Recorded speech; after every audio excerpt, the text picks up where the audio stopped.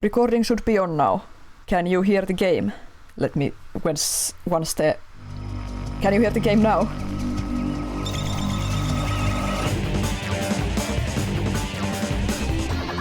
Can't loud, okay.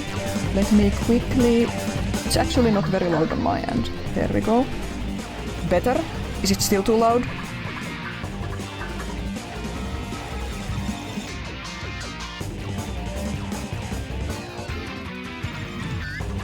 Still a bit. How about this?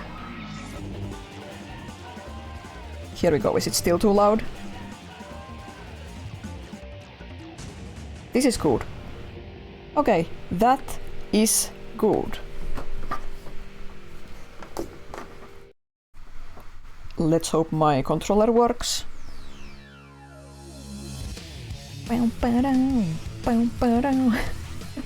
Yes, controller works. We are ready to start. Okay, so first things first. Welcome to my early birthday celebration stream. We are going to try to beat all of Sonic Adventure 2, my favorite childhood game, in one Saturday. Because I'm turning 30 next week and that you only turn 30 once. 3 is my lucky number. And, miraculously, Shadow Generations is releasing on my 30th birthday next week. But, because the game's digital deluxe version is available to people a few days earlier than the normal release of the game, and the game has also been leaked, I have to go on an internet hiatus for like the whole of next week. I'm going to start tomorrow. But it's such a special personal occasion for me, so I thought we should celebrate my big birthday early by playing this game first. So I will be going on an internet hiatus after this stream. Let's hang out today, let's talk about stupid shit. Let's get gaming.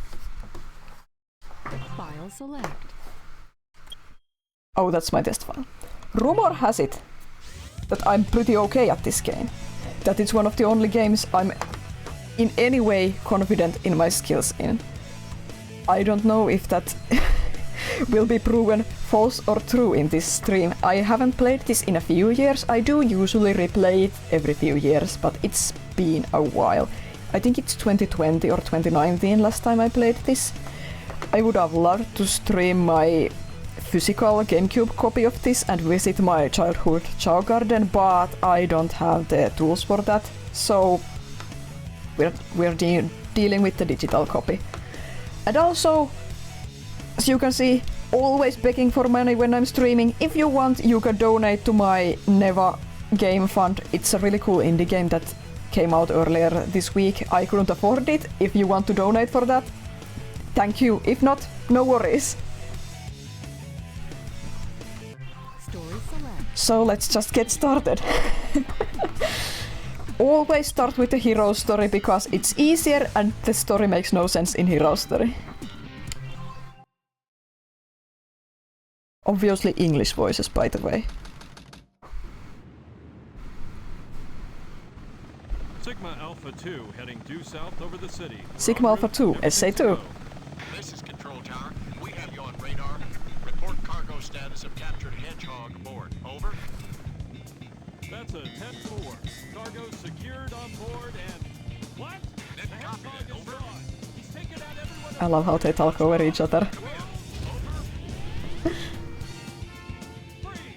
What do you think you're doing? Get that hedgehog!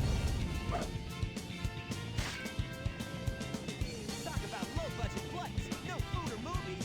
I'm out of here. I like running better.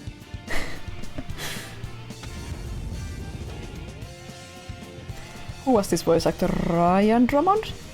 Oh well, iconic Sonic voice. I prefer the current voice, Roger Craig Smith. He's my favorite, but this Sonic voice is iconic. Time for the best level ever. Well, not the best level ever. But possibly one of the best, if not the best, first level in any game.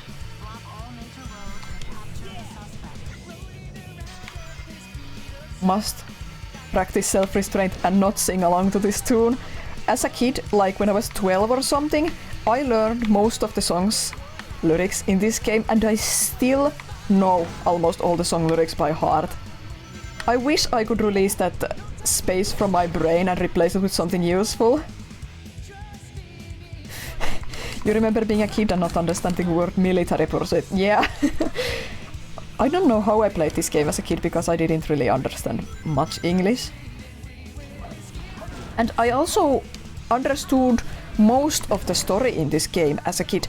And I don't know how or why, because there's significant blanks that I only ever like filled up in my brain as an adult in the story. But mostly I just understood the story of this game in weird detail and I don't know how.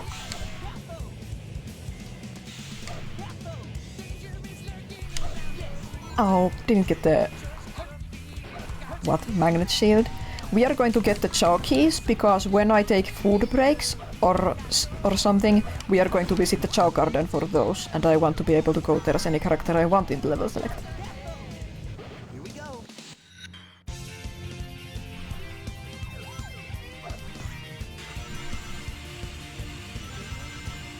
Oh, Sonic, don't fall!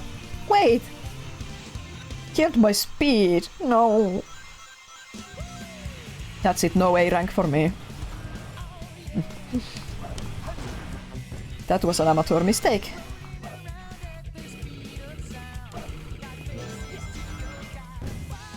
Chat, what is your favorite Sonic game and why is it Sonic Adventure 2? Oh no! I can't do bounce or light dash yet. Missed one S rank restart whole run. This game doesn't have S ranks, only A ranks. As a kid, the funniest thing was to have this magnet shield in this level and just keep running and all the rings would follow you and then you'd stand still to wait at the goal ring. Wait for all the rings to just catch up.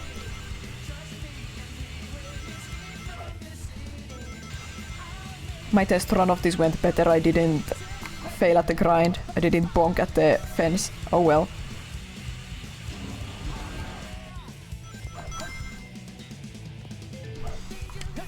Wrong button. There we go.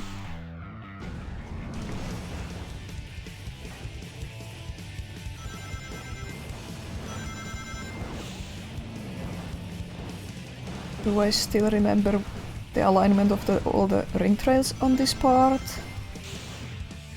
Not quite.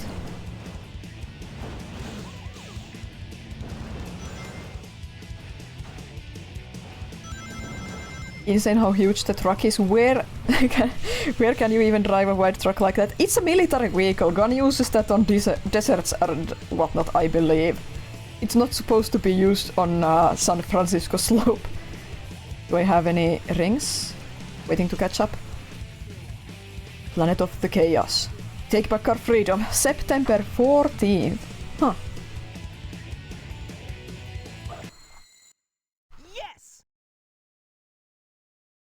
First stage down. I don't know, 20 more to go.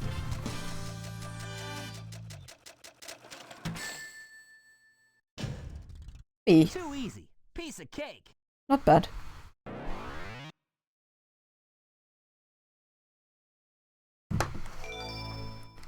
B.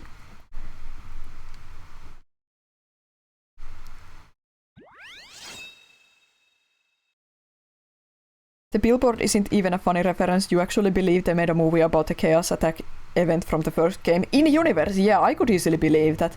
We're not going to hang out with Chao yet, but we can now come here as Sonic when we want. Yeah, that sounds believable.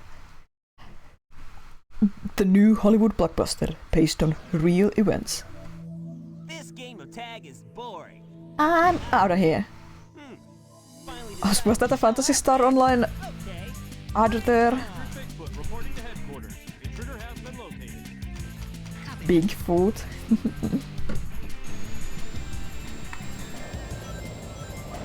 The camera in this is always like...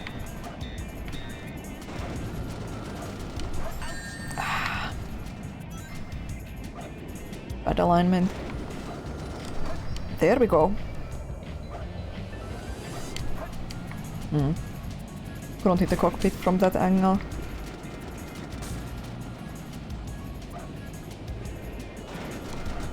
Ow. I'm losing all my crates! Whoa! Yeah, the thing about this game is that sometimes the jump doesn't work or it's double inputs for no reason. That's just how it be. But we love the Sonic jank. Gonna stand here and wait. Oh no! Double input again. Sometimes the jump doesn't work. Yeah, the Sonic life. I thought I could jump high enough from the bottom screen, but no. Well, I'm out of crate now, I had to wait for him to land.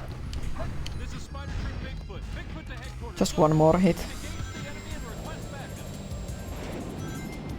Guys, after this is Shadow's debut scene, are you excited? I'm excited.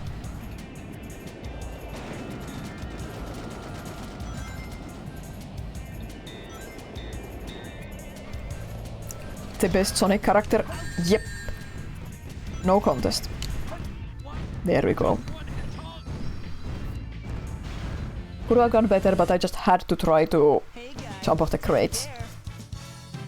The best fictional character? True.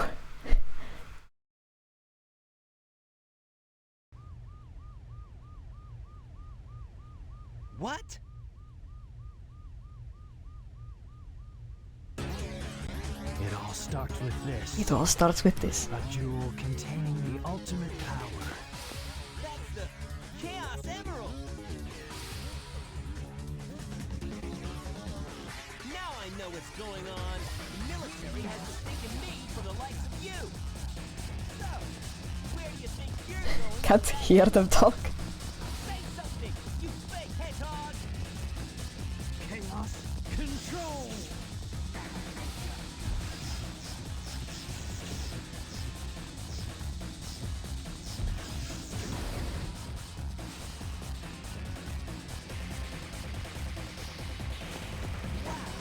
He's fast! Hey, it's not just me, he must be using the Chaos Emerald to warp. Shadow. I'm the world's ultimate life form. There's no time for games. Farewell. Cool. You love the dialogue? I love the dialogue. This game's dialogue is so awkward. But English dialogue tended to be awkward in Japanese games from this era.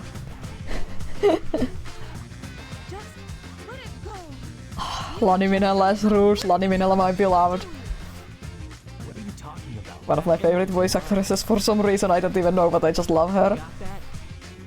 The Master Emerald contains special powers that neutralize the energy of the Chaos Emerald.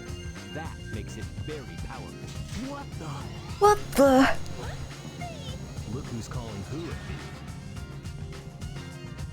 I came here on a signal from the Dean Bristow as Eggman can't hear shit when he speaks. Emerald is not. Dr. Eggman. So that's Dr. Egg. Well, I was using it for something. I'll just take it with me. Farewell, knucklehead. Not if I can help it.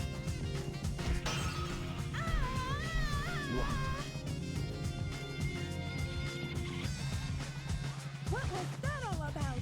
And look what you did to my emerald! Knuckles died. I did that to prevent the Master Emerald from being stolen, you idiot. If it's in pieces, I can restore it. And by the way, that's not your emerald. Doesn't matter. I don't think Rouge shouted in pain. I think she was just shouting in horror because Knuckles broke the emerald. I despise anyone who takes jewels from me. All the world's gems are mine to keep. Yeah, we'll see about that, Batgirl. Wild Canyon time!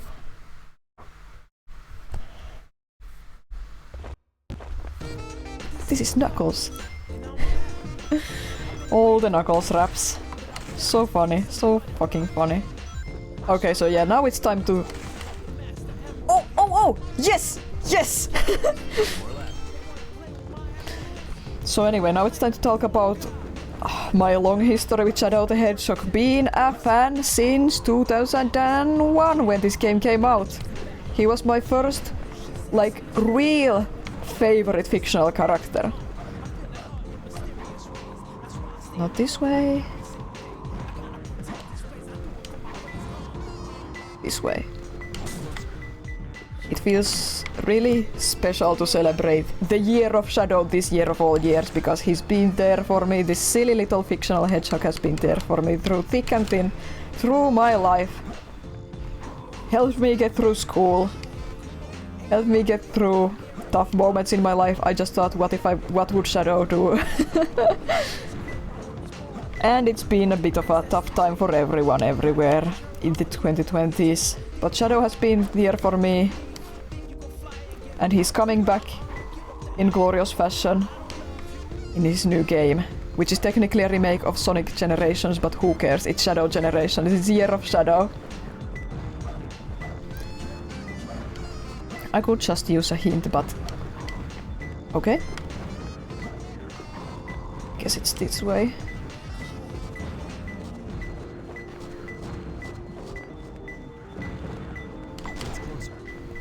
There we go.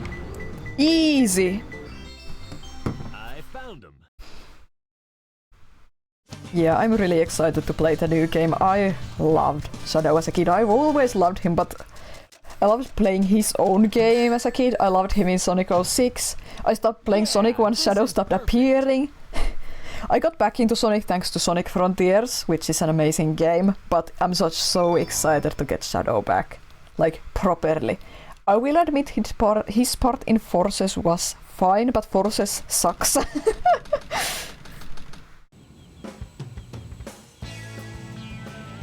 no mistake about it. This must be the island. It's a secret military base that is reinforced and super strong. I can think of a better way to celebrate the return of Shadow than to play his debut game, which is also one of my favorite games from back then. Sonic Forces indeed! I'm really excited for the third Hollywood Sonic film too. I don't actually even like the first two films. I'm not even expecting to necessarily like the third film, but it'll be just cool to see Shadow in it. I'm going to go watch it in the cinema during the holiday season if possible.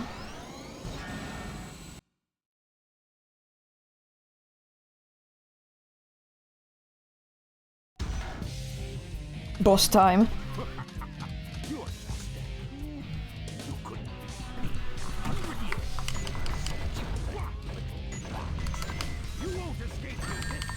Okay, I don't remember the optimal strat for this off the bat, but we'll figure it out. It's not that hard. Just spam. There we go. Did you guys watch the Dark Beginnings animation series, mini animation series on Sonic's official YouTube channel? The prologue for Shadow Generations. If you haven't seen it, go watch it because it's like peak anime. It's one of the coolest things I've ever seen.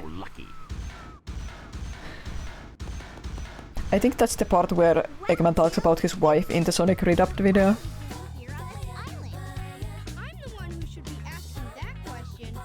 Can't hear shit.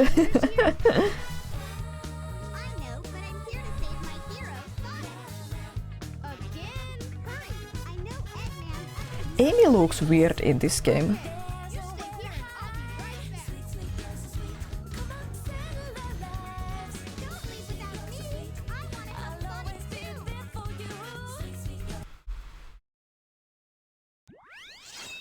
Prison Lane. Find the core of the prison. Okay, actual level time again. I'm speaking as if the Knuckles level wasn't an actual level. Oh, I forgot to get a Chao key in the Knuckles level. Well, that's okay, I'll get in the next one.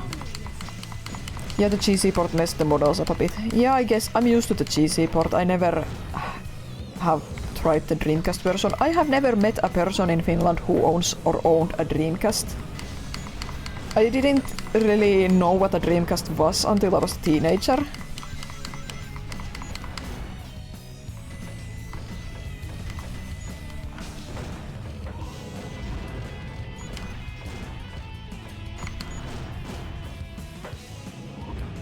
By the way, it's well possible that I'm going to cry during this stream because I'm a massive crybaby and like I already cried while streaming Spyro 3 this summer. So there's a high probability I'm going to just freaking cry near the end of this game, I don't know. So, you've been warned. Is there a chow box here? Yes. Hop. All the people complaining that they hate all the Tails and Eggman levels and they hate the Rouge and Knuckles levels, but I like them. I like them all. I've always liked them all. Well, there's always a few levels you don't like as all the characters, but I never minded any of these gameplay styles. I especially like the gem hunting in these. I am a firm believer that the gem hunting stages in these are way better than in Sonic Adventure 1. I'm actually not that... I don't like the first Sonic Adventure game that much at all. But I didn't play it as a kid. If I had, I probably would like it a lot more. But you can tell that I have nostalgia goggles for this game. And I don't have nostalgia goggles for Sonic Adventure 1, so...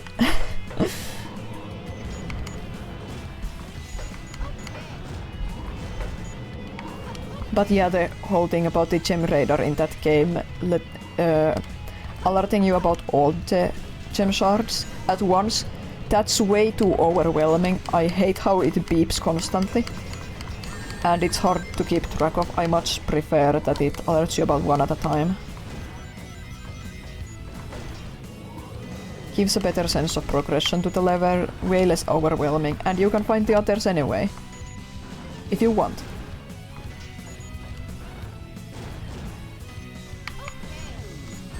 Oh! I should just turn the camera. There we go.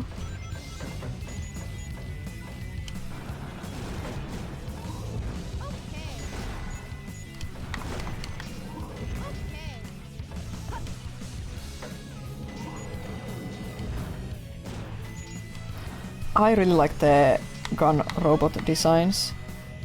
Did I miss a robot? Yes, I did. They look so distinctly different from Eggman's robots. I think in these games he has the E-series robots, but after this he got the Egg Pawns, which are like peak Eggman robot design. The orange fellas with Eggman-like faces who are very round with their shape language. I did it!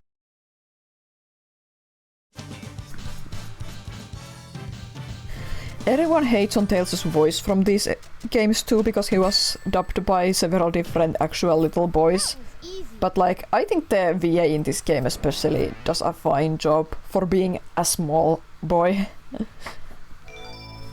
It's a bit jarring, maybe, but like, he's totally fine. We will exit the Chow World immediately. By the way, I started this stream very early in my time, like around 2 PM, because I don't know how long this will take me to finish this game, and I didn't want to stream like all night, so I figured better start early. Huh? Amy? Keep your voice down. Have no fear. Have no fear, Amy Rose is here. Rose is here. How'd you get here? The mocap is amazing. Well, if you gotta know, I caught a ride with Tails. Are you sure you don't need my help? It looks like you could use it. The reason I'm in here is because of that fake hedgehog. Her eyeballs clip through her eyelids. Yeah, they do that. Hedgehog? Did you see it? Did you see it? If I tell ya, will you marry me? No way. I thought I had you this time. No way with a capital W. That black hedgehog came here with Dr. Eggman. So, Eggman's behind this, huh? What's all that writing on the wall anyway? Did you write that? Wait for me, Sonic! He's such a Amy was really hard to like in this specific era, but I love her nowadays. I like almost all the Sonic characters. There's very few that I don't like. Metal Harbor time, another Sonic level.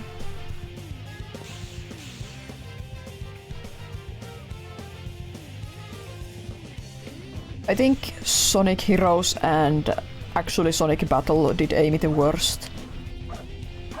But she's a bit grating in this game. I hate to say it, but it's partially due to the voice acting.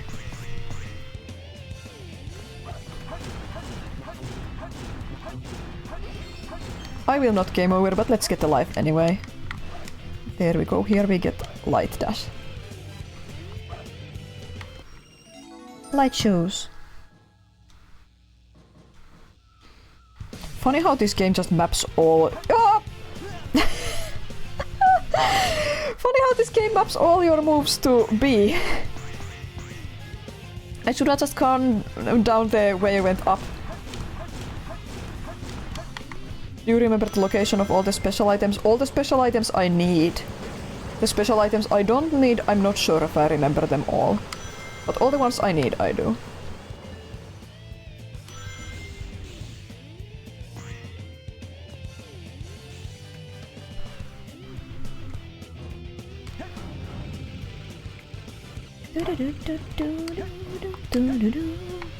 Guys, Pumpkin Hill is soon. Do you want me to sing all of Pumpkin Hill? I mean, not sing. I can't sing, and it's a rap song, but like, I know all the lyrics to it still. Donate now if you don't want me to recite to Pumpkin Hill.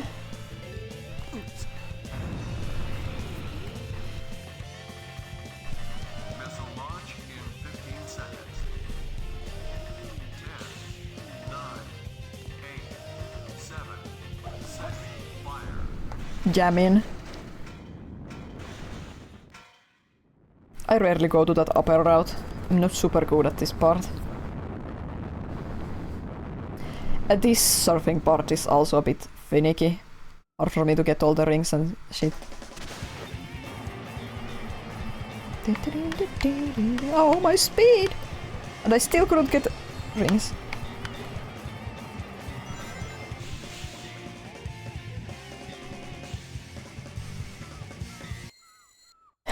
I hate how Sonic just runs off the edge after hitting the ring there. They should have put like a railing or something there. Yeah, I did die. You lose all your score if you die. And like, I'm not focusing on score. As a kid I thought only speed matters, but as I grew up I understood that you actually need score to get a good rank in this game.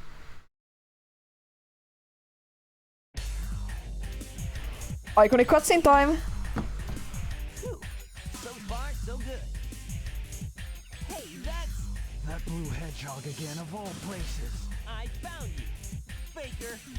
Faker? I think you're the fake hedgehog around here. You're comparing yourself to me? Huh? You're not even good enough to be I'll my make you eat those words. There's no time to play games. I love Shadow's voice actor from this game. He wasn't even like a trained actor at the time, so his delivery is like really weird, but it's also so pure, if you know what I mean. What was his name? David Humphries or something? He was my favorite Shadow voice until Sonic Prime, where Ian Hanlon does Shadow. He's amazing as Shadow, but if he doesn't count all the game actors, David Humphries is my favorite. The OG. Oh, I see. So you're not just a hedgehog. It's like the Silent Hill 2 effect, the original, if you know. They're not trained voice actors, they're just some people trying their best, but then you get some crazy, incredible, real deliveries out of it. And that's Shadow for me in this game.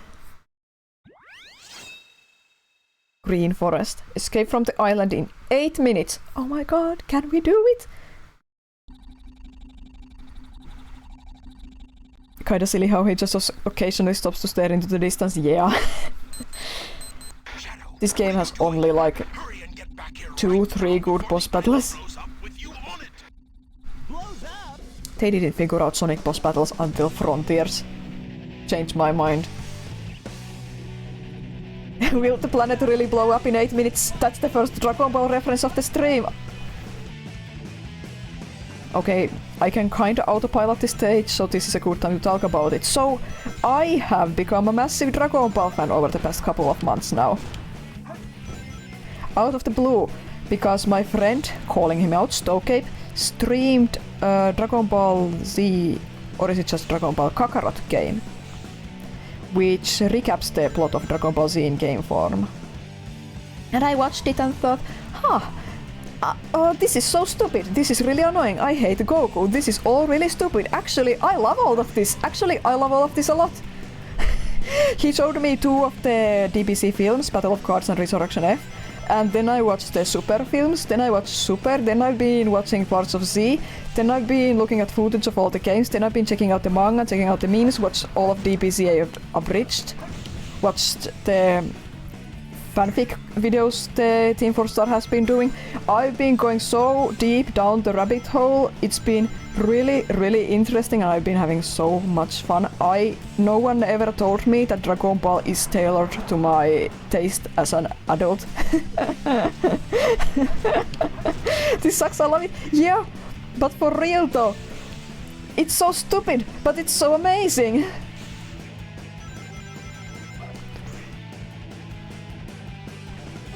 I managed to spread the Dragon Ball disease to my siblings too, and that's the perfect thing ever. And I can... Hi G, nice to see you here. I'm just telling the Dragon Ball story here. So yeah, like, it's been really interesting because like over the past 9 years, in 2015 I fell in love with Batman. Once the Finnish channel Yle showed Batman 66, the one with Adam West. They showed the show and I started to watch it and I loved it, and that sent me down the Batman rabbit hole and I became a massive Batman fan. It's one of my favorite things.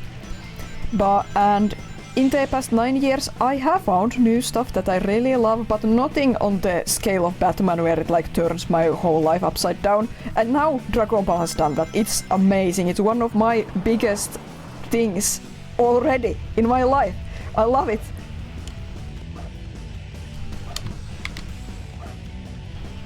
There we go. Oh yes, almost. Yes! But yeah, it's been super interesting to get into this old show with a huge legacy in 2024. And the timing has been perfect, if I do say so myself, because I got into it after Akira Toriyama's death. So I don't have to grieve. I've already accepted his passing before I became a fan. It's sad and I have nostalgia for some of his other work, but you know. And also the new anime Daima just started and the new big game just released, so it's been a pretty perfect time to get into the series. No, seriously, I haven't become this obsessed with anything in 10 years. Yeah, that's so true. I haven't been this obsessed with anything in 9 years. Not since Batman. It's time to sing. This place sure feels haunted. There's no You meet the fighting freak Knuckles, and we are at Pumpkin Hill. You ready? I ain't gonna let it get to me. I'm just going to creep. Oh no! Does the song reset? It resets. Okay. We're trying this again. No, meet the fighting freak Knuckles. We're at Pumpkin Hill. Ready? I ain't gonna let it get to me. I'm just gonna creep. Down in Pumpkin Hill I got to find my lost piece. I know that it's here, I can sense it in my feet. The great emerald's power allows me to feel. I can't see a thing, but it's around somewhere. I gotta hold my head, cause I have no fear. It probably seems crazy a graveyard theory. The ghost tried to approach me, he got leery. Ask him a question and he vanished in a second. I'm walking through valleys, crying pumpkin in the alley. No. Oh no! Don't try to crack me, had to crack me up with the fist metal cracker. I'm hearing someone saying nobody wasn't there. I searched and I searched as I climbed up the wall. And when I started to fly, I went deeper. Let it get to me, I'm just going to creep. Down in Pumpkin Hill I got to find my lost piece. I know that it's here. I sense it in my feet. The great emerald's power allows me to feel. I can't see a thing, but it's around somewhere. I gotta hold my head. I have no fear. It's probably seems crazy a graveyard theory. A ghost tried to approach me, he got leery. Yeah, I stumbled over my tongue there, but I proved myself. I know the lyrics. He got Larry. Your internet is being all sorts of screwy. I'm sorry to hear that, G. I hope it sorts up. At least I'll be streaming like for hours.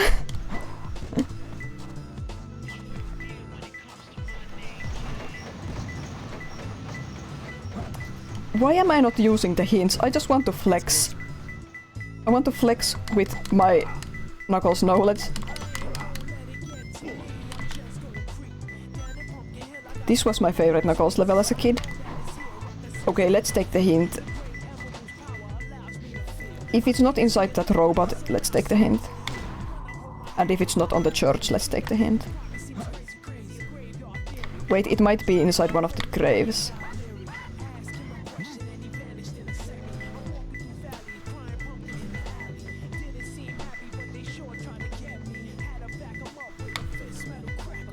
Okay, let's take the hint. Sleep with the dead. So it is inside a grave, but which grave? Oh, the one I didn't check.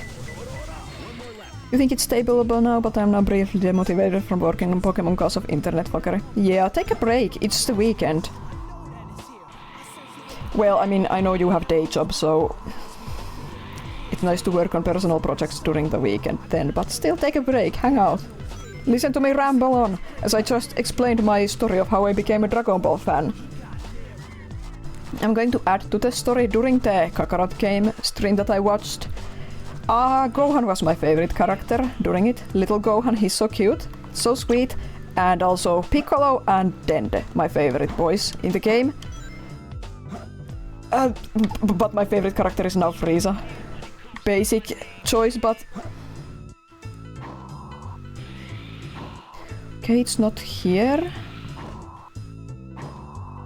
I like almost all the characters in Dragon Ball. Like in Sonic, I could list a few I don't like, but otherwise I like pretty much everyone. I'm even now a Goku lover and defender. I found him really hard to like at first, but now I'm just, oh Goku, he's so cute, he's so sweet, he tries his best, he's just very, very dumb. I'm going to need a hint because I'm not getting any pings. Church Mountain, so right here, okay, okay.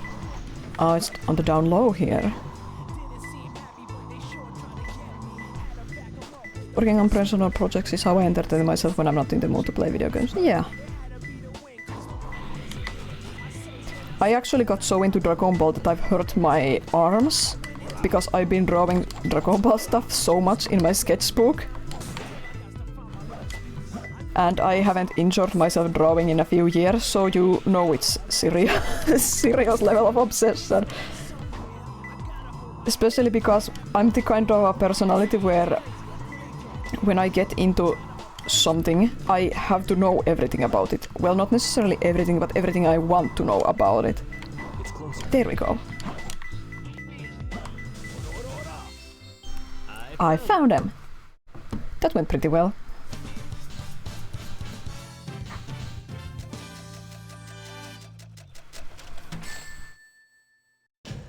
Beep.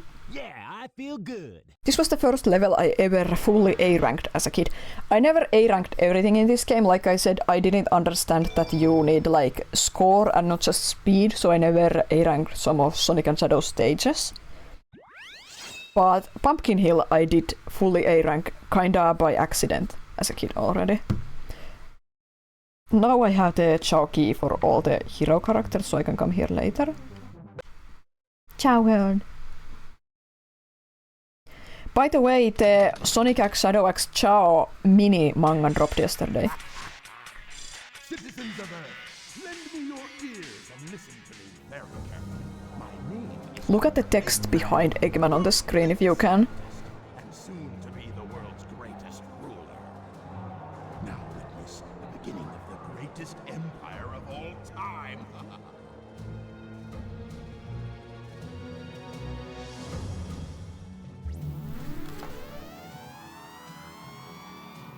Walnut Crush. Yeah, it says stuff like, I am genius, I am great, I am brilliant. Where to see with the original audio? Yeah.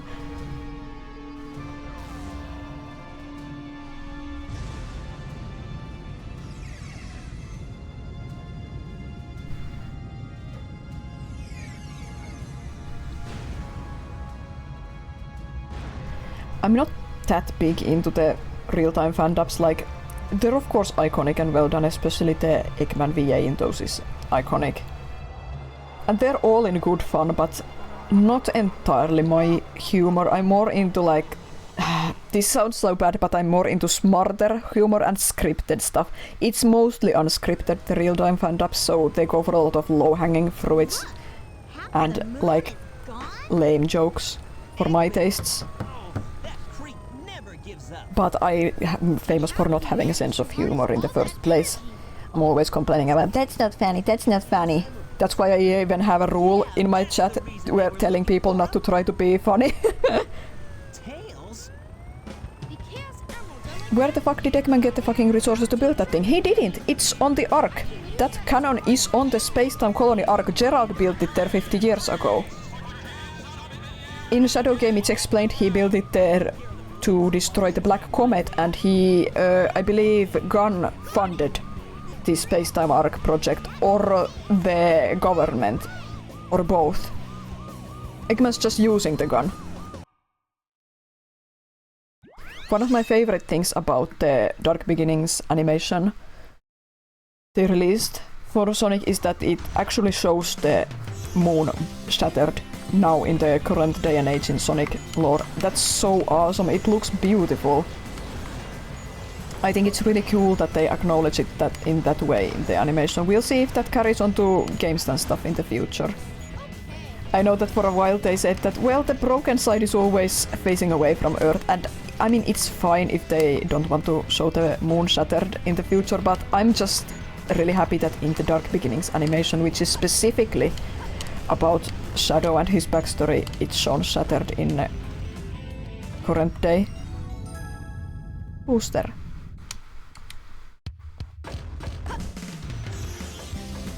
Here we go. You wonder how the shattered moon affects the planet's oceans? Did you know that in Dragon Ball Piccolo blew up the moon in the early parts of DBZ? Did you know that I can only communicate via references and rambling about things I'm a fan of?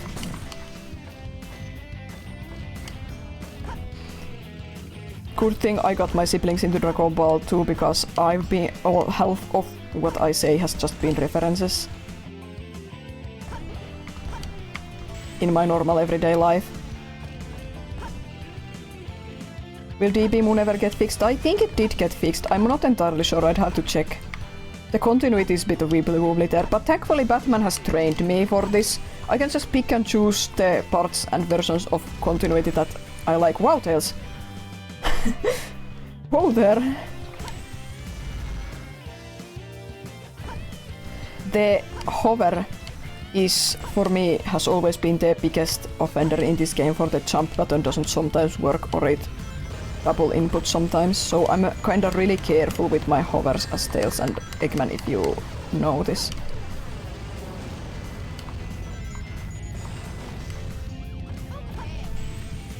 Piccolo blows up the moon, Gohan somehow regrows his tail later when fighting Vegeta. Oh my god, I'm saying Vegeta! I'm a Finnish! My Dragon Ball pronunciation is insane. I say Vegeta normally, but as soon as I'm speaking English I go for the Vegeta, which is actually the correct pronunciation because it's Vegeta in Japanese too, but when I'm talking normally in Finnish I just say Vegeta. And then I say Goku properly in Japanese/Finnish, but then I say Gohan with an American pronunciation, and then I say Jiro with a weird American pronunciation that isn't even American, but it's not the Japanese way. Why do I pick up the key again? I don't need it. I should just hold and not mash.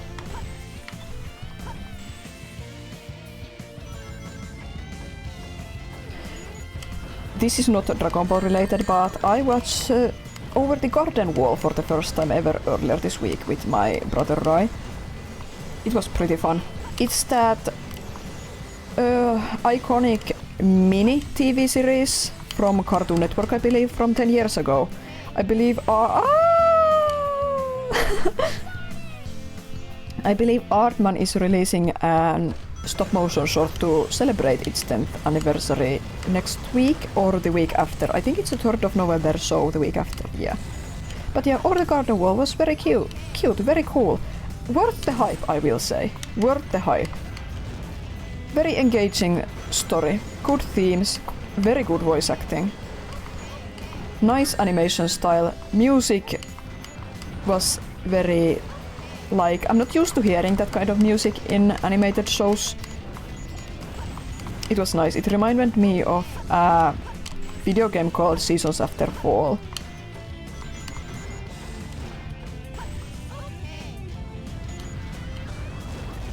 And also the humor in it was pretty good for my tastes too. Always nitpicky about the humor because I don't find anything funny. And then I watch Dragon Ball Z abridged and find most of that supremely funny.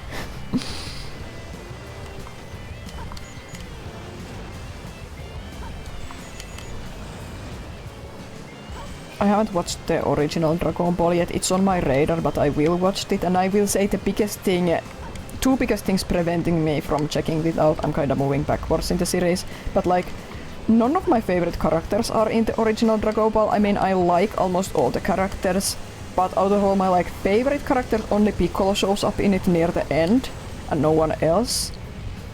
And also, it's from the 80s, and I know Dragon Ball is a comedy series.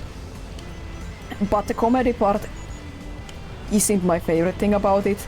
It's just a cultural difference, and at the times, Akira Toriyama is a man who was writing anime comedy in the 80s that doesn't entirely line up with my sense of humor as a Finnish woman in the 2020s, so...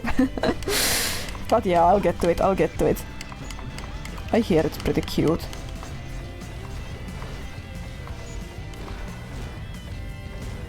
Run, Tess, run!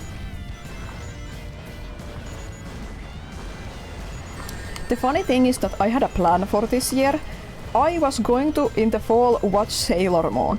I had planned this. I had planned it out. I showed the Owl House to my brother, and the plan was, after that, I would tackle Sailor Moon. Guess what? I didn't. My friend streamed Dragon Ball Kakarot, and I fell in love with Dragon Ball, and now that it's overtaken my life. Was a little tough. I'll get to Sailor Moon eventually. I saw one episode of Sailor Moon as a kid. One. They showed almost no Sailor Moon in Finland when I was growing up, and I don't think they released the manga in Finnish when I was growing up either, so I just couldn't experience it.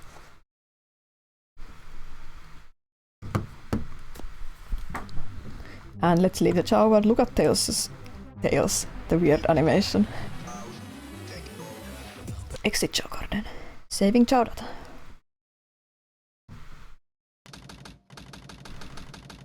Mountainous region mine. Oh no.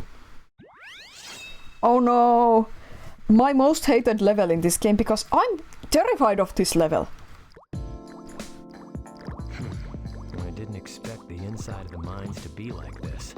This is gonna be tougher than I thought. I don't quite know how to explain it or why, but I was really scared of this level as a kid. So much so that it still scares me, and I'm feeling some cold sweat right now because this level scares me so much. And it's so stupid, because this is a fucking Sonic game. I'm going to use the hints here, no flexing. In an oven, okay, it's probably down there. I think I need to go up here to lower the water to the ground level. Yeah, so the ghosts, they're kinda eerie in this game, not bad in Pumpkin Hill, but in this level they scare me, and in the next one too, that they get scary. And this level also... You think you were stuck in this level for way too long? Yeah, this level is tough because it's like one big room with a lot of narrow corridors that are kind of hard to remember which goes where and whatnot. And also the camera in this game is not your friend. This is a very claustrophobic level. And I'm not claustrophobic, but I have really bad sense of direction. And in games I sometimes panic kind of badly if I feel stuck, and I do in real life too. If I'm stuck, I panic.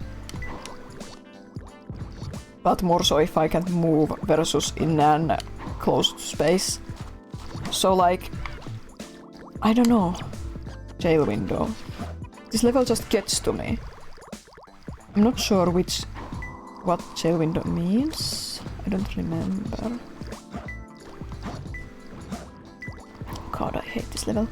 The water breathing apparatus is in this level, right? It's not necessarily needed.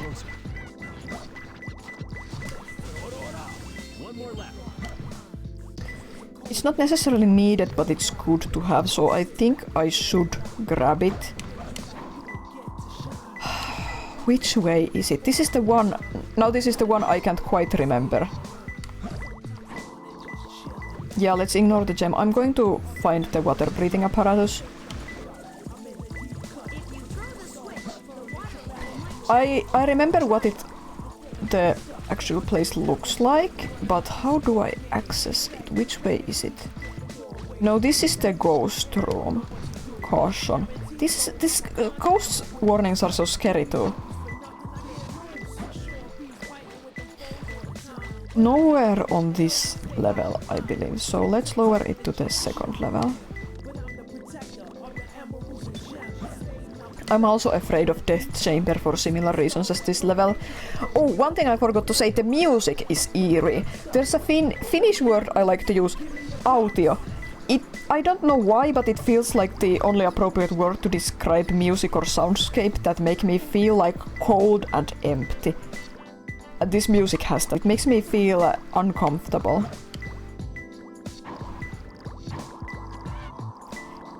Is it... No, it's not this one, or is it?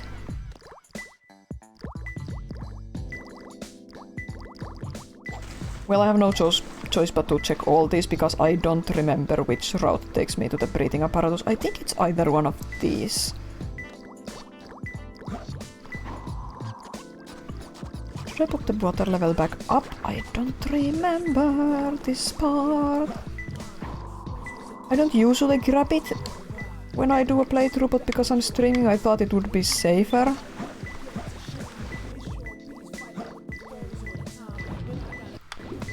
Whoa.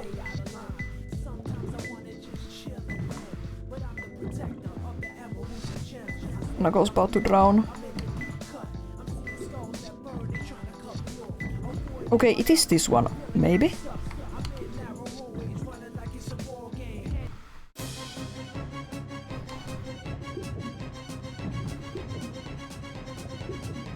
I went too deep.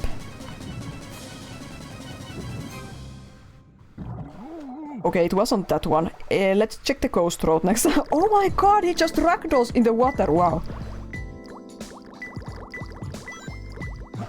Let's go to the ghosts then. I can't remember what the right road is, but oh well.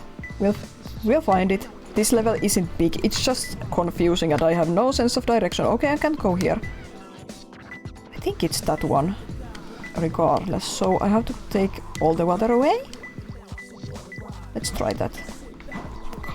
God, I'm feeling cold. I hate it.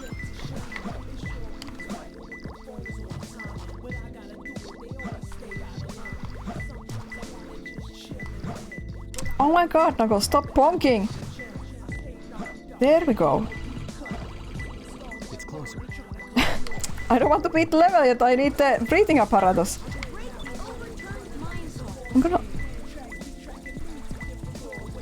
gonna save here.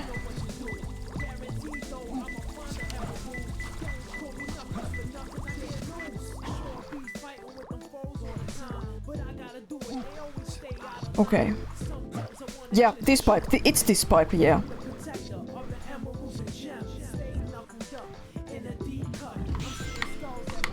Oh no, I might drown.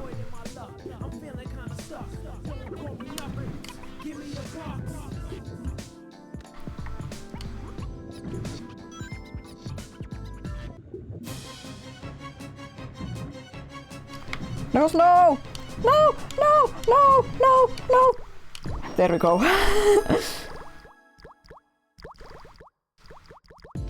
Oxygen tank acquired. Now we can just swim back.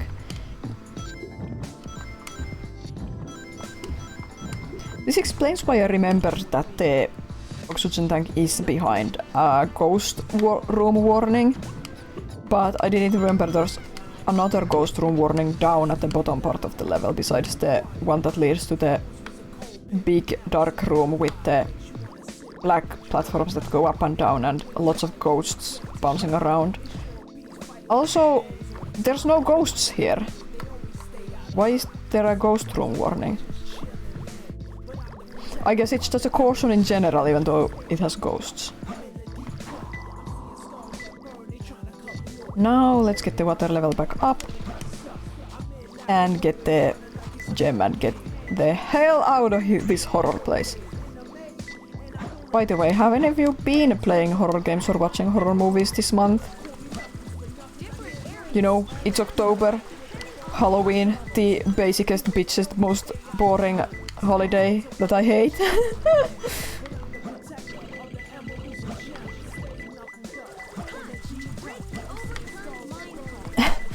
There we go.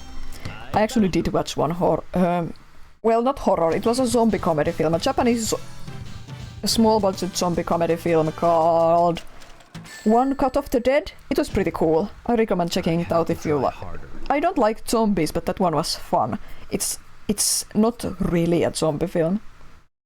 You replayed Pilgrim with Stoke and Green last weekend. That was a monster hunting game, right? You'd like to do some spoopy stuff, yeah. Steam Next Fest is right now. There's a lot of game demos out there for horror games and other games, of course.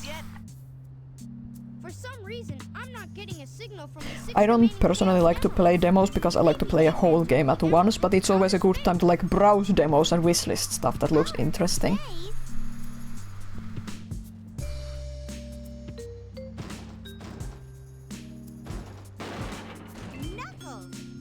Hey guys, long time no see.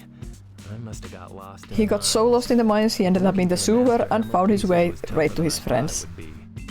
Where are we anyway? Hey, where are you going?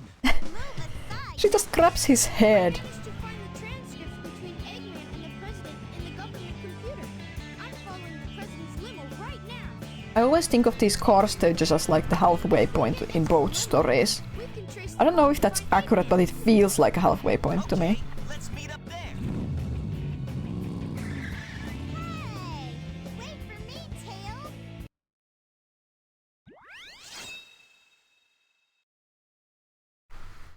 Chase the president's limousine. The president must be over there. Let's go. I used to be really good at these stages growing up. I would get almost every single ring because I grinded these levels for chow rings. So I learned to collect almost every single ring.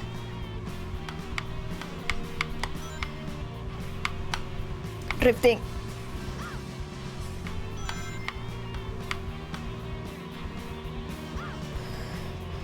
Yes, as I was saying, it's Halloween season. I don't really like Halloween because I have a lot of grumpy cultural reasons, because I feel that Halloween is an obnoxious American commercial thing that's forced on my culture and I don't like it. Because I've lived and seen Halloween be forced here. It wasn't a thing when I was small. It's pretty interesting when you think about it, especially since Finland actually already has our own celebrations where kids go around and get candy. And I also just don't like any typical, traditional, stereotypical like Halloween creepy like aesthetics. I don't enjoy any of that. I don't like zombies, I don't like witches, I don't like pumpkins. Sometimes I like pumpkins, but usually not. I don't like any of that. So I'm really fun. Lot of fun, as always.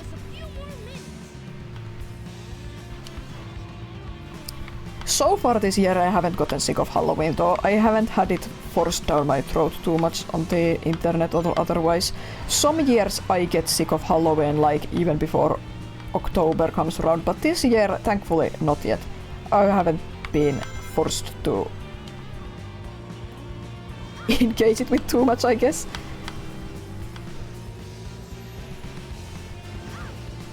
For you, it's just an excuse to check out horror stuff that you wouldn't normally do. Yeah, I think that's for a lot of people, and I know a lot of people just like it, but I can't help myself. I have that grumpiness in the back of my head that's like, American globalization be like.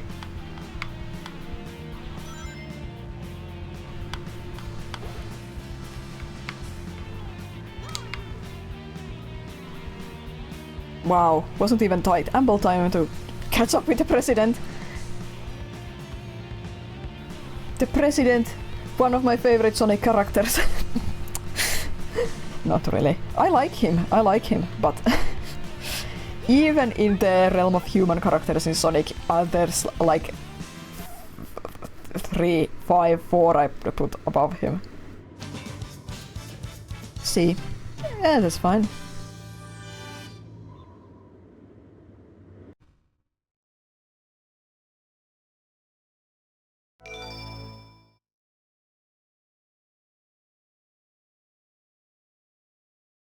Gonna sip some water while these cutscenes are happening.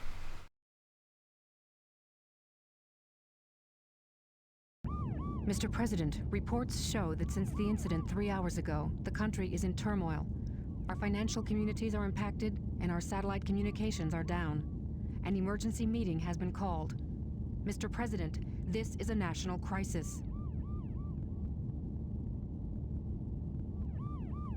Spare me the details. Exactly just what is it that you want? Dr. Eggman? Well, let's just get down to business then, shall we, Mr. President?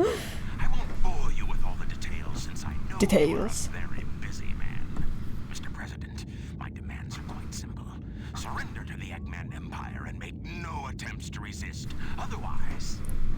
Eggman's connection from space to this limo isn't very good. Your country will cease to exist.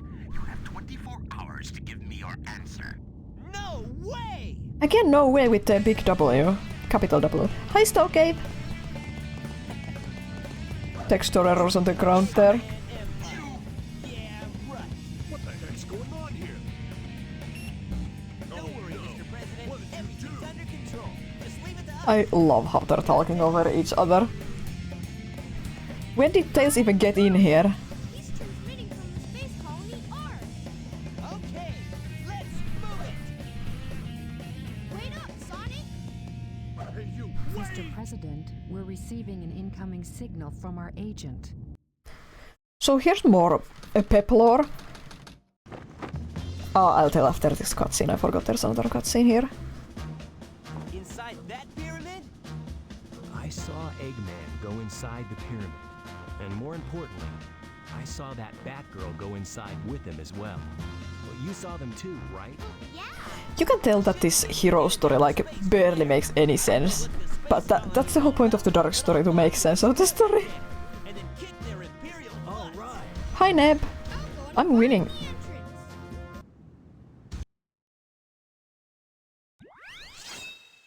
Okay, so to everyone joining in, we're celebrating my 30th birthday next week early because I'm going on an internet hiatus to avoid any and all Shadow Generation spoilers until next weekend. I have ordered the game, I have paid for home delivery, but because I live in the backwoods, I don't even know if I will actually get my game for the release date, so I might have to be on an internet hiatus for like until November, we'll see. We're going to try to finish my favorite childhood game in one Saturday. So far so good, everything is going pretty well so far. And I've only rambled about Dragon Ball for like 5-7 minutes.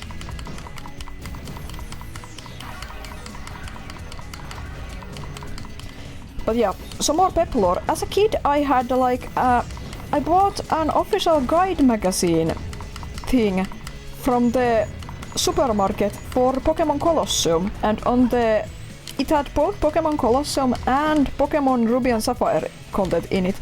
But also at the end of the magazine there were lots of like cheats and tricks listed for all kinds of GameCube games, including Sonic Adventure 2 Battle.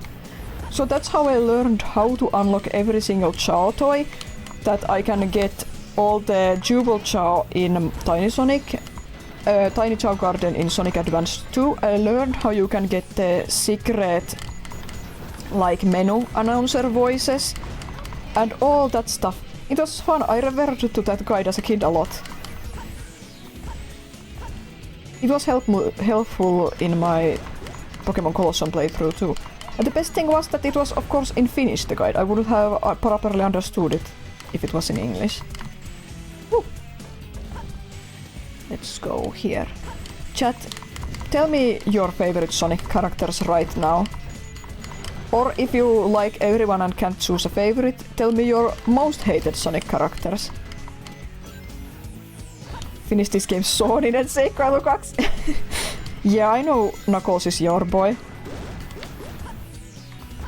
My favorite is Shadow, obviously. I've also loved Rouge. Ever since I was a kid, I still love her. She's best girl, she's so good.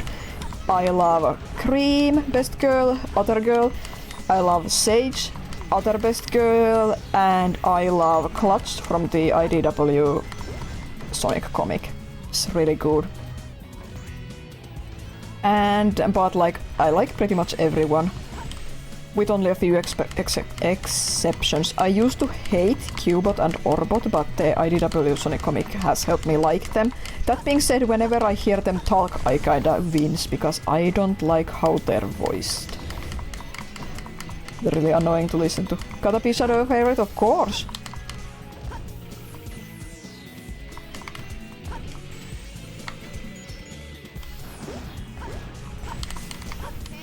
I actually follow a lot of the people who work on IDW Sonic on social media.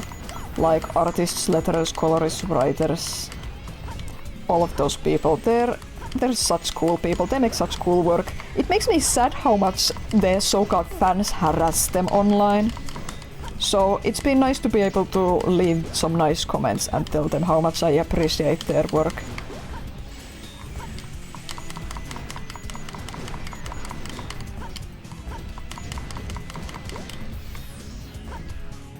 Maybe it's also I'm just getting old and grumpy, but also maybe getting old and giving less of a fuck, because I just don't think a lot of the stuff Sonic fans are really upping the arms about. I just don't think it's that serious.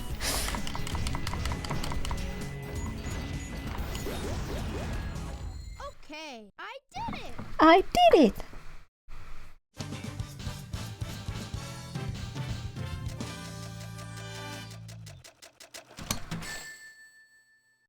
B. Very good! Very good. I like to play the two-player mode in this game as a kid against my siblings and then against my, like, schoolmates. I was never as... the problem I had with my, like, middle school and senior high friends was that they were better at every single game than I was, so playing multiplayer with them could easily get kind of frustrating. Because the skill gap was very high and they also, like in Smash for example, didn't necessarily want to play with all items on and choose random levels and all that, but you know, it was still fun mostly, but I do definitely remember getting a bit of a gamer rage when I couldn't even keep up and the game rules were set so that I just had to sit there and watch if I ran out of lives or something. I love this level. I always have. I love this music.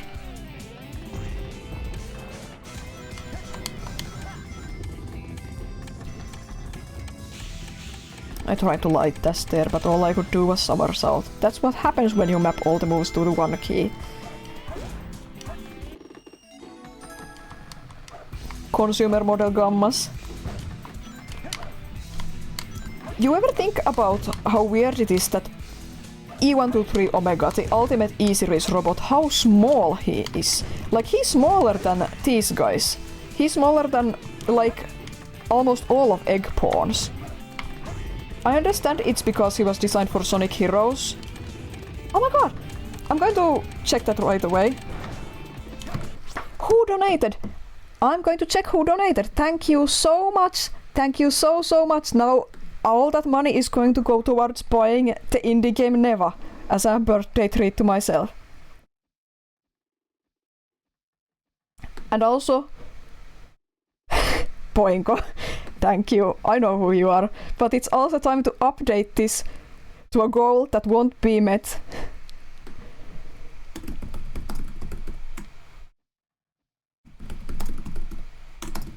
Because I had a devious plan.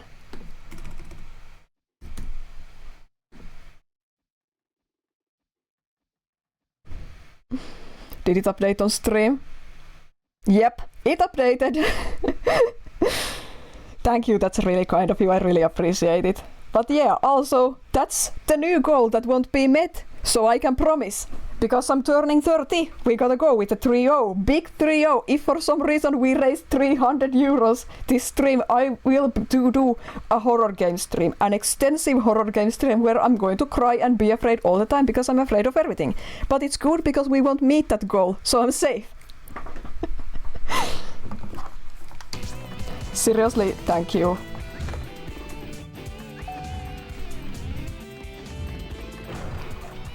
I'm so excited about Neva. It's an indie game by a Spanish studio, Nomada Studio, I believe. They made their critically acclaimed, incredible game called Grease a few years ago. Oh, no. And I played it for the first time earlier this year, and it's already like one of my favorite indie games I've ever played. So I was really excited about Neva. I've been quite short on work after the spring season, which was great, and I had some work this summer, but after that there's been almost nothing, and even the little that has been, I've already spent on stuff. So now I will be able to buy Neva and play it, thank you. If you donate more money, that will go towards Christmas shopping for myself and my family. And art supplies, because I'm running out of sketchbooks. Like I said, I've hurt my arms by drawing so much Dragon Ball stuff, and that means my sketchbooks are almost up and I need some new ones. There's also a wonderful Dragon Ball plushie that I want to get for myself for Christmas.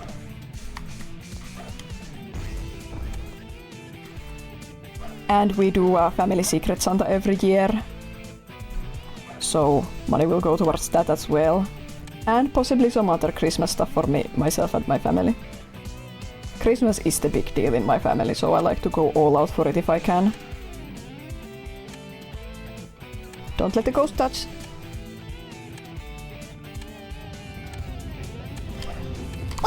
Oh! Oh, almost.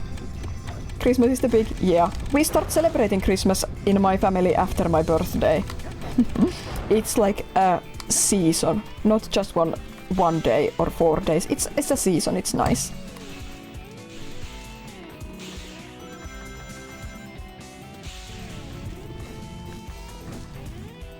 Oh! I didn't see that robot, it blended into the spring. Totally blended into the spring. Okay, now bounce. Up! Ouch!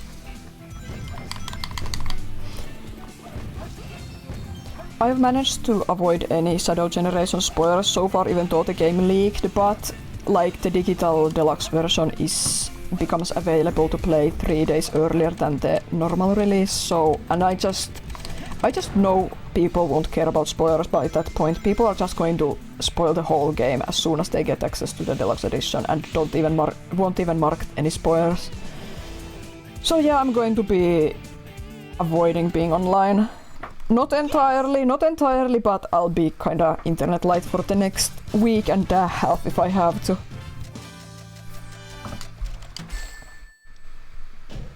I have some shadow art to finish anyway for the release of the game. I was panicking.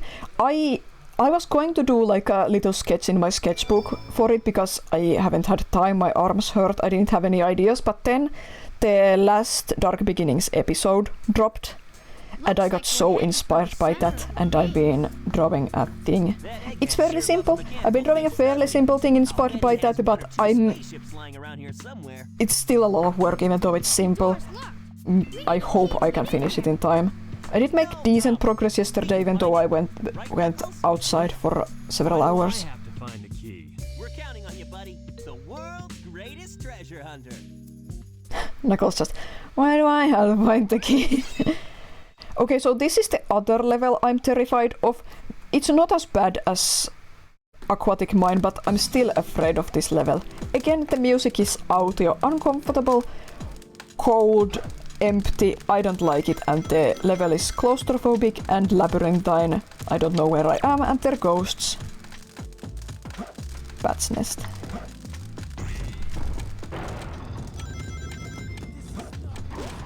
I'm not going to flex because I don't know my way around this level. Oh yeah, I have to get the upgrade here. So yeah, I can flex in this level by taking no hints. Oh, that was tiger. I thought it was a monkey enemy. I don't know why.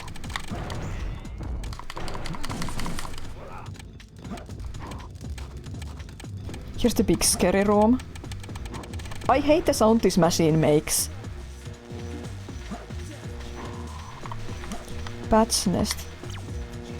Shadow of the green flame. So...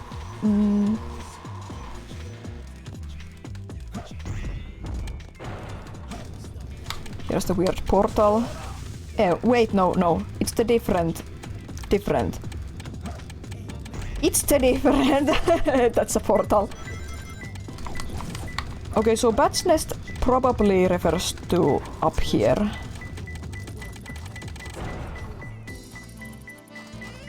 Yeah. Two more left. The sooner I get out of this level, the better. But let's take a moment to appreciate the hieroglyphics because they're funny. The Sonic head.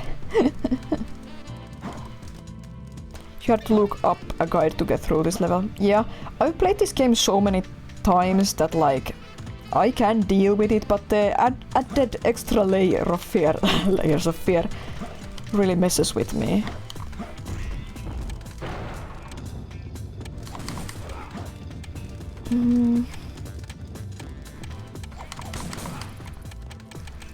Oh no, ghost.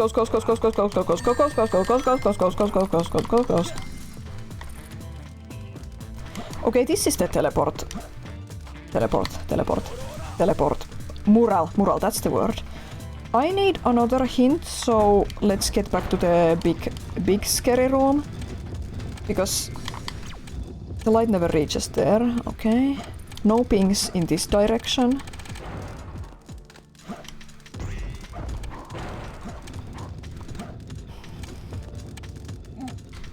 Now go stop. Okay.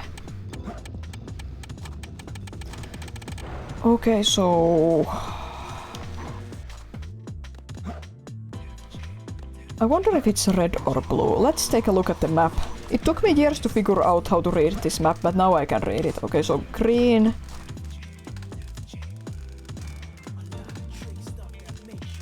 Yeah, it shows me where I am right now even. Sure, let's go to the blue.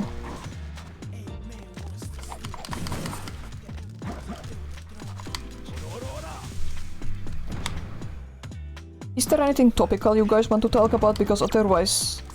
Small underwater room in the blue room, that's good. Because otherwise I'm probably just going to talk about Sonic or Dragon Ball. It's closer. Ah yeah, I get it. The treasure you can't open. Behind it. One more left. Yeah, if I had just come to the blue room, I could have flexed. And I know how this game works. I know a bit about the logic, so the last is very far away, and I think this...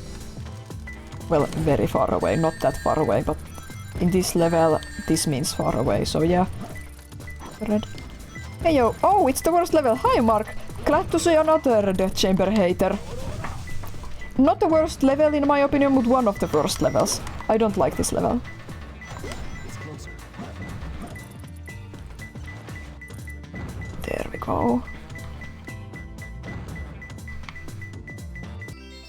There we go. Relatively painless. So yeah, I believe the last gem shard or key or whatever is always far away, like geographically, from the second one.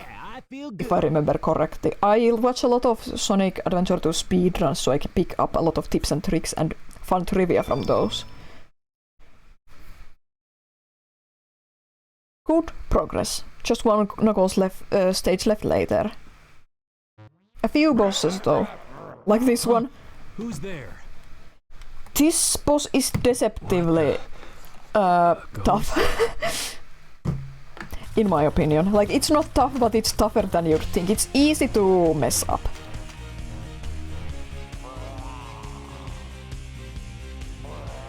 Look at the King Boom Boo hieroglyph, like the big one here. The big ghost and the small ghost, they look like penguins. Okay. Okay. If you move too fast, he's going to like turn around on you, and the second you face him, he's just flaming you. Oh my gosh, what is that emote? That is a party emote if I have seen one. You can hit him twice in this part if you play good.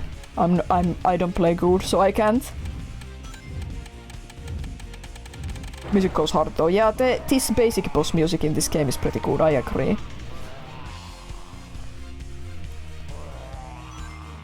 I like to keep him slightly visible here behind the pillar if possible to make sure that he won't surprise me by turning around at a bad moment. Yeah.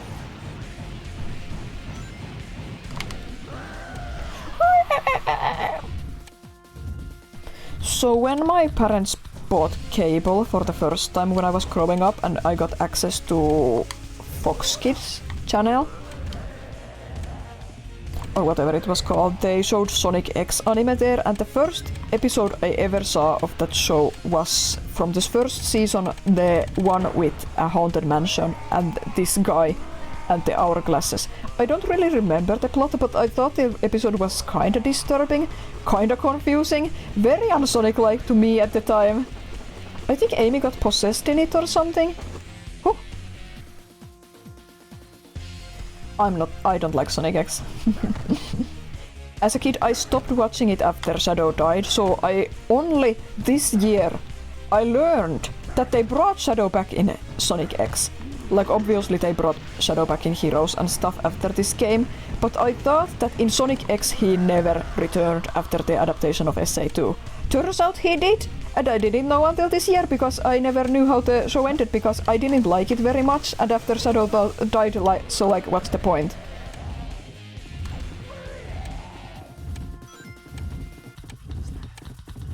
Oh, so close, that could have been my first ever 2 hits in one round.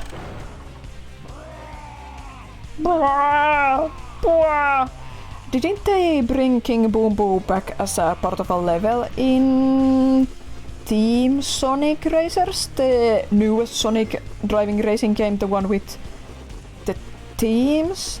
I think they did. Huh.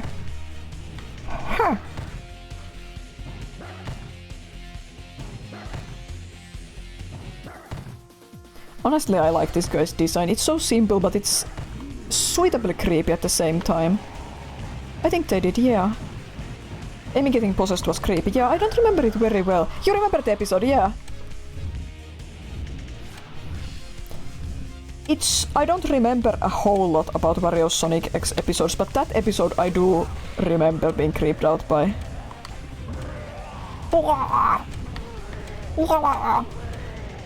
Spin! What a hassle. What a hassle indeed, Knuckles. I don't think anyone remembers much about Sonic Team Racing, Team Sonic Racing, whatever it's called. That was pretty rough. Poor Knuckles just traveling these labyrinths of fighting ghosts and everyone else just standing there like in Dragon Ball, always standing and watching while someone else is fighting. Come and get some, Eggman. Sonic! Just leave it to me.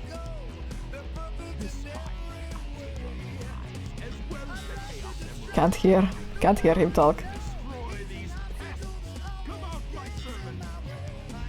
Oh, Suts, Roy, E, or Mom, if any one of you is in chat, could you please put the kettle on? It's time for my tea. I need my afternoon tea. Thank you. I can make a cup for myself after this boss.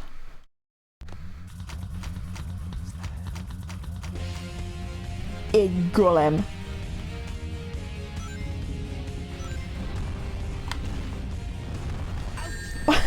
Ouch! Sonic sounds so Finnish when he just goes ouch!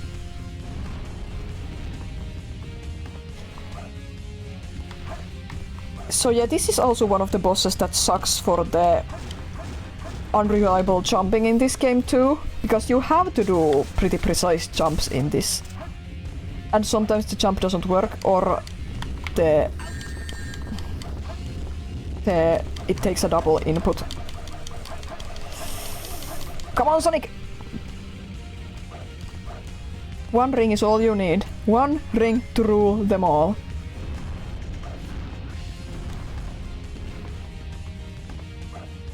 I think my parents watched. Oh no! That's what I mean! It's just homing attacks. Yeah, I think my parents watched the Rings of Power recently. Finished watching the second season. I'm not that into Lord of the Rings or like high fantasy most of the time. Seems fine though.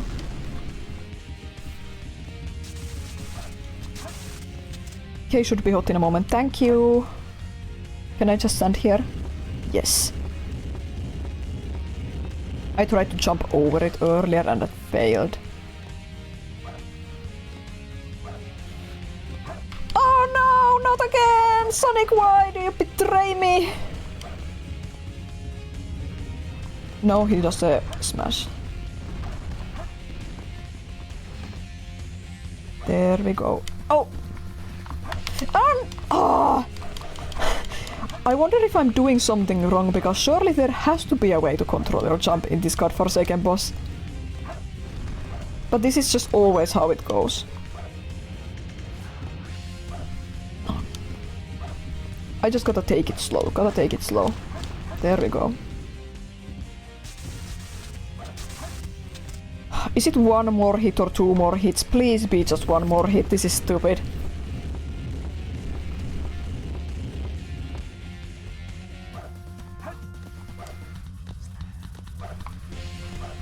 Don't turn around! Ah! Gotta go slow, yeah. That's one of the most annoying things I hear Sonic fans say. Ugh, you have to stop and stand still or go slow in a Sonic game, and I'm just like, oh come on. Do you really want your Sonic game to be going at 100 hours? 100 kilometers per hour all the time, every time? With no precision, no nothing, no variety? I mean, this boss is bad, but like in general.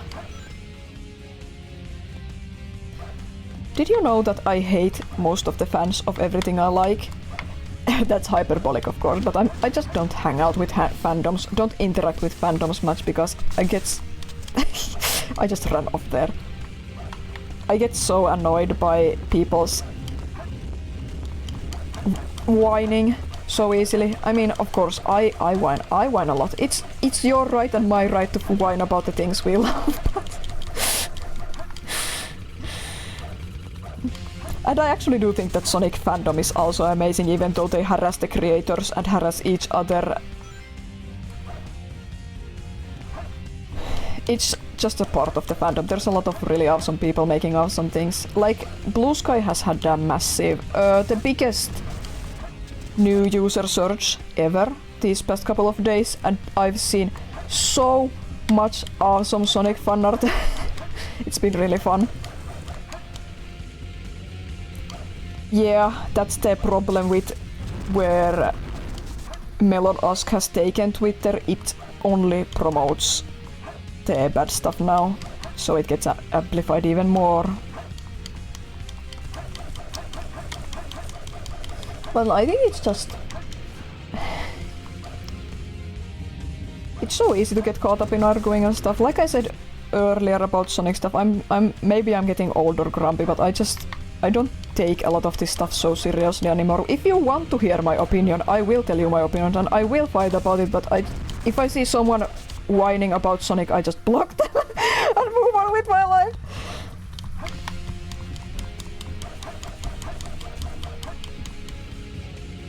Oh, I didn't know you call him that. I saw people saying that on Blue Sky.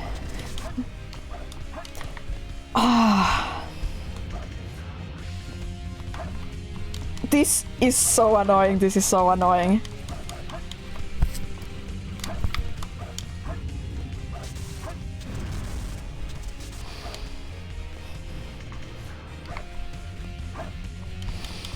Not to toot my own horn, but I was mostly very comfortable just ignoring almost everything Sonic for like 15 years. Like everything after 06 until Frontiers, I ignored almost all of it. I had a bit of a rage about Forces because I felt like it could have been hypothetically been good, but like I was pretty happy just focusing on other things. I'm so happy that Sonic is for me and for my tastes again. But I don't know, I didn't feel the need to go on a lot of rants or go yell at people or shit. I can yell at my friends and my siblings and keep to myself and focus on other things. See, this is possibly the worst boss in the game. I know I'm playing badly too, but I just think this boss is pretty atrocious. The Eggman version is way better. There, again, double input. I'm going to catch up with chat as soon as I can, and I need my tea too.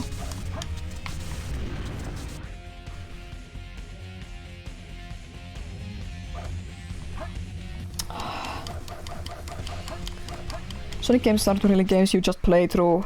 It's designed to have you explore, play again and again and optimize. I think this going fast stuff early on was just pure marketing. Yeah, I think I agree. I think it's really satisfying to weird comparison, but like Crash 4, it's about time. For me, that's a game where you have to take it slow, but as you get good, you can just breeze through a level, and that's really satisfying. I think I like that about Sonic too, that once you get good, you can breeze through the level. Oh my god. Oh my god. I'm going to need to pause and like take a breather soon because I don't know what's happening. I keep homing attack when I just click once. It's gotten to the point where you, even positive posts you cannot trust anymore. You cannot tell the kind of person who is behind the trend. It's lonely. Yeah, this is the PC version, yes. I wanted to stream, I would have liked to stream my physical GameCube copy, but I don't have the means to do that. I mean, I guess I could have filmed the screen and put the mic next to the TV, but... Nice try, Rocky. Done. But to answer to that, you can't even trust positive posts anymore. I don't know, I just try to not take it so seriously. I just try to not take it so seriously, even what people post online, except when they make death threats and stuff. I block them, move on with my life. See a funny image of Shadow teaching Cream to how to shoot a gun. Ah, that's cool. See a cool image celebrating the Year of Shadow. Ah, that's cool. Seeing a funny meme edit of Frieza and Eggman. Ah, that's cool.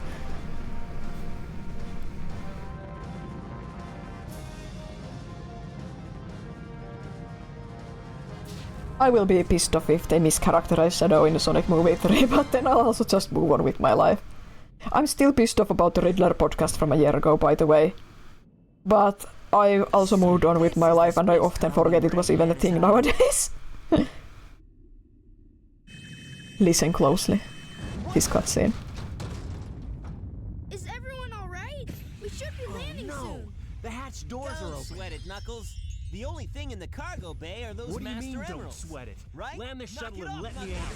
We're gonna crash this thing if you keep that up. Oh no! Don't touch that lever! This is probably my favorite cutscene in this game for how awful the timing and everything is. What's up with that knucklehead anyway? Trying to take over the shuttle. Good thing about the Riddler podcast is that you've seen several other people say it sucks, so we're vindicated low. I mean, yeah, we can also come together in our hatred of something. It's totally valid. This place was shut I just want to down for focus 50 on years coming together for things we love more, but taxes. it's satisfying to come together in hatred too sometimes, because that podcast sucked.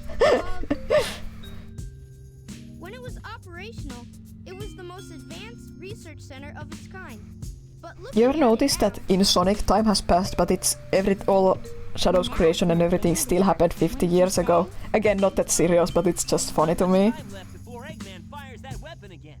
Like, it was in the 50s, we're now in 2020s, and it was Shadow's creation still happened in the 50s. Someone designed that weapon to be impenetrable from outside attack. Its defense shields are super strong, so we have to find a way to destroy it from Isn't that inside. a Chaos Emerald? It looks like it, doesn't it? All Sonic's adventures happened within a single year. Yeah, totally. The research on the real emerald, It has the same wavelength and properties as the real emerald. but it's less powerful than the real one. It's designed to reverse the energy. They actually brought back some fake emerald stuff in the IDW comics for one of the shorter story arcs. It was pretty interesting. You find the control room, okay? So the plan is, we'll switch the Chaos Emerald. It wasn't extensive or anything, but Eggman was actually growing like fake emeralds, and it was used as a significant plot point. Shadow got to do some really epic stuff. Always leave me behind and have all the fun. Poor Amy. She's kinda hard to like in this era, like I said. This game isn't the worst offender. I do really love her contribution to the story in this game. Though, we are now going to exit. I'm going to take you to the Chow Garden to chill while I make myself some tea and grab a snack. I think there's muffins. Who do we want to go to Chow Garden as? Sonic, Tails or Knuckles? The first... No, okay. First vote. First vote wins. I'm going to put the be right back text up here.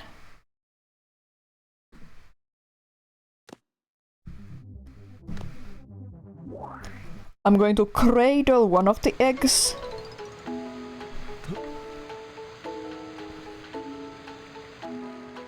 There we go. Knuckles' fists are so big with all the gloves and shit.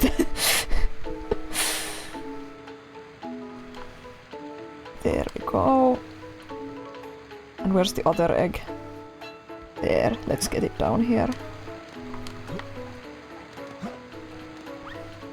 Oh, the Chow! Oh, it's a smiley Chow! Smiling Chow. I'm gonna shake the tree so they have fruit. That bird poked me. Baby sounds. There we go. Is this a good view of the Chow? This is a pretty decent view. Now, watch the Chow while I make tea. Be right.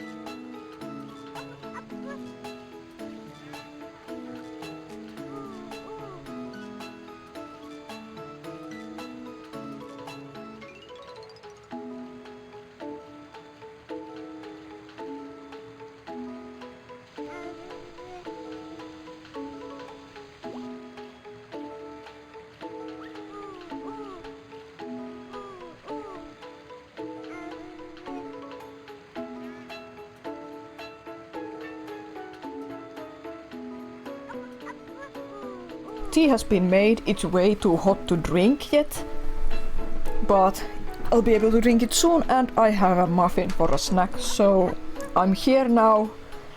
I can take the be right back text away and instead put eating, mic is muted, and hang out with the chow for a moment. Baby drowning? Oh no!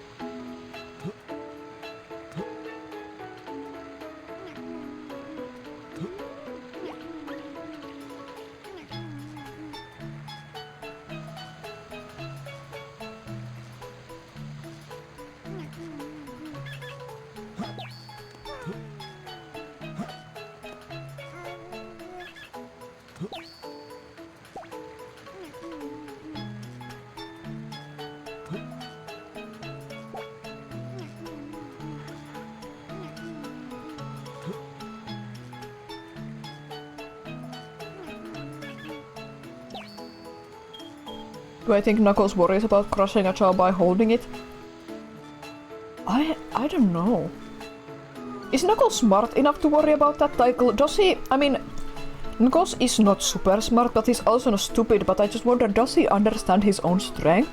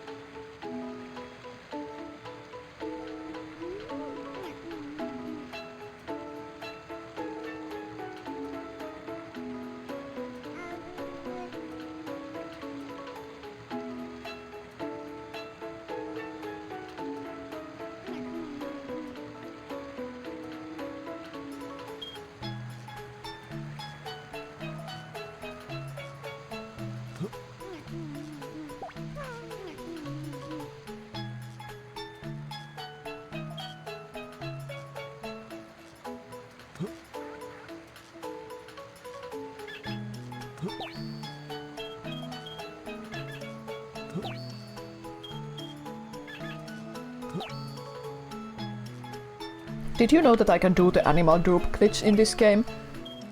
I can't do it reliably, but I know how to do it in theory. Let's give it a go.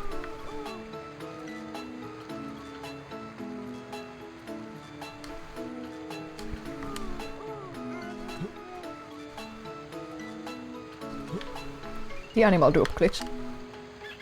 There we go. Not quite.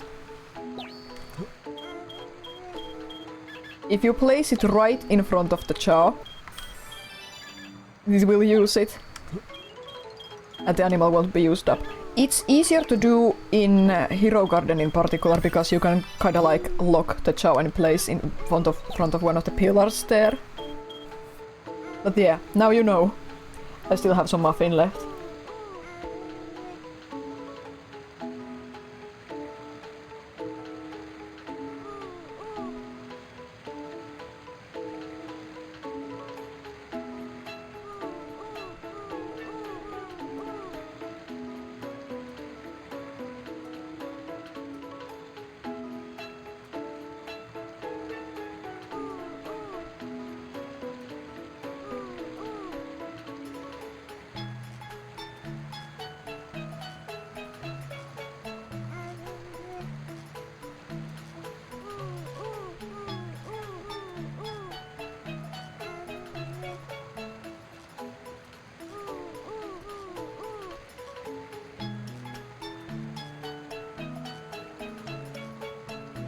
Where he going though?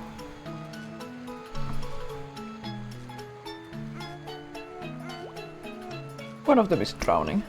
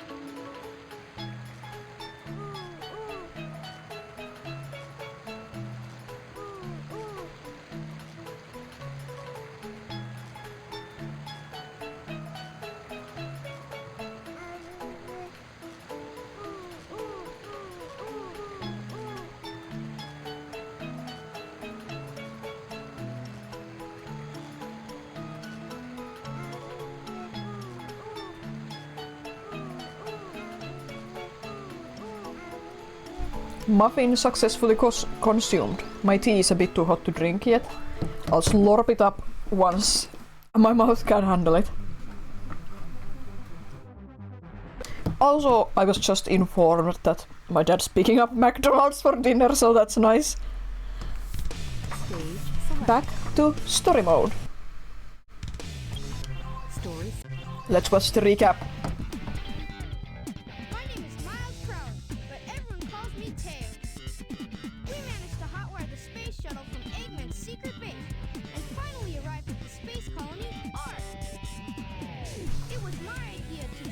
I didn't understand the pun in Tails' name, like Miles per hour, until like last year or something. When you're a kid and don't know English, you just take things at face value and don't understand puns and whatnot.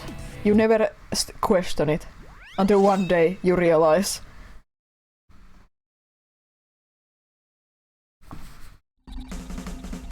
Eternal Engine.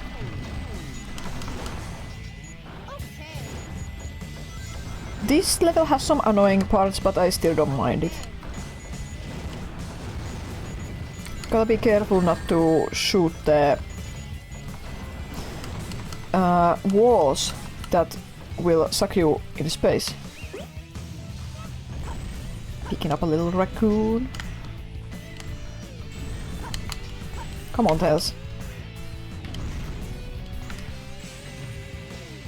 There we go, this way.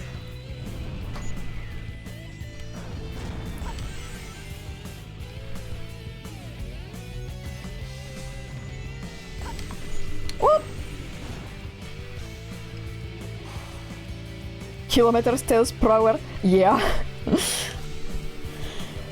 Oh my goodness, this was a long time ago on Twitter. I wonder if I saved that meme.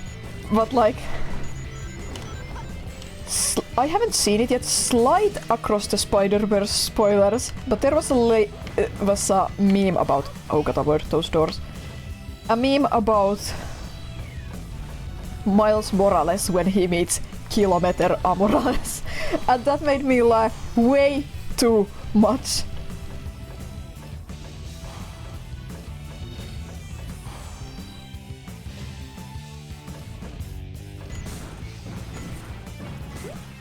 No, no, no, no, no! I couldn't hit the button. There we go. Always hate it when I accidentally shoot that one door. Sucks me into space. Oh no! This isn't death, right? Or is it? Is this the death part? Yeah, okay. I thought this was later in the level. Well, now I can avoid shooting that one door that sucks you into space. Whoop! Explosion! Thank you, Omochao. Explosive, bad.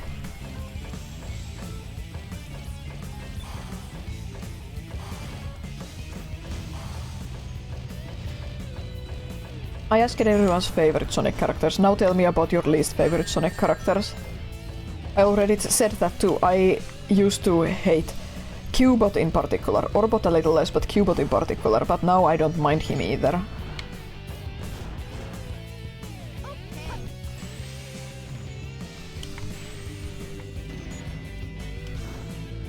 Oh yeah, I have to go back there, don't I? I will judge you harshly for disliking Sonic characters.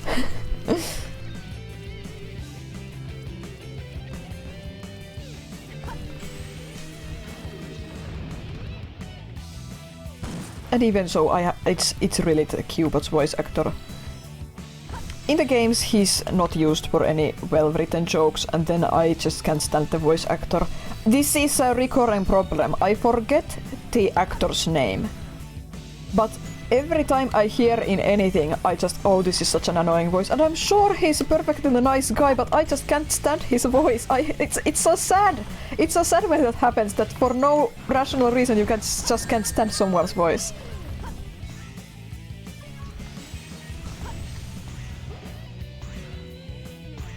Oh my goodness, thank you so much. I need to see who donated, and thank you. Shadow. I can understand shadow hatred, even though I know you're joking. It's wrong, but I can kinda understand it. Not a fan of enough of Sonic to really have any likes or dislikes. That's fair. You don't dislike any of them, dislike how they're created and then do nothing with them. I think I can kinda understand that too. So again, I will say, read the IDW comic. It uses a lot variety of the characters very well. Oh, Mom! You're already giving me money for my birthday. Why did you donate? Thank you. Mom is spoiling me. Says, I dislike Shadow. Pep snaps me out of existence with the power of her Dragon Ball knowledge. I will not stop until I know everything I want to know. Kissy sounds for Mom. You just spent an hour scanning all of your old Lego set manuals for VIP points. Ooh! That sounds like a good operation. Okay, I lost myself. Where do I go? That 30 euros Mom donated for me will be used for the Dragon Ball plushie. I'm going to order it for myself for Christmas. It costs 20 euros plus 10 euros shipping, so that's perfect. There was a VIP-related tragedy though. Do tell. I've missed some drama in the household. Artificial chaos.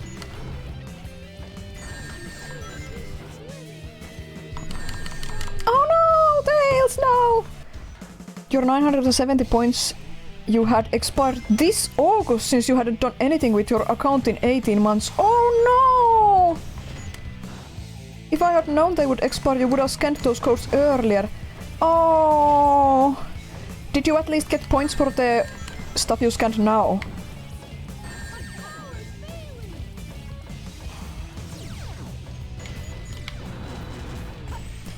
Yeah, you now have 620 points. Oh, that's so unfortunate. Yeah, always gotta be careful with stuff like that. I have some sale codes for like, because I like to buy from indie artists and stuff. I'm really like obsessive with my sale codes and whatnot for those. I'm super keep tabs on that stuff all the time because I'm a bargain hunter, because I'm an artist, I don't make that much money.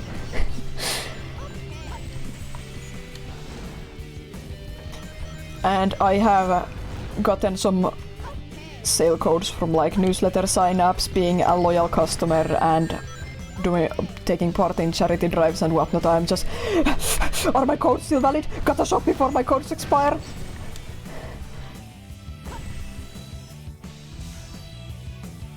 With Lego you can at least reset the timer by doing anything, you don't have to buy something, that's nice. On some platforms the individual points are timed, that's really annoying. Nintendo, yeah, I also know some bigger stores where I buy anime and game paraphernalia shit, they have points that expire. Like the Blippo, I think, where we got candy, bought candy from earlier this year. Yeah, those points expire. It's really annoying. I understand it's to encourage shopping, and I don't mind if it expires, like, if there's time, but like they expire within months. Artificial chaoses are so annoying! Ah! I love their concept, but they're annoying to fight as Tails. Bazooka! 20% of the Rai family branded ice cream with code Connie! Imagine if I became an ice cream vendor. Wouldn't that be funny? I'd bring bulk ice cream back to the market. Do I now go down? Yes, I do. This is the part I was thinking of earlier.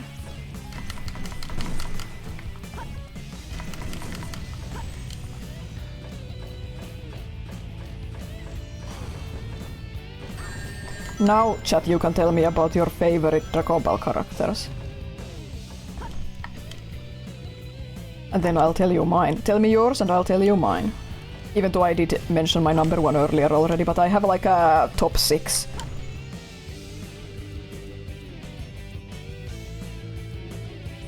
My stream has the tag Ama. Does it mean we can ask anything? Yep, ask me anything. Well, now you can finally do some building. Did you play the Insane Sonic level with the Tetris blocks? No, not yet. I think it's the one after this. If you wanted to make sure you don't miss that one. Eternal Engine, is it? Or what was it called? Why do they call it oven when you off in the cold food out of the eat the food? I might have read that wrong. And I wish I understood, but English is a very funny language. I wish I knew. I wish I could answer.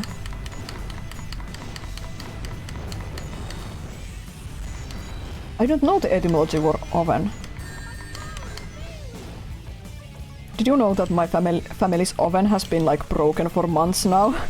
I hope we can get... the plan is to get a new one before Christmas, so we can actually cook our Christmas meal, but like... I don't know what it's called in English. The air circulation system in it, like, broke.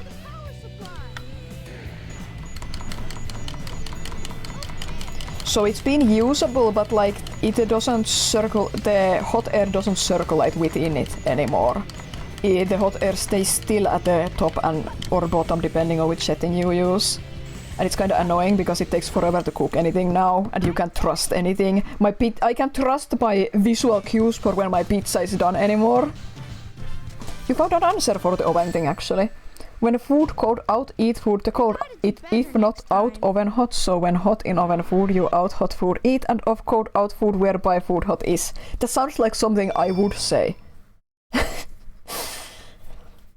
Because I devolve into baby speak like that constantly. We can greet the chow as Tails now, because I think my tea is good for drinking right now. So I'm going to mute for a moment while I slurp.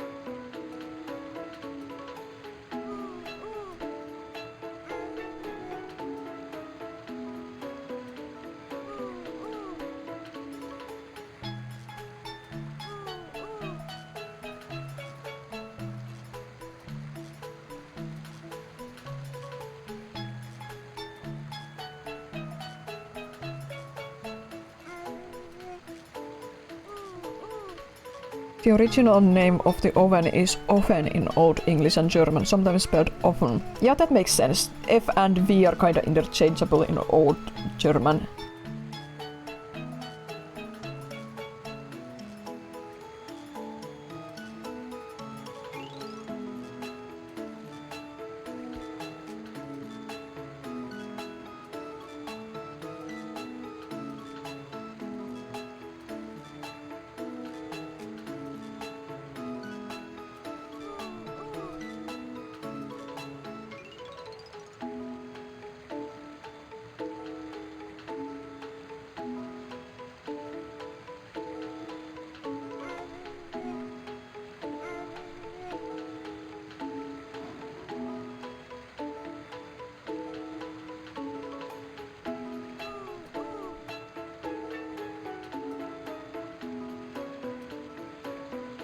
tea finished, I'm going to take the cup to the dishwasher and put my muffin wrapping paper away to be right back.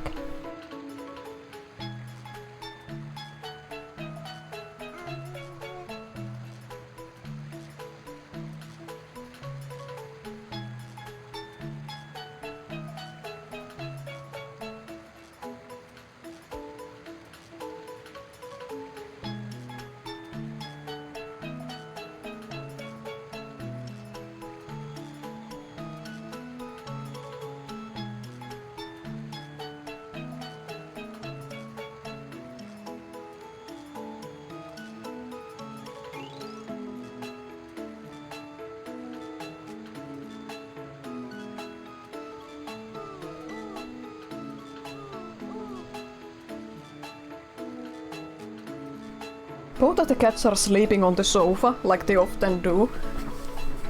Tomo slept on a stack of... on top of a pile of cushions. So sleepy, and Kumo is sleeping on the... what's it called in English? Divan? Lounge part? Kittos. Tomo is so good at sleeping. Sleeps so soundly, but also I think it's partially because he's losing his hearing in his old age. He can probably still hear something, but he can't hear like normal stuff anymore. But he's always been such a good sleeper. Sleepy boy. Let's cradle the child.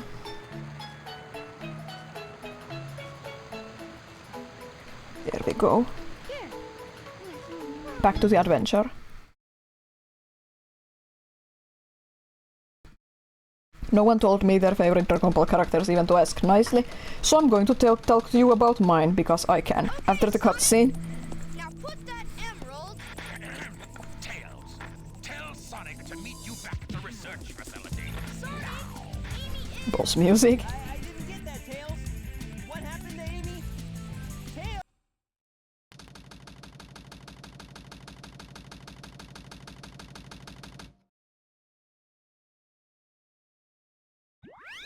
Garlic Jr., you're playing me. Nobody likes Garlic Jr.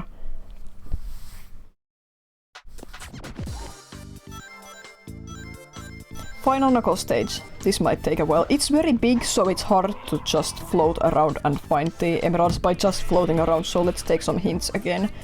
Even though I'm kinda confident in my knowledge of the level. But yeah.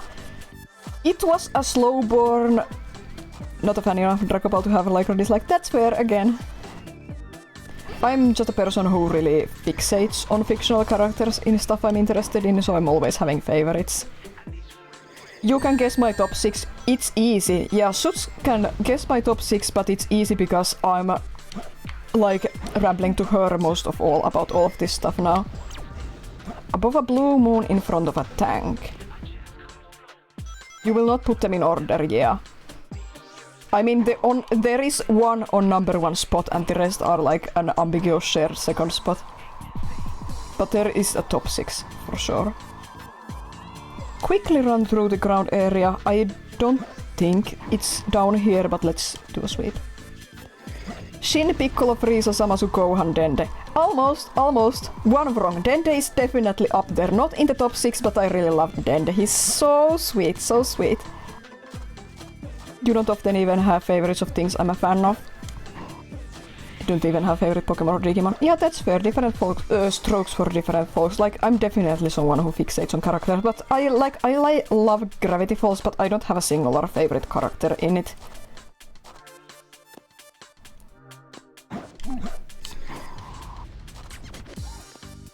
But yeah, Frieza is number 1. Was a slow burn. Took me a while to like get the character, but he's so good. He's so good. I keep drawing him. He's so funny. Such a little creature. Dense meteorite area. Okay. Such a creature of all time. Haven't had a favorite character similar to Frieza in years. Feels so good. Reminds me of my old anime days. So fun. All the characters in Gravity Falls are good, so it's hard to pick favorites. Yeah, but I don't choose favorites, they choose me. Who is then replaced by guess? Have a guess. You should know.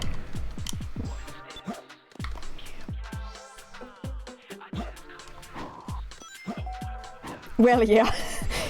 Yeah.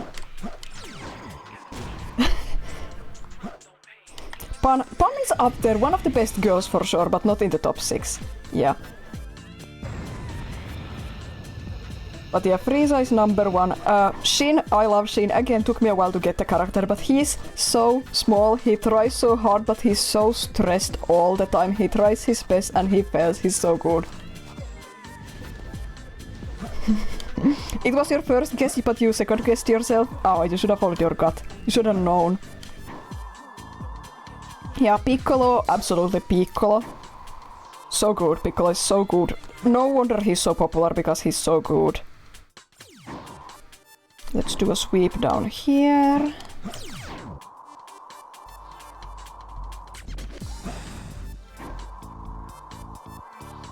Not here. Okay, it's somewhere lower. Let's find another hint. If my sweep of these houses.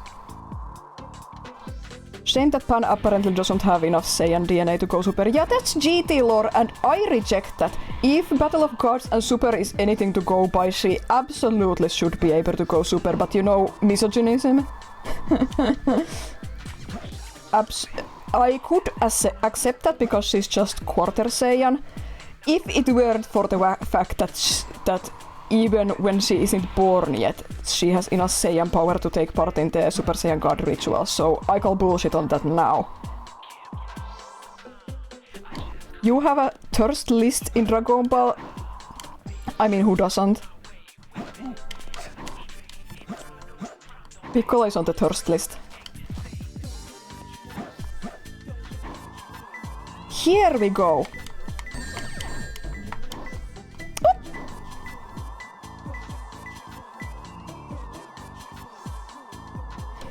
This is the annoying part about this level, because it's so big. It's hard to get the ping by just flying around. Even if you approach the area, the distances are so vast. And if you fall down, it takes a while to climb back up. But now I know where to go for the shard.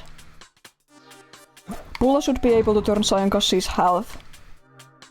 So she seems to take more after her mother. Yeah, I agree, Bulla should be able to change if she trained, because she's half Saiyan, but misogynism. And I mean, she can not be a fighter and not train if she wants, but I think that, yeah, she should be able to if she wanted to.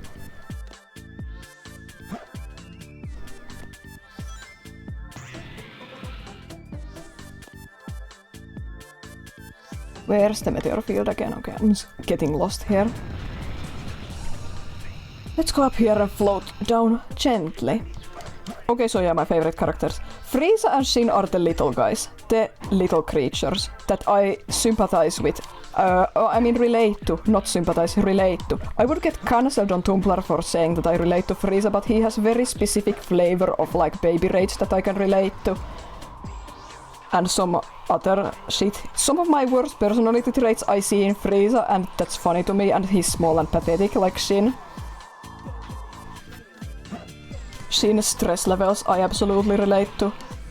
Where's the meteor field? There we go! Let's see. Above a blue moon in front of a tank.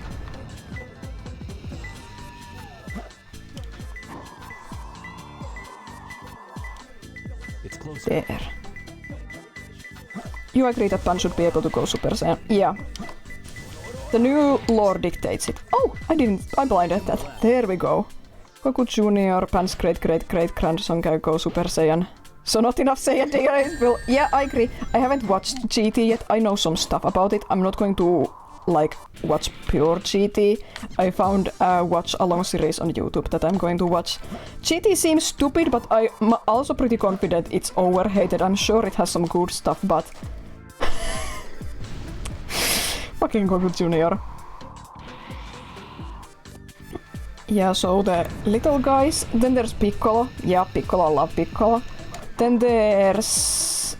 What are my other favorites? Android 16. I love Android 16. He made me cry while I was watching the Kakarot game. That was my first Dragon Ball cry. I haven't had a full-on Dragon Ball cry since. I've had borderline cries, but not a full-on like bawling. Android 16 is a very good boy. He goes in the category, they killed this character and he doesn't need to come back. His whole potential was used. He had a whole complete story and I love that for him. He was really good. Love Android 16. I don't mind seeing him back in games and stuff, of course, but he had a full story. A star between three arches. And then the other character in this category is Zamasu. Fucking love Zamasu. I count every Zamasu under this, even Goku Black. Another character who has a full complete story. Doesn't need to come back. I enjoy him in games. He can come back in games, but I don't think there was any wasted potential there. Very good story. Very, very funny character. He's so fucking funny. Down below. Okay. Your headcanon is that Saiyans are somehow specialized in breeding with other species. I mean, I could easily believe that. I think a lot of people have a headcanon that the Universe 6 Saiyans specifically have been breeding with other species because they don't have tails, that they just lost them in evolution or something. I think that's a funny headcanon. I need some rings, so let's just dig. And yeah, after Zamasu 16 Piccolo Shin Frieza, there's the mystery 6th favorite character, the character who I'm most upset by. King Cold. He showed up, he died, and never came back. He's so good.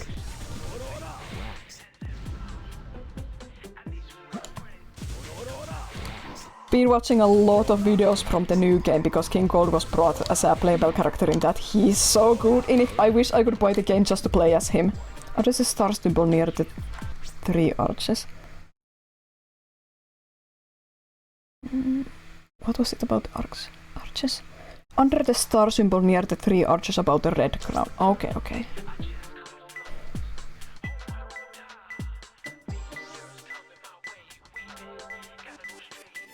It's closer. There we go, just one left. It's probably high up, like I said, the game dictates the logic in that the last gem is usually geographically far away from the second one, I think. Oh my god, cough.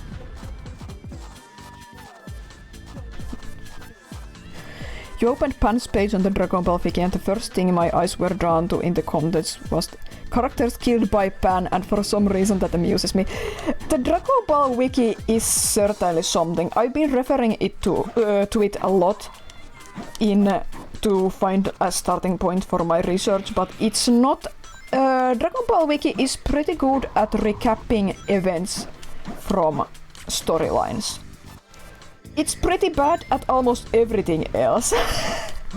It does go into obnoxious detail on some topics, but it's really bad at marking its sources and just doesn't mention a lot of relevant stuff. The list of characters killed by are pretty funny because like Frieza's page lists like everyone on Earth because he blew up the Earth once. Stuff like that.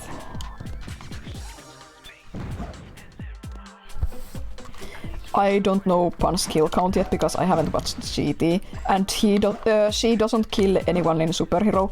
I love that film, by the way, Dragon Ball Superhero. Confusing name, but I love that film. It's perfect balance of funny, cute, action, heartwarming. Seen a lot of people whine about it online. They're all objectively wrong because the film is actually amazing.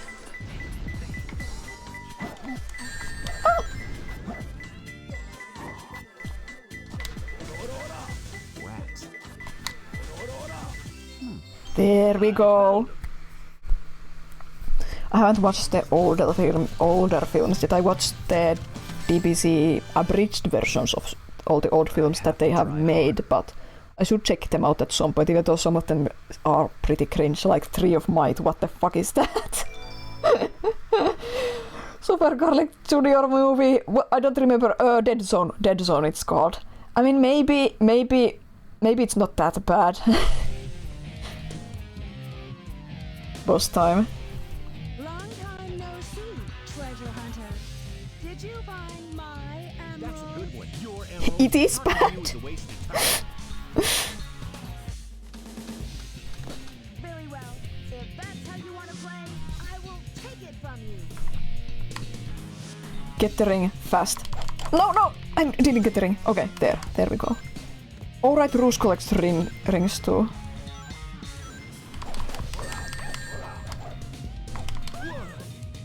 Okay, stay up top because she will otherwise drill you from above. This boss is also annoying because the target is so small.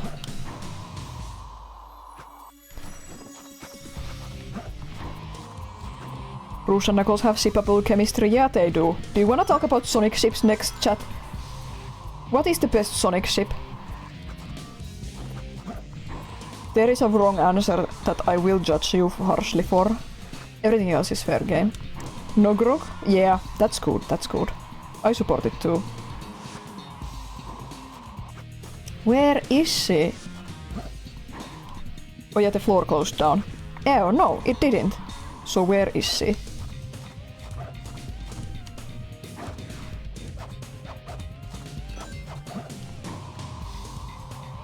Okay. Didn't see her once. That one pirate ship from the Sonic Rush sequel. Fair, fair. I haven't played it yet, but I know there's a lot of pirates in it because Blaze's world is plagued by pirates.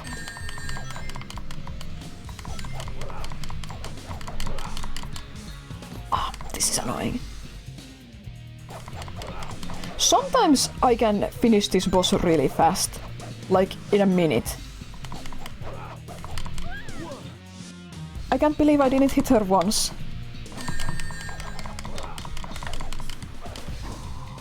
Can I drill into her? There we go. She's gonna start special attacking soon. Okay, one more hit.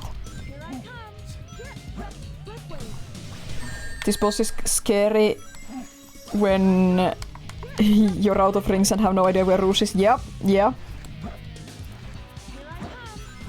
80% is about 80% of the boss is about trying to find Rouge. Yes, it is. So we're inclined to believe one of two things when it comes to Blaze.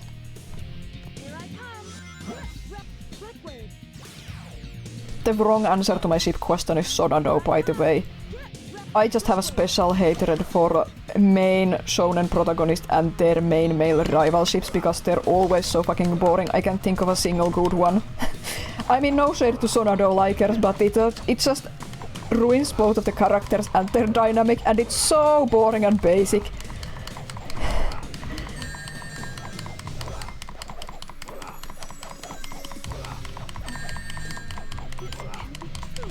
There we go. Rammed her.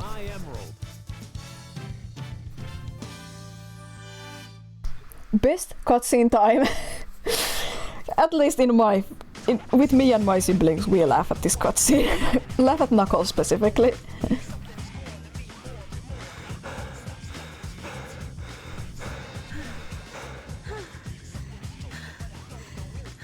Stop fooling around and give me back my emerald.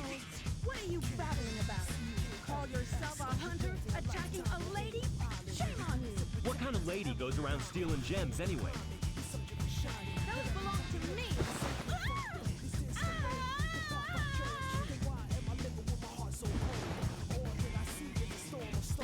What in the world?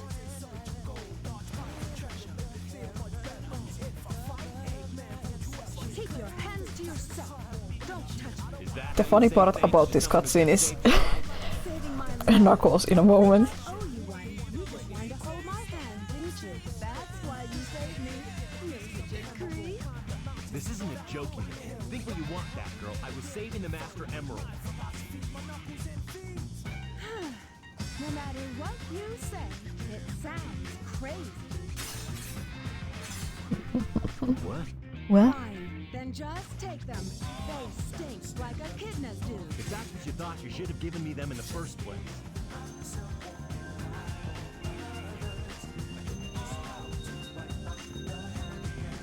Finally. sorry if I hurt you. This is the part we laugh at because Knuckles is like, I'm sorry if I hurt you. Yeah, immediately it cuts to him running away. It's so funny.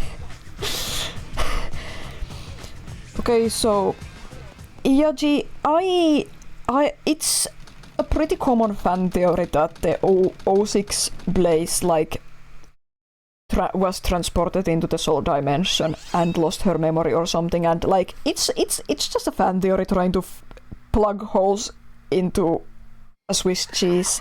But I like the fan theory. It's like satisfying enough. I like to think that way. You remember the theory that 06 Blaze is just Silver's imagination? Yep.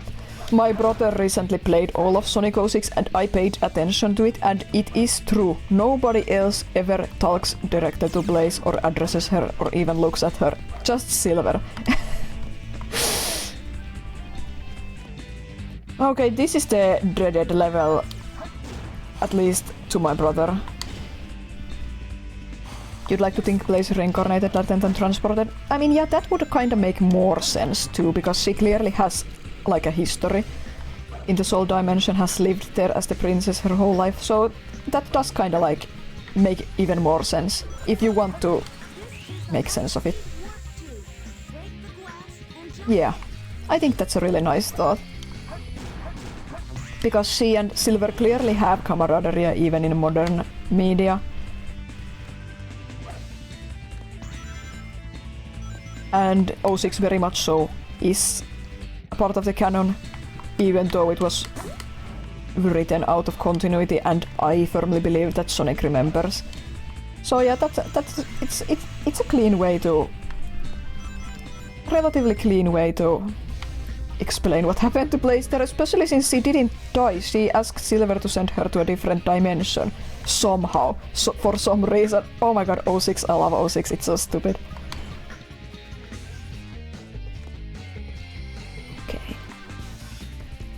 Like that. There we go. It's surprisingly hard to jump to this rail from that wall. There are vague implications that Sonic does remember. Yeah, I think the implications that Sonic does remember are like clear enough for me to believe it. Oh! Now I have to deal with this one. There we go. One hit. Even the final cutscene of 06 where Elise is having that, I don't know, party that the game starts with.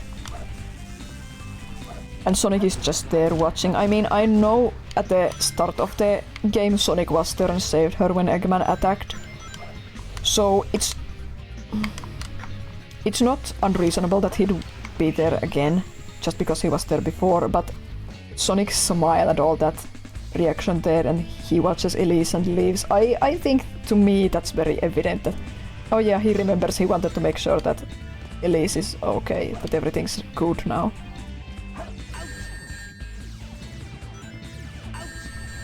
Oh, eye beams.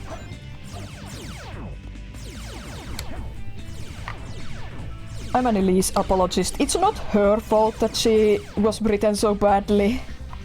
She has such a good concept. Poor girl. Oh yeah, I have to reverse gravity.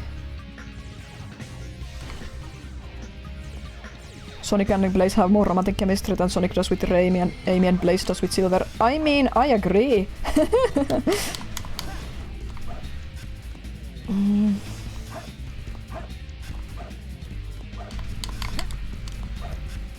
Okay, Sonic.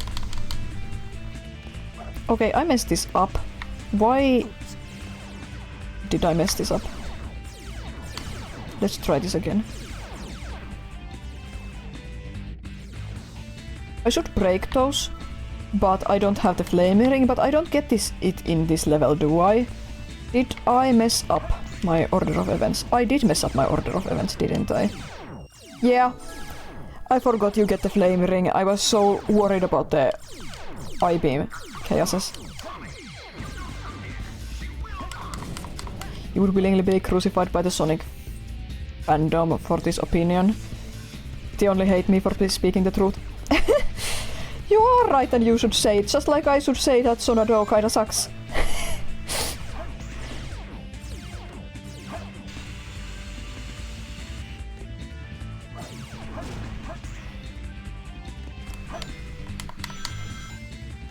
It's just fictional cartoon animals. Live your best life, but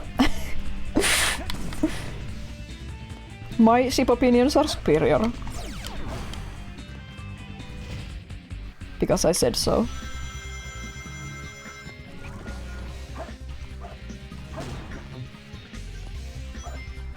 I hear Tomo yelling.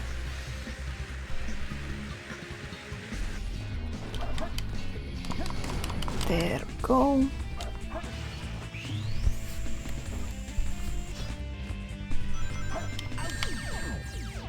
Will be making noises. Yeah.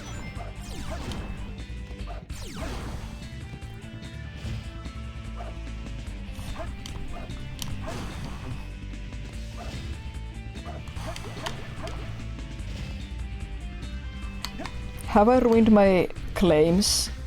Have I proven or disproven my claims that I'm decent at this game already? What do you think, chat? Obviously it's harder to focus on what exactly I'm doing when I'm talking about Dragon Ball and Sonic ships, but... It's going well, you think? Yeah, I think so too.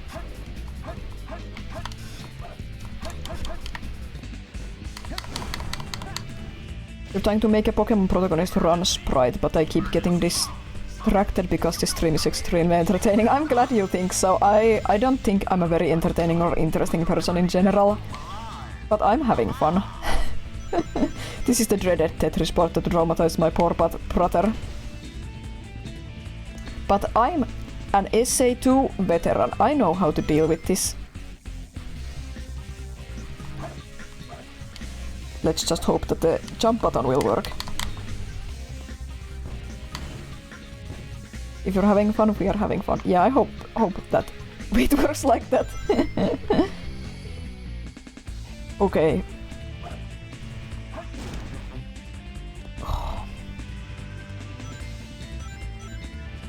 And down here... Oh, Sonic, don't slide. Don't slippy slide.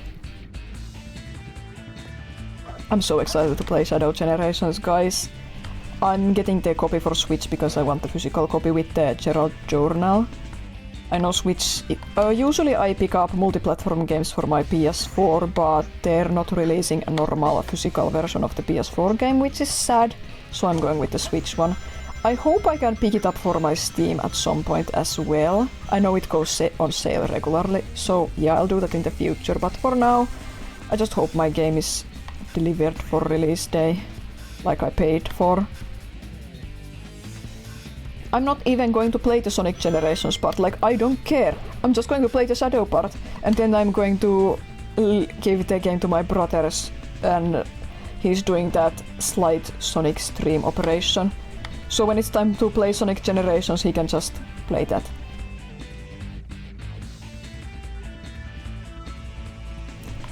I don't want to play classic Sonic stages. I don't care about classic Sonic. That sounds so mean, but I'm not interested in a classic Sonic gameplay. I'm not interested in classic Sonic characters, stages, anything. Oh yeah, this is Mystic Melody. I got frazzled by because I know there's that door there. So... if I go down here directly, will I get to the goal, or did I have to open the door elsewhere first? Sonic slipped! Emergency. That's fine, that's fine. I'm trying to remember if I have to unlock that door here on the Tetris blocks before I actually go to the end.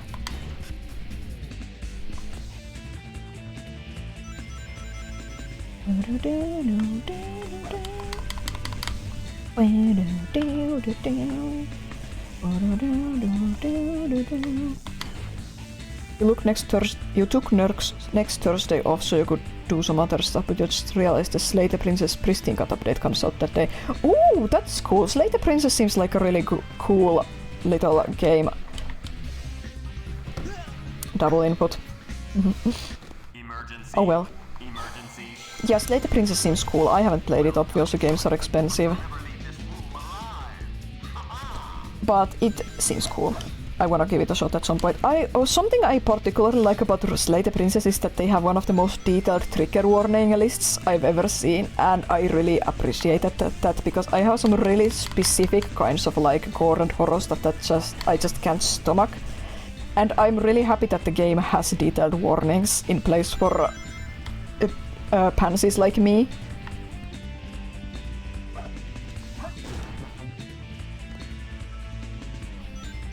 Yeah, every single thing in the game is hand-drawn. Yeah, they're releasing an art book with a pristine cut version right in the deluxe version of the game or something. That's so cool.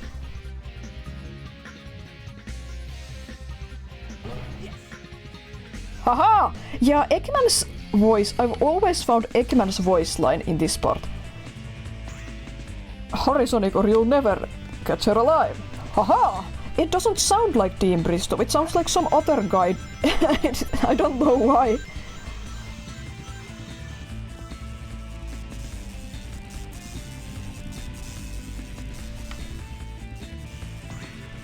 Mike Pollock is a fantastic Eggman, but Dean Bristow is the Eggman of my heart. He was there when I was a kid.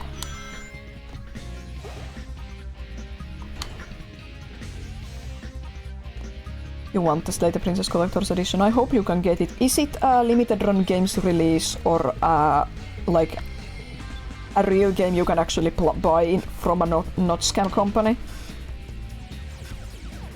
Serenity Forge, that's much better. Okay, let's go check the goal. Did I have to unlock it otherwise? Or is this enough? Okay, this is enough. There's a rocket here. I forgot there's a rocket. I second-guessed myself earlier in vain. You remember the time you watched TV show and it had unexpected fingernail horror? You still think about that sometimes? Yeah. I mean, I know there was like some research done about how trigger warnings and content warnings already cause anxiety for people, the mere notion of a warning, but I still think they're very useful. They let me emotionally prepare for stuff, or avoid stuff completely if it's too bad. £200, that is steep, but it has like a huge figurine and the thick art book and stuff, so maybe it's worth it. It's expensive, so you've been putting off pre-ordering it. Yeah, I understand.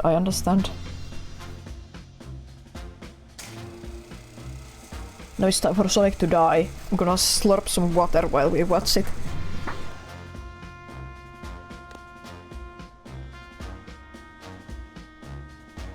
Let's take care of business first, shall we, Sonic?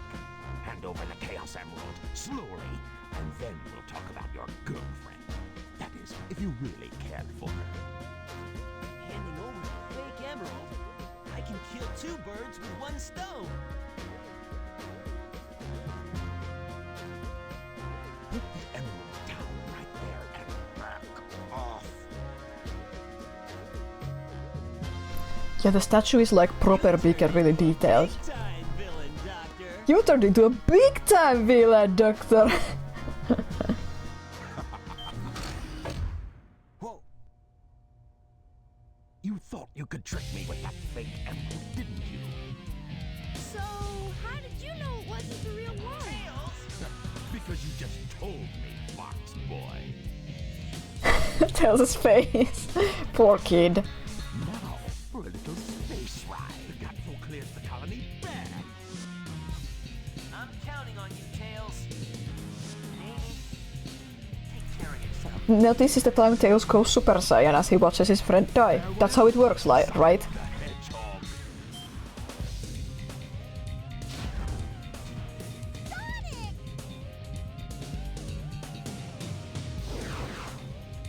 It has the same wavelength and properties, but it's less powerful than the real one. The same wavelength and properties. Such weird camera angles here. Like, what's happening? Eggman muttering. Sonic! Now we have some unfinished business to take care of. If you give the real emerald, I will release you both. You have my promise. I can't believe Sonic the Hedgehog is fucking dead. Sonic.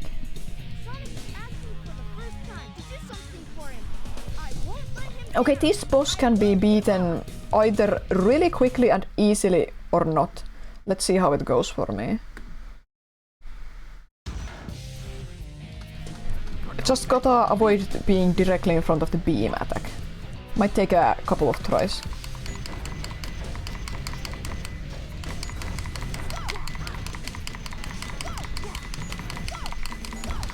Whoa! Knockback. I think he's gonna beam soon. Okay, this is not good. Ah, I ran directly into the beam. I should have gone the other way.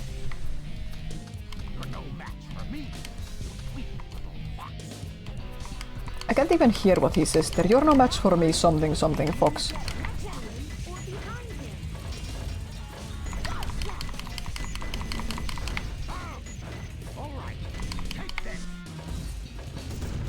Okay, that's not a beam. Good.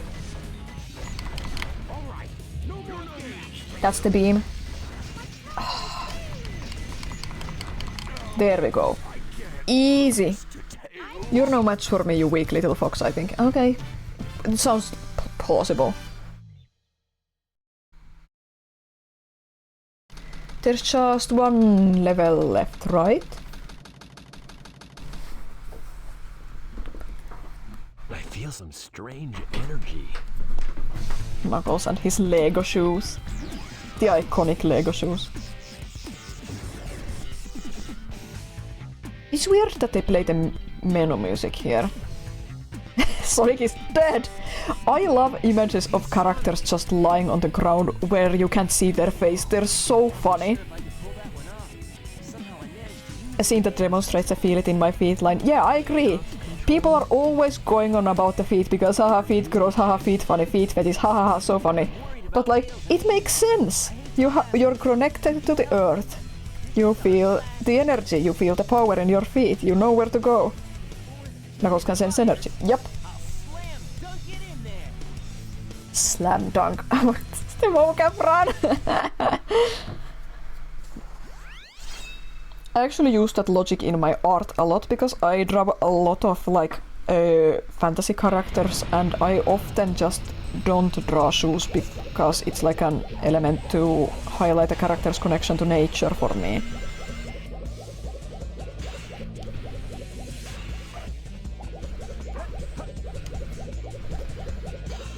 Also, I actually find drawing bare feet easier than shoes. I know a lot of people say that hands and feet are difficult to draw and like, yeah, but I still find bare feet easier to draw than shoes.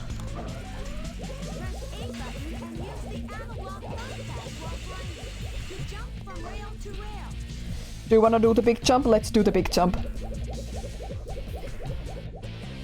This level was so hard as a kid, but as an adult I really like it. You can go so fast once you learn the level well. I'm too afraid to crouch though. No, let's crouch. Crouch! Crouch! Whee!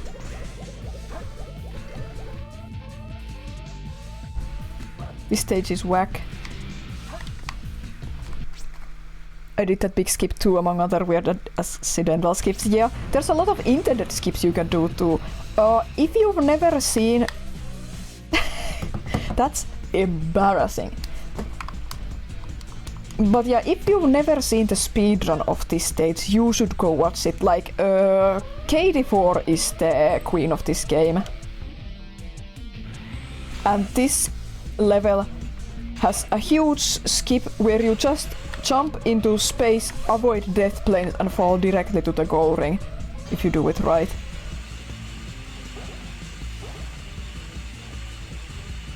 It's pretty cool. I think Dad came home from McDonald's, but I'm not going to eat my dinner yet.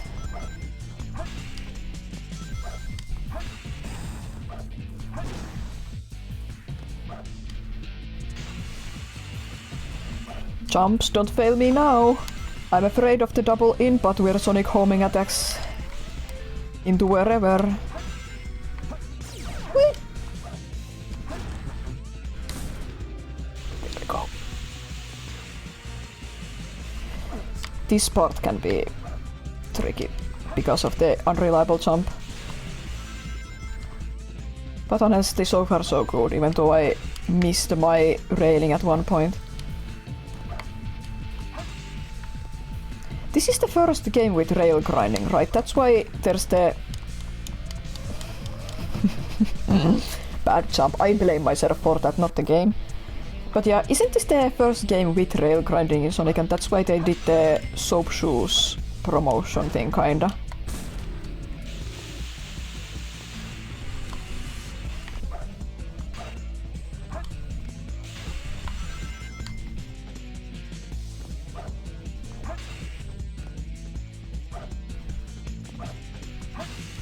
Maybe...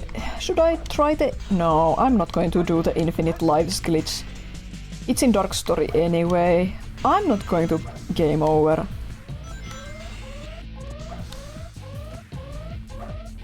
Dies twice, immediately starts worrying about gaming over.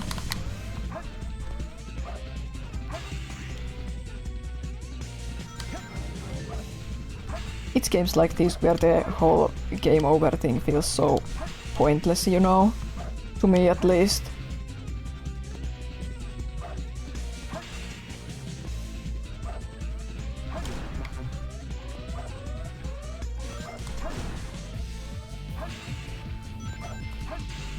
I see you're saying something, I'll check the message soon. I tried to bounce and I somersaulted. Go fast! Go fast! There we go.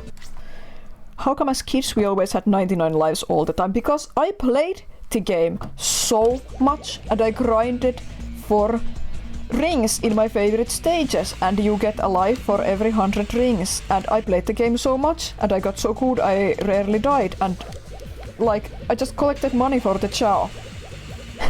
That's why you had 99 lives all the time.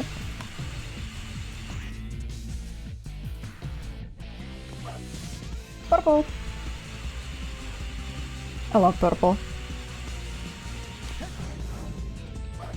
Wanted to go fast and I somersaulted again.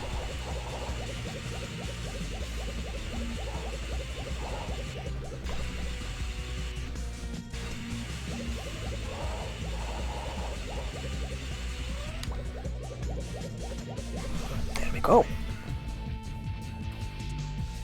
Ah, couldn't quite reach. Almost though.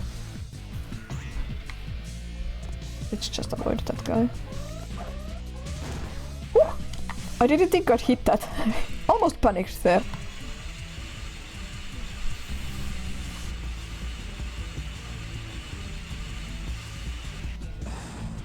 Whee!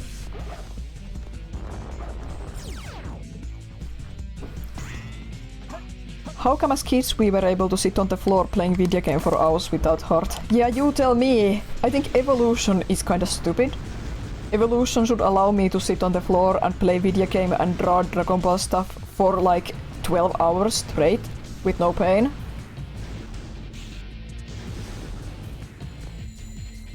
Sonic! That went really well. I say drawing Dragon Ball stuff, it's mostly playing Frieza, but other characters and other stuff too, but like, this is such a stupid art pretentious thing to say, but like, Frieza is my current art muse. It's a fictional character who inspires me to draw so much, it feels amazing. Haven't had that since university, I think. A singular fictional character who inspires me to draw endlessly. Final boss time! Bro, I was on the floor now, I sit on the floor for 10 minutes and I get pain. Yeah. I thought that capsule you were in exploded in space. You know, what can I say? I die hard. You actually saved me, you know. It was a Chaos Emerald, wasn't it? But there's no way we could have activated the Chaos Can't hear you. using an emerald that's fake. So, there's more to you than just looking like one. What are you, anyway? What you see is what you get. What you see is what you get, just a guy that loves adventure. I unironically love that line for Sonic. I see, but you know, I can't let you live. Your adventuring days are coming to an Shadow has weird velvet texture in this. Kinda, yeah. Better than the rubber texture in Sonic Heroes, but it's kinda weird, yeah. Before this is over, Bow, bow. true power of chaos control. This is the ultimate. I never landed a good strat for this boss, so it might take a moment.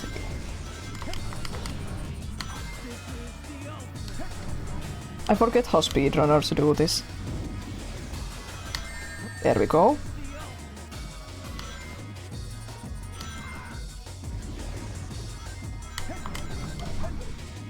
Okay, that went bad. That wasn't right.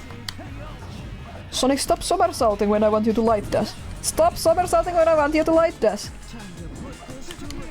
Okay, he's standing there, so I can attack him, yeah.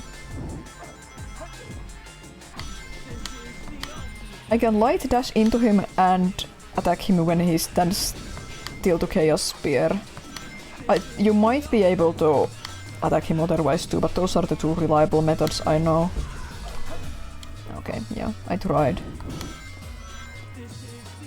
Let's let him get ahead a bit. So he'll Chaos Spear.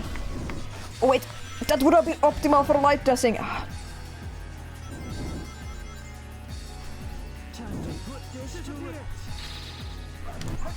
I was too far behind.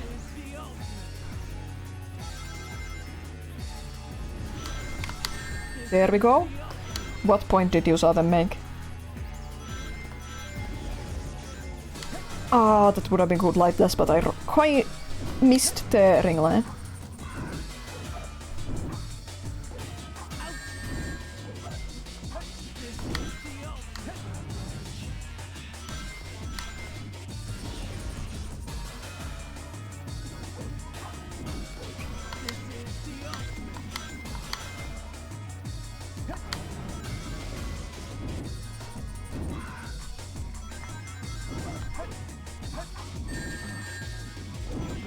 One more hit. Sonic, don't die now. Whew. Camera freaked out there.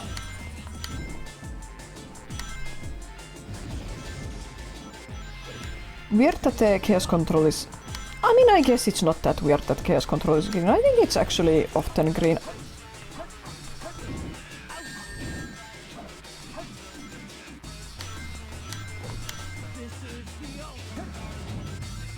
Let's let him Chaos Spear now. Chaos Spear, Chaos Spear. Oh, I wasn't moving fast enough. Light dashing into him seems to work better because I can't make him Chaos Spear me unless I stand still. But if I stand still, I can't run to him in time.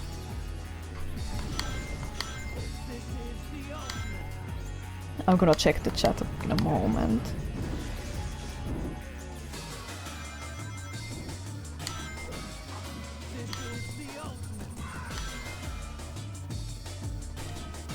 Ah, that would have been such a good ring trail.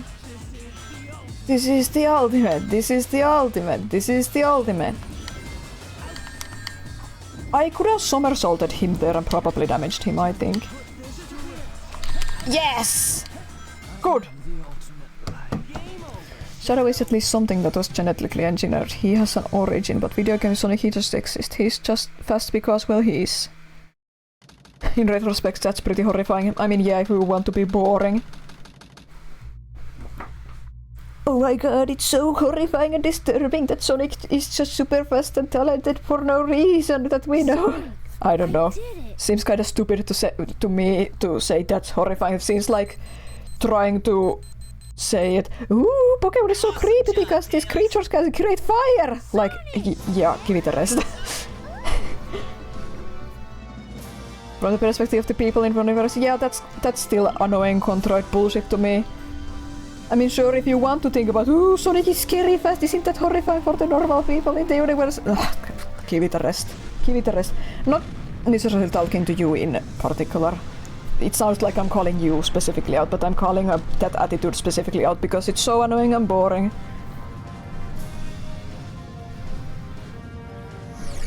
Egan is just lying there, yeah.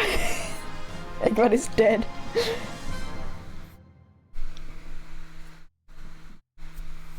And that's the end of the hero's story. Oh yeah, I don't actually like this song. Neither version, I don't like this song. I'm going to quickly drop an update on Blue Sky that I'm still going.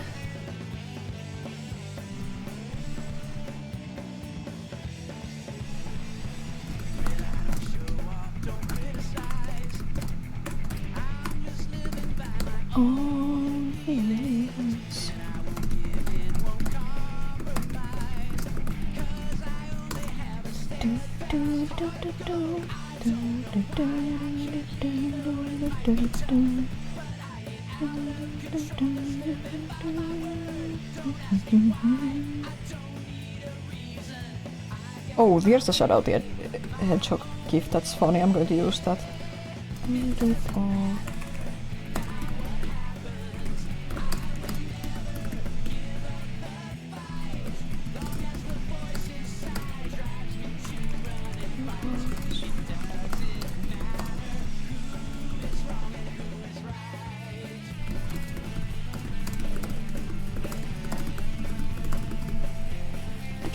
Right.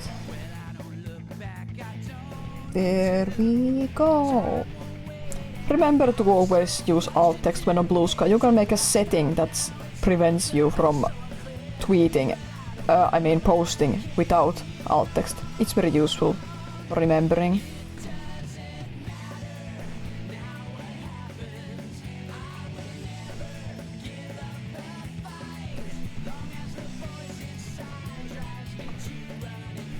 Point was made by someone commenting on how that mob boss villain in the comics seems to shiver in fear when Sonic was brought up.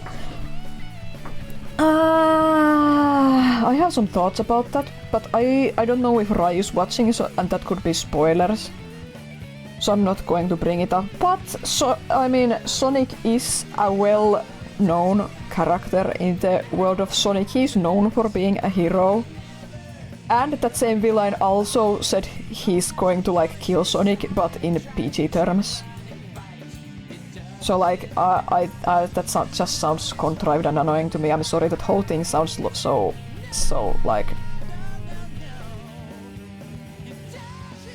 I do sit around and I've been to think about stuff in too much detail, extrapolating character motivations things, but that's why I call it headcanoning in my case. I could skip the credits, but I never skip credits unless they're 3 hours long like some Kickstarter credits. Oh, hi again, Neb. Did I already greet you? We finished Hero Story, so we can get on to the Dark Story. Which is the better story? Not necessarily level-wise, but story-wise it's way better.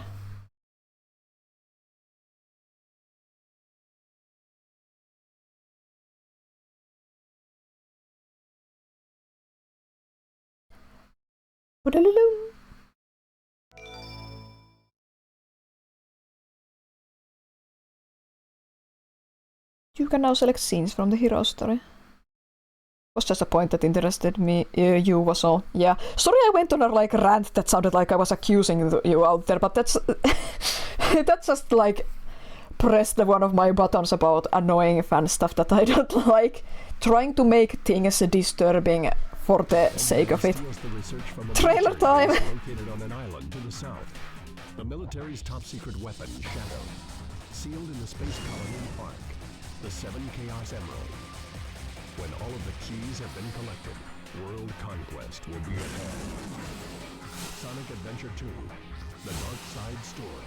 Long live the Eggman Empire. Long live the Eggman Empire. For some reason, some of Sonic's dialogue in games makes him sound like he knows creepily more than he lets on, or something like that. A bit hard to explain. I think I get you. I think I get what you mean. At least in the older games, for sure. Seems like Sonic is pretending to be stupider than he is sometimes. I said that wrong. Sonic isn't stupid, but he's playing stupid or dumb sometimes, yeah. One of the reasons I really like Frontiers so much is that Sonic has Sonic actually has emotional intelligence now. And I really like that, especially since Shadow and Silver are both silly autistic goobers to me, so Sonic is like the smart one with actual social skills. Yeah, I think Sonic is much smarter than he lets on, even though he is also very carefree, easygoing and stuff. Makes mistakes just like anyone. Security breach at Gate 3. Intruder is located in the north quadrant and is moving in the direction of the underground base. All units prepare to engage. Emergency battle formations. Standard battle procedures initiated. I complain about an unknown person making a comment online about Sonic that I've never met and I don't even know which exact words they used. And thinking about how I've been talking to my sister about scary and creepy implications about various Dragon Ball characters and what headcanons to draw from that. Such a hypocrite, such a hypocrite.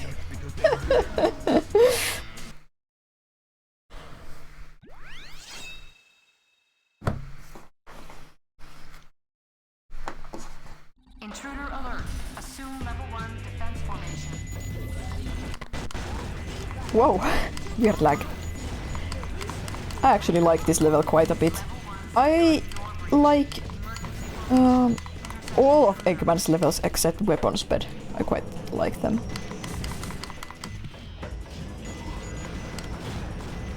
Oh yeah, I gotta pick up the Chao key.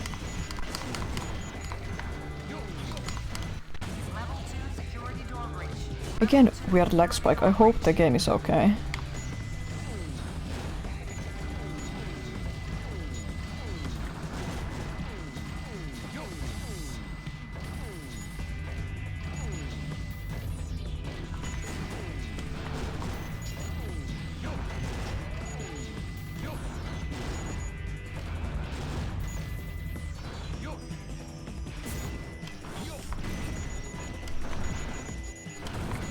Maybe I'm just extra annoyed by Sonic fans in particular because I've seen some really bad Sonic behavior recently, even though I've seen some really good fan stuff recently too. So sometimes it's just hard to be lenient on an entire fandom just because you saw a couple of bad eggs.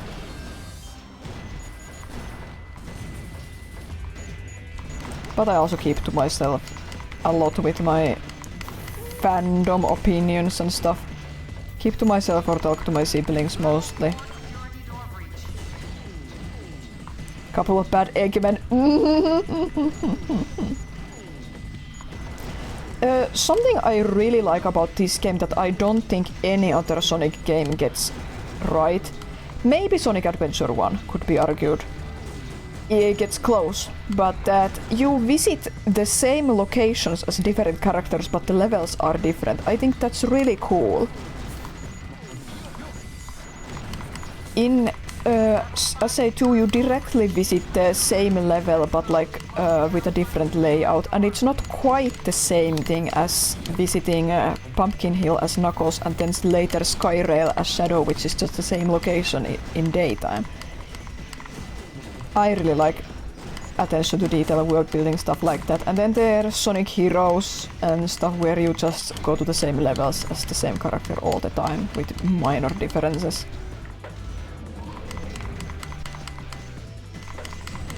Oh yeah, which part do I hit? Which part do I hit to? Oh yeah, I have to close the door by going here first. There we go. Now the rocket can go.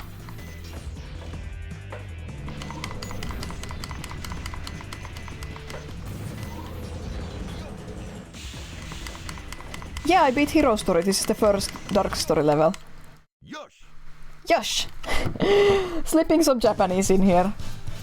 Oh my god, I've been watching some Dragon Ball in Japanese and it's been really fun. I used to study Japanese in high school, just 3 courses, only 3 courses. I peaked at writing my 3rd course final essay entirely in kana and kanji, but it was 14 years ago, a lifetime ago. Still, it's fun to notice how much stuff I still remember when I listen to Japanese, way more than I thought. I can usually like make out what characters say enough that I could write it in Romaji I could write it out in Romaji, and if I did enough research I could figure out what characters are saying usually based on that, but yeah, no, I don't really know Japanese, I just know more than the average Joe, I guess. Enter user data. Enter password. Maria. Maria. Now all I have to do is to place the Chaos Emerald into this console.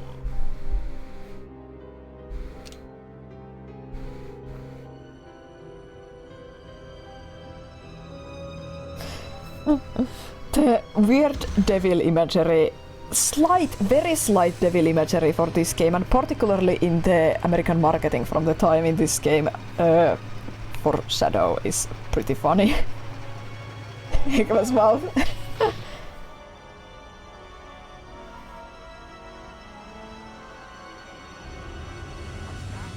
Is that you, Sonic? Are you trying to spoil my plans again? Wait a minute.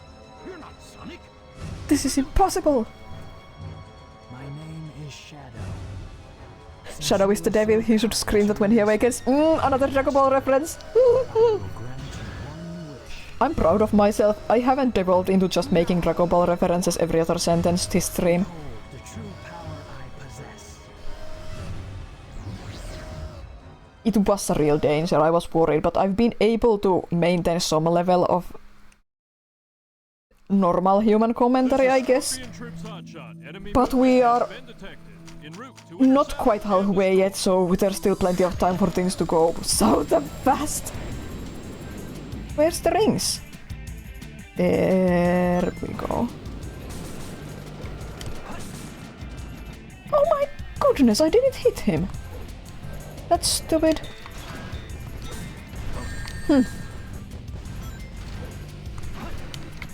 At least that hit landed.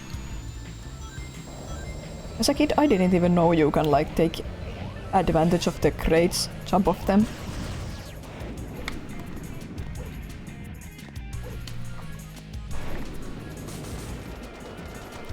There we go, that hit landed. Just one box left. Can I jump off it? Oh! Behold, my power! Does no damage? Yeah, that's how it went. That's really how it went.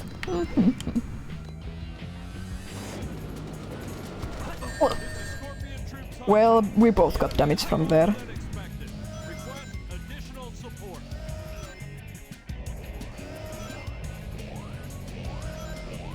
A YouTuber I follow who I really like, even when we have starkly different opinions on movies and stuff, I really respect how he expresses himself and his opinions.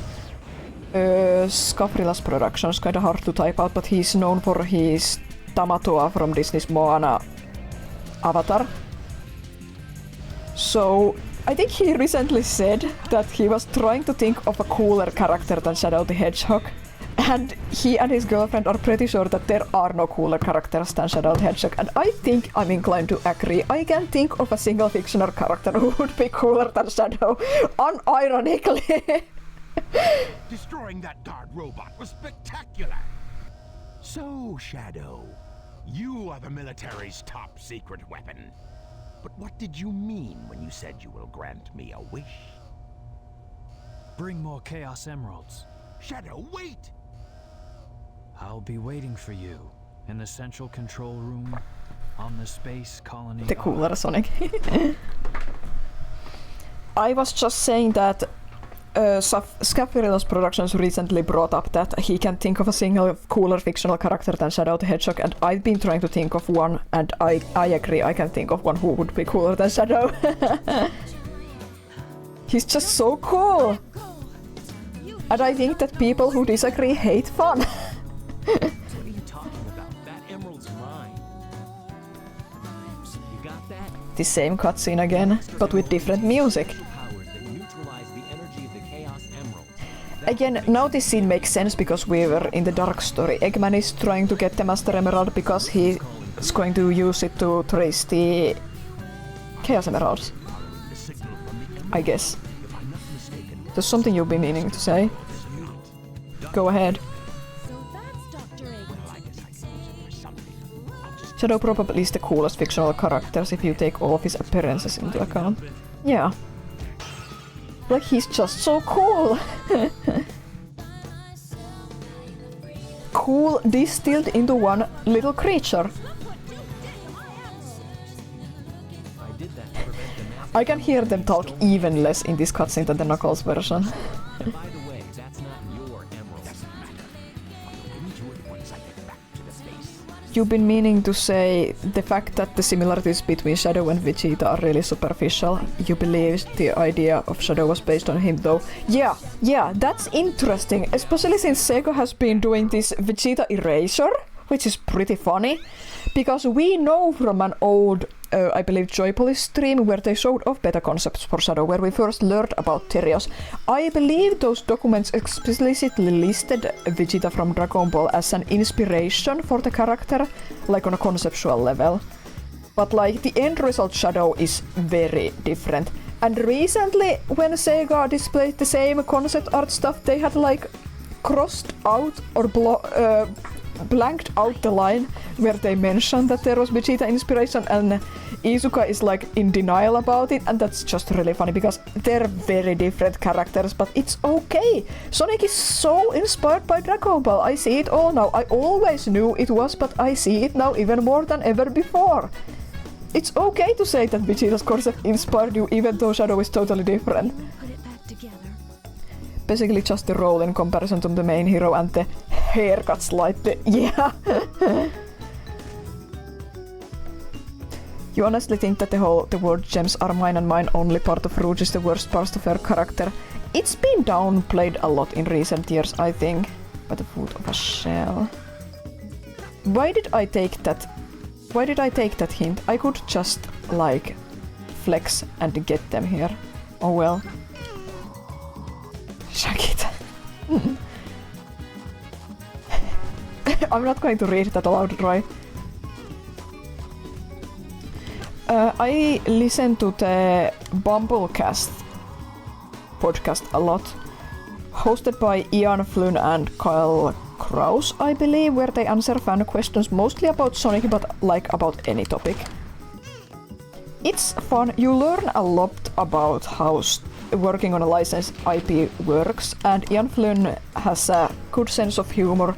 He has some good advice about like writing, and he makes voices, and I love voice acting and voice actors. I think it's really funny that he answers silly questions and makes voices for characters. That's so charming. But yeah, like, I think he fairly recently mentioned that there's behind this... Why did I take that? I was trying to flex. But yeah, he mentioned that there's talks behind the scenes about Rouge's character because she's being quite inconsistent, that they're kind of trying to figure out how exactly to portray her. And I can definitely see that she, especially like comparing something like Sonic Prime, for example, she's super friendly in that to the cast, and sometimes she's very not friendly, so I can definitely see that she's a bit inconsistent, and the writing team, lore team are trying to figure out her exact role.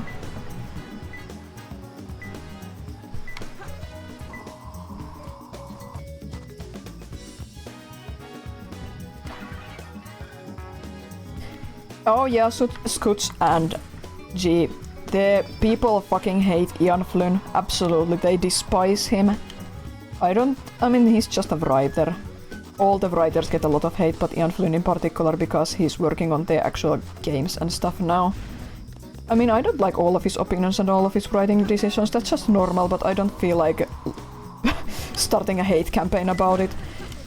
I also don't know if that is true. It's a rumor, but I don't really put much stock in any Sonic rumors because Sonic fandom is very rabid and bad about spreading misinformation. But I'm also trying to avoid any and all Sonic Generation spoilers, so I haven't looked into that. I don't know if that's true or not. But yeah, there's a lot of Ian Flynn and other Sonic writer haters, but especially Ian Flynn who... yeah. They don't care about the quality of the writing, they see a name and they hate it. And with Sonic in particular, there's a lot of people just... not just Sonic, but Sonic is a fandom I follow, a series I follow closely. There's a... Oh my god, Bruce, calm down. So there's a lot of like... People just don't understand how working on a licensed IP works. You're usually not allowed to make big decisions. And if you are working with a big team. There's no single creator. There is a Japanese team of executives men in business suits who make the ultimate decisions. And writers just have to make do. Why can't I find that one? Plants in the shade. I'm talking so much my brain isn't working.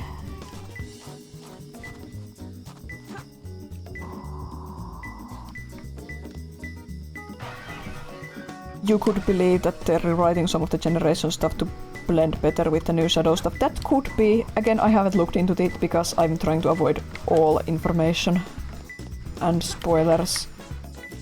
Maybe it's... Okay, it's down here. I didn't look down here. That could well be possible that they're adjusting a few things. Since we know the Shadow game is set at the same time thanks to the Dark Beginnings animation, Rouge mentions Sonic's birthday in it. Not too bad, I guess. Not too bad. I wanted to flex, but I started Sonic ranting instead. I didn't really focus on what I was doing, but that's fine. I can't believe how full-time streamers do it. It's so hard to try to be have any engaging commentary and game at the same time. Yeah, it's just a rumor, don't think it's confirmed. The game ROM did leak, so people are kinda scrambling and panicking and all that stuff. What I want to know is who is voicing Black Doom in the new game, but again, I don't want to see spoilers, so... We'll find out. Now that I am familiar with Sean Schemmel's work, him voicing Black Doom in Shadow the Hedgehog is extra funny to me, but I don't think he was brought back. I think he was auditioned for the role, but I don't think he's been brought back. I'd love it if he was, but probably wasn't. This is the most glorious way to die. I forgot I don't have the hover, so I just ran into the sand. The rumor came out before the ROM leak. Okay, so then it's even less believable. We'll see. Okay. Now stand firmly. Here we go. I do actually like all the Eggman stages except Weapons Bed, like I said. There's a fun speedrun strat in this level where they air walk through. I forget how you do it, but you just walk in air. Again, I recommend checking out speedruns of this game. KT4 is the queen. Check her especially out. Pebbles. I've stopped dying.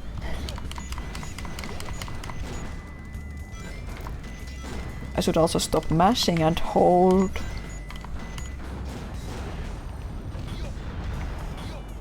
Gotta find a good spot for dinner. Not quite yet. Oh no! But maybe in a level or two would be a good time. There's the chow box, but there might be an easier one.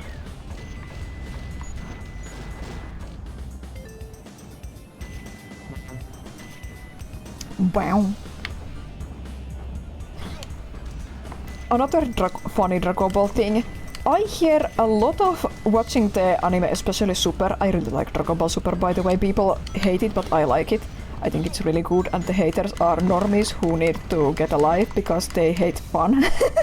No, that's harsh, that's harsh. It's okay, I know, I understand a lot of the criticism for it, but also a lot of the hate I see for the show is super goofy. It's not that serious, guys. Anyway, I recognize a lot of the sound effects they use. It's really funny. Especially the sound effect that's used in Super Smash Bros. When you hit someone just right with a baseball bat. I hear that all the time in Dragon Ball and it makes me laugh. Oh no! But I also hear a lot of sound effects I recognize from Sonic games in particular, because these older Sonic games are so ingrained in my memory. It's funny. Yeah, that hit sound is the most satisfying sound in the world, I agree. I think I also heard a Klonoa sound effect in Dragon Ball at some point, which is extra cool, because I know those are stock sound effects mostly, of course, as with usual in most games, but you don't hear Klonoa sound effects super often. So it's always nice when you do hear one.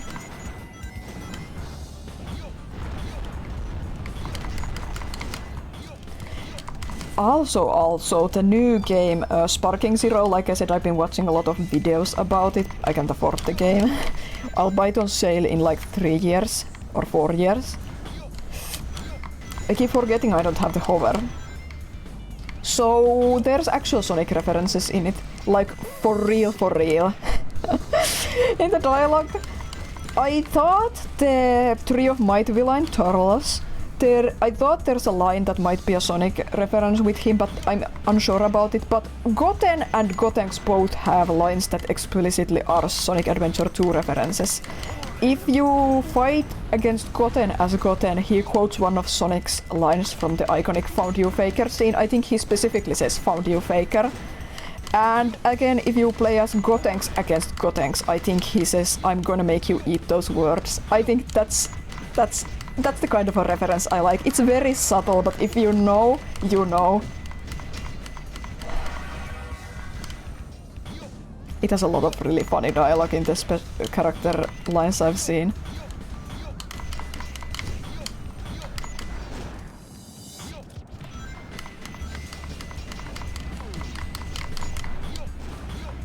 It's wild hearing the Pokemon anime Pokeball sound elsewhere, since it's apparently also a stock sound. Yeah!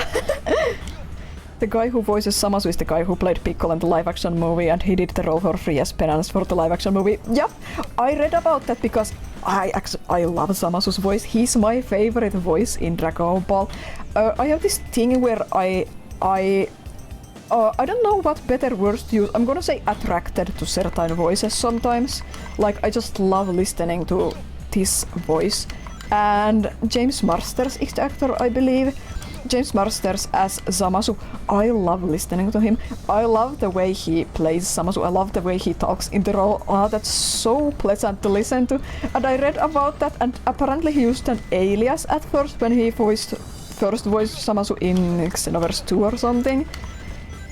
Like, poor guy, you didn't have to do this for free. I respect that you did, but I hope you're getting paid for the role now, because you're an amazing Zamasu. I love you as Zamasu. I'm so sorry you had to act in this horrible movie.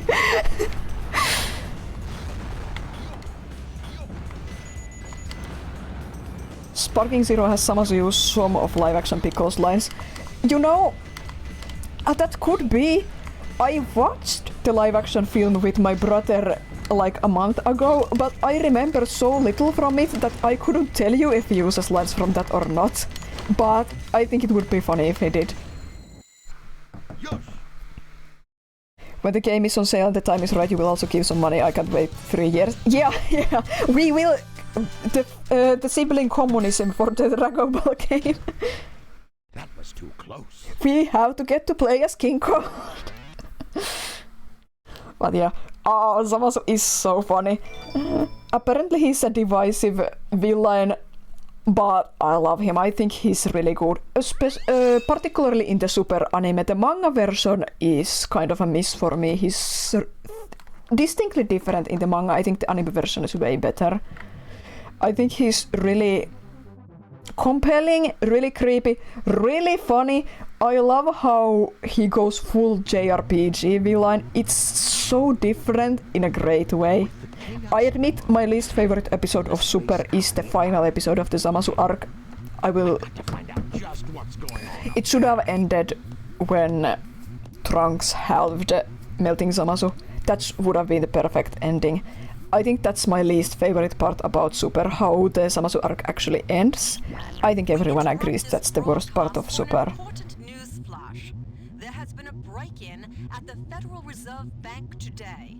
Mysteriously, the only thing that was stolen was Why the fuck does Eggman say Yosh and Knuckles go ora ora ora? Yeah, it's translation weirdness from this era of gaming. The Japanese games where they keep the Japanese onomatopoeia and such in. It's weird. Ora ora ora! Can you care for Chaos as Eggman? You called tips, so yeah. I'm going to take my burger break soon. After this level feels like a good time, so I can unlock Chao Garden for Shadow too, but we can go stare at Chaos as... Chao is the right plural. We can go stare at Chao as Eggman.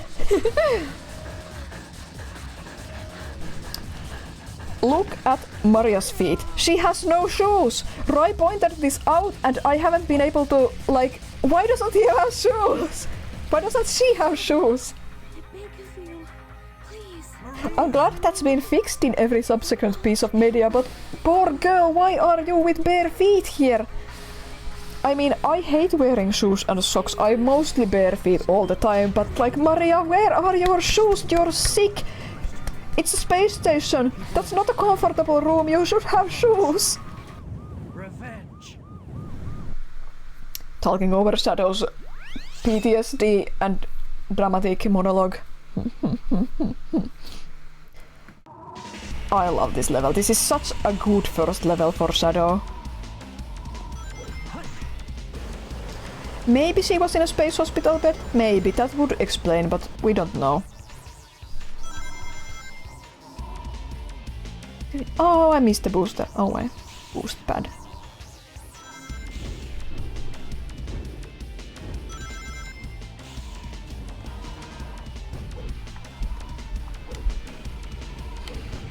Now that I started on the topic, I can talk more about... Oh yeah, I can't light dash yet.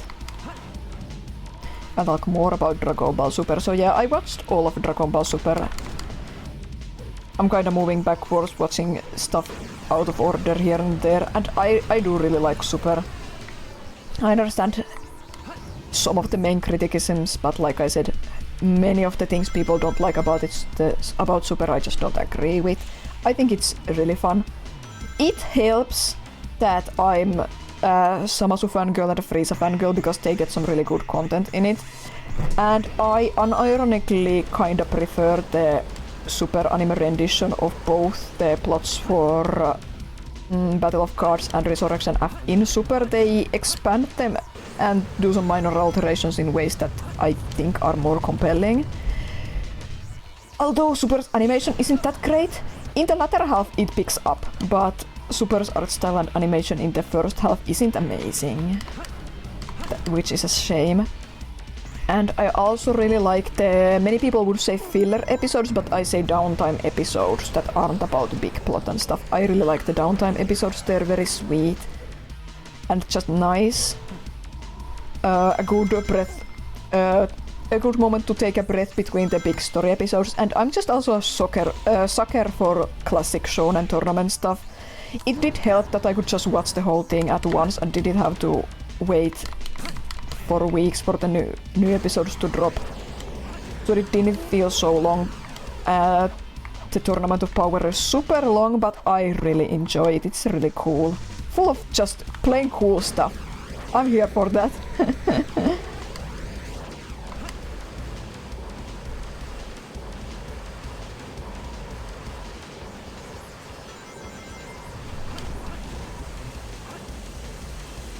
And something also about Super. I really like Akira Toriyama.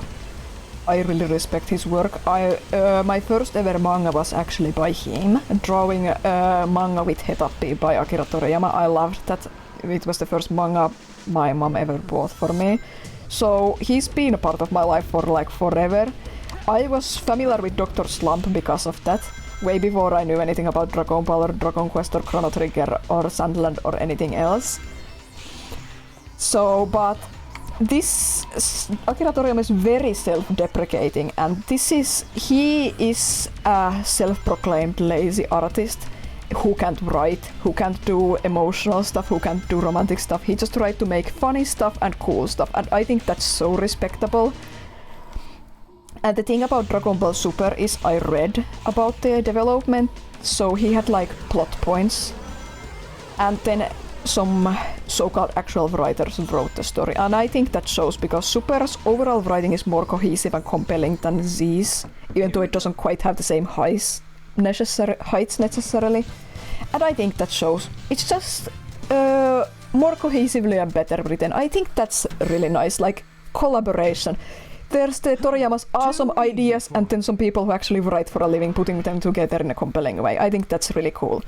Super manga, I think it's worse. Hot take.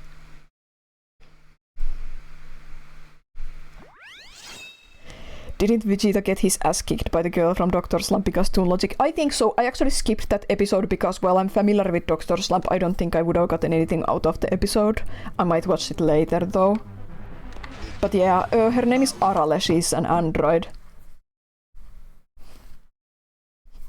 Yeah, I think I know the episode's like point is that these super strong characters versus cartoon characters who are OP because Cartoon Logic in a different way. It's pretty funny. A jewel containing the ultimate power. That's the Chaos Emerald. The only way to fight Toon Logic is with Toon Logic. Yeah. Now I know what's going on. The military has mistaken me for the likes of you.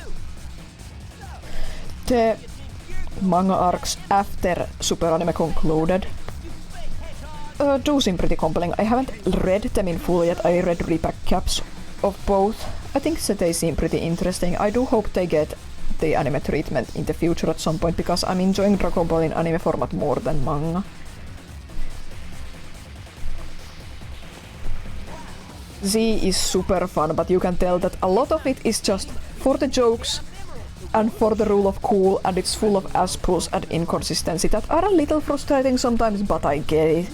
Especially with the executive meddling in the android arc, and especially with the massive burnout Toriyama had during the Buu Saga. Buu Saga is absolutely the worst part of it. You can just tell it's the burnout arc. It has still has good parts, but yeah.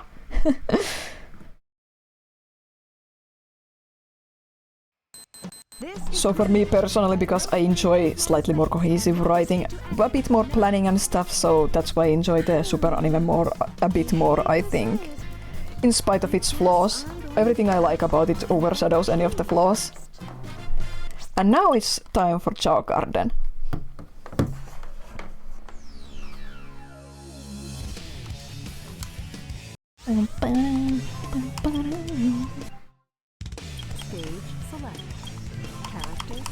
Chao time as Eggman, who is way too tall.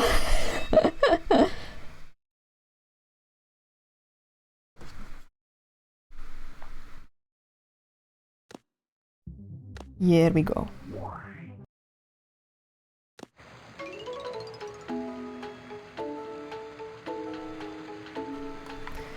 Okay, let's just stand here. It's time for burger, but first I'm going to comment on that because you brought it up. Apparently Goku could have beaten Fat Buu with Super Saiyan 3, but decided just not to, and you know, let everyone die until later. Yeah, that's part of the reason why I found Goku so hard to like at first, but now I'm a Goku defender and a Goku fan.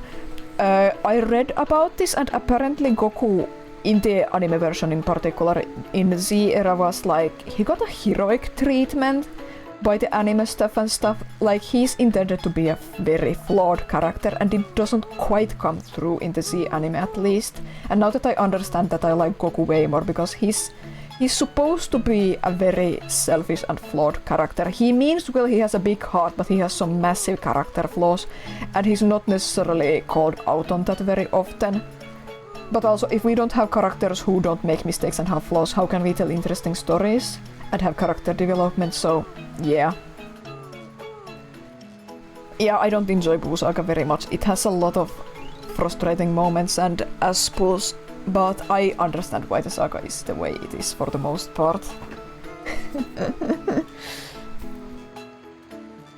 And every time Goku does get called out for being selfish and doing stuff like that, I think it's a good thing. It's a good thing when characters get to grow and learn from their mistakes, even if they don't learn sometimes. Now I'm going to grab my burger. Let's put this on. Here we go.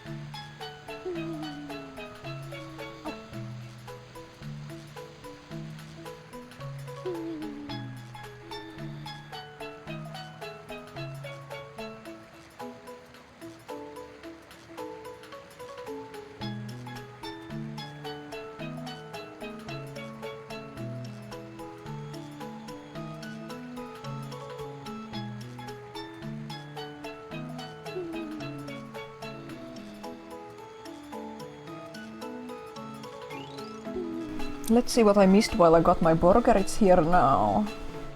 A lot Dragon Ball has those character A suggest a logical course of action, but character B refuses because they have hubris or other personality flaw. I gotta feel like that's part of the humor too. Yeah, I agree, like, the superhero film, I absolutely love it. Then they flat out suggest, let's use the Dragon Balls to whisk the Red Ribbon Army away. But then he realizes, oh, Pickle's pride wouldn't allow that, and also we wouldn't have a story. Plus also, it would be a bit horrifying to whisk the Red Ribbon Army away when you think about it, but it definitely is part of the humor. A lot of in Dragon Ball is just for the humor, and I actually appreciate that a lot, because even though I don't have a sense of humor, I still...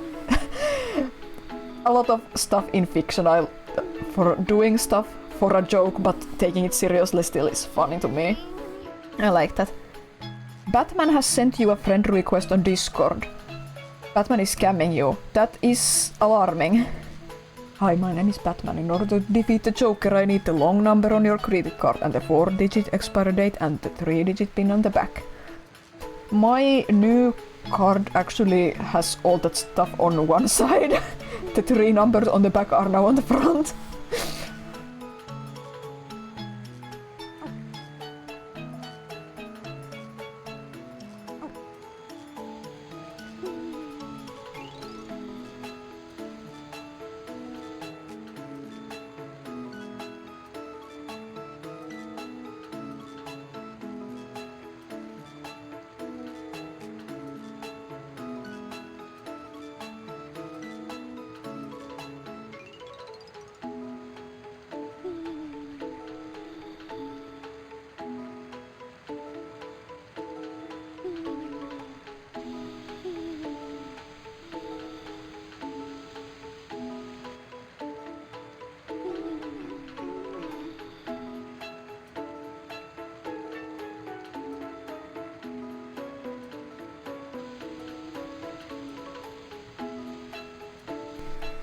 Oh, thank you so much, Slowpoke! I'm eating my dinner right now, so the mic is muted.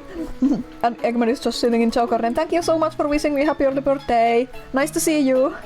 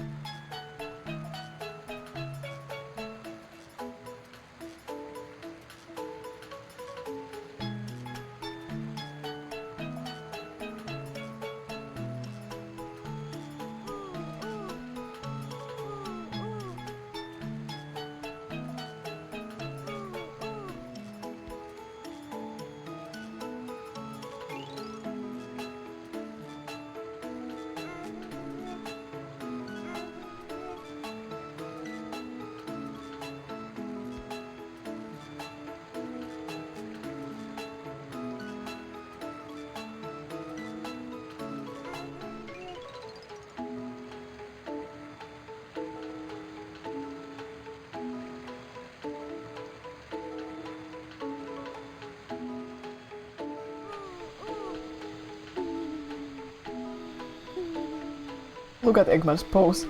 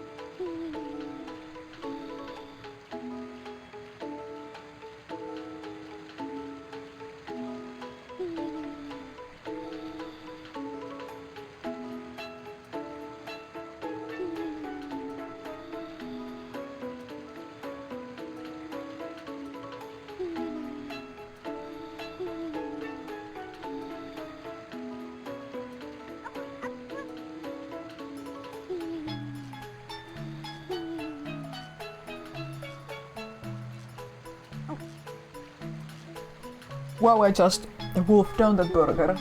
Gonna have a stomachache after this. I still have some fries. They're pretty soggy, so I probably won't eat all of them, but fry time, then we'll get back to gaming.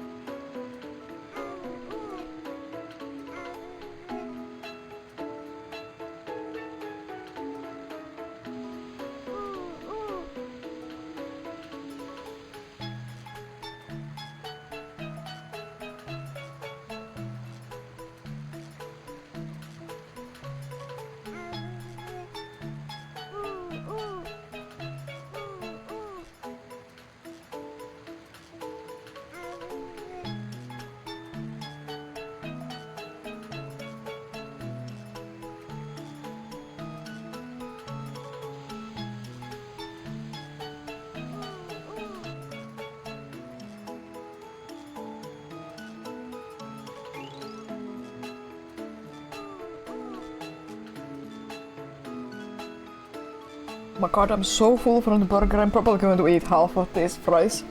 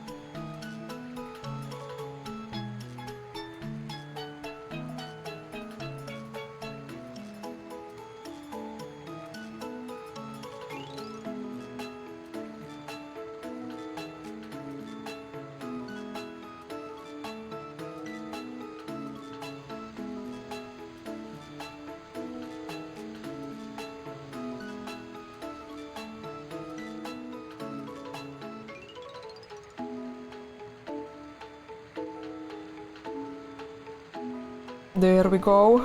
I ate that dinner faster than usual. And I gulped down my milk, so now I'm all slimy.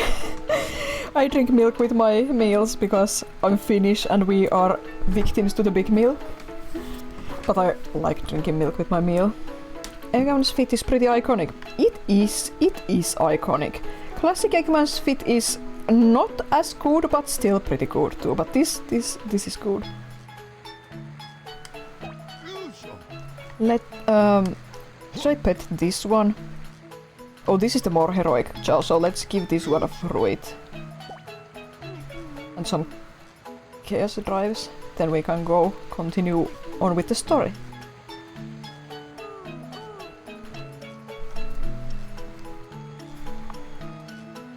It's 6 PM, the sun is starting to set.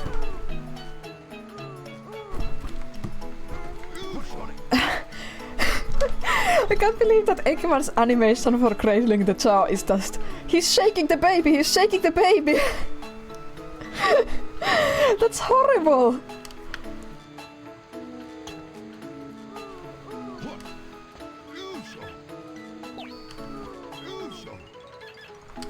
Gotta get the start to darkness for this baby, then we can leave.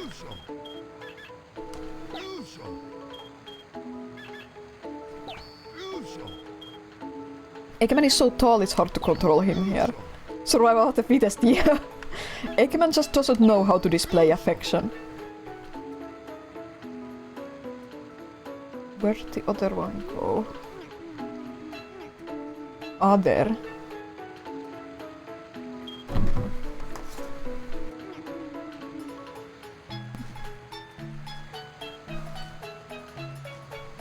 This one is hungry, it's just eating the fruit without throwing it away. Good thing I have my blanket here. No, I just wanted to pet. My desk is right next to the window and there's a slight draft there, so when it gets autumnal and wintry, it's weirdly cold by my desk. But I have blanket, it's fine.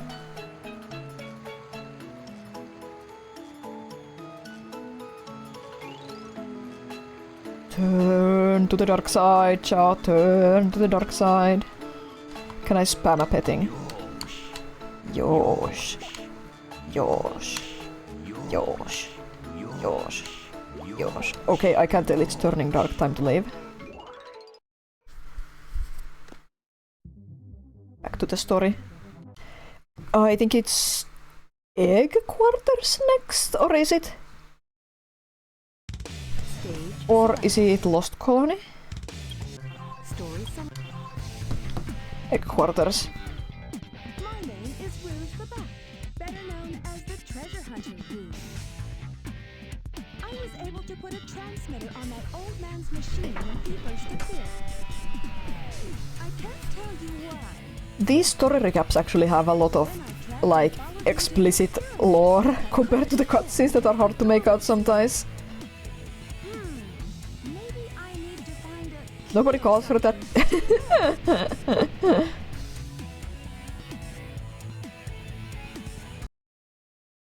I have a horrible laugh.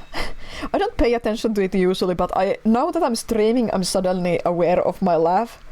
And it sounds like I'm choking. I've located Eggman's base and will proceed to enter it now. Kirby pause lore moment. Indeed.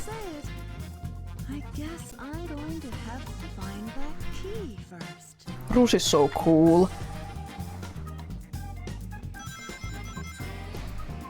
I sometimes say that... Oh, right. Yeah, this is a smaller version of the Death Chamber maze and there's these bugs going around, so I'm going to use the hint machines.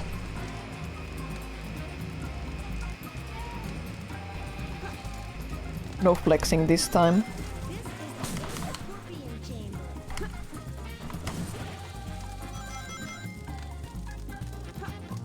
Gotta hide in the shadows and other corners to not get blasted. Rouge even crouches down slightly, it's a nice attention to detail.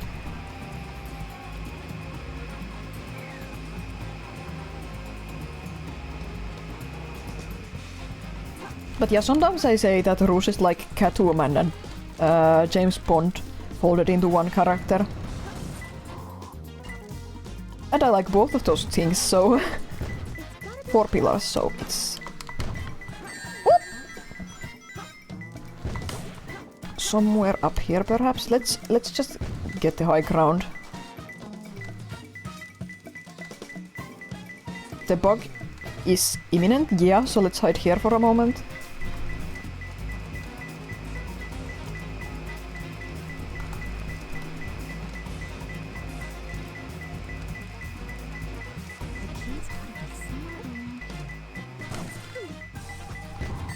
Oh, straight to the bot. Fake gamma. Consumer model gamma. Mass-produced gamma. So, is it like in the still flexing? I could just pick up the hint. Let's pick up the hint. Even though it's close. Well, that doesn't help. It's these 4 pillars. It's somewhere here. It was red right here. But it's not here, and it's not in this box. Is it? Oh, in this crate. Okay. Oop, bug. Hide in the shadow. Bug gone. Let's get a hint. Omochao and Eggman. Is that a reference to the hieroglyphics? Let's take another hint. Where the red flame is good, we're in the red room, on our way to the red room at least. Bug, bug, bug, hide in the shadow. It could be a reference to one of these crates, actually. Because I don't think there is a Eggman hieroglyphic. There is a... Yeah, there's a Chao and a Sonic, but no Omochao specifically, and no Eggman hieroglyphic. Ghost! There's lots of Eggman faces here. Omochao's right there. There's another Omochao up there.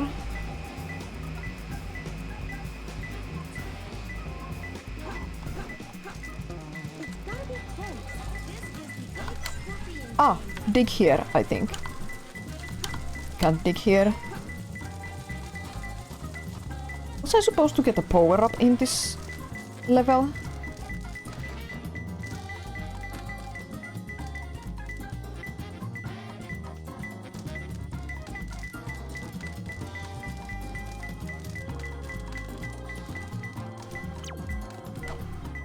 Dig into the Eggman. Yeah, okay. I was supposed to get the power up here, I think, and I missed it. That's fine.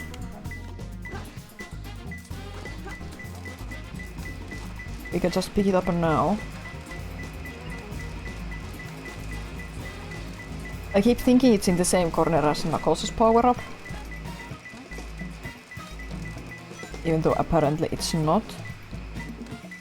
So it must be nearby though. The upgrades you need aren't usually super hidden.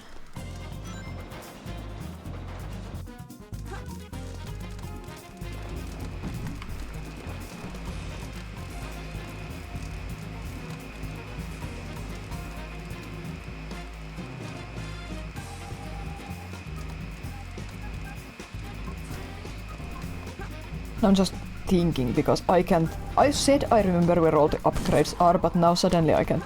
There it is, there it is! My gut was right. I wasn't sure if it's here, but I had a memory that it's like in a room like this, but I forgot where the room is.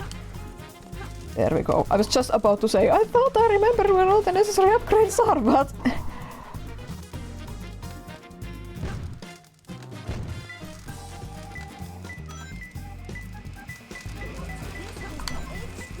Now dig. And one more. I got the hint from here already. Well, let's just run after the bug. It's... Like I said, the third key... The third item should be geographically far away from the second item. Blackbird in the shadow. That sounds familiar.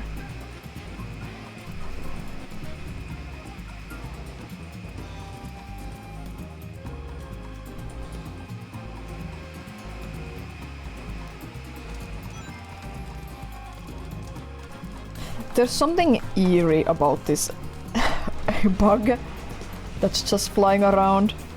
This scarabée, if you will.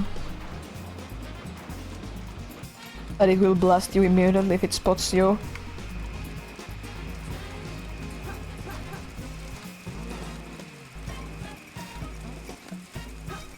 Menacing boo. Let's take another hint. Where the blue flame is. Okay, so back to the blue. Yeah, this will lead us back to the blue.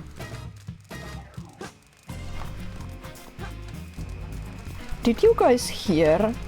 Yes, blue reminded me of Morbius. That apparently, I don't know if this has been confirmed or if the situation has changed, but apparently Joker do Folia do has made less money in the cinema than Morbius did, which is, I don't know if it's sad or hilarious or both.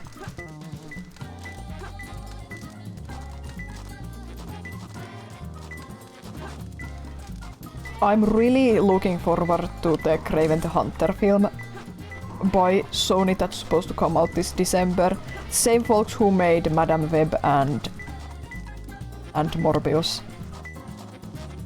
I'm a bit of a Kraven fan from my Spider-Man fan days. And that, based on trailers, that movie seems like a glorious mess. It could be Morbius 3. I'm looking forward to it.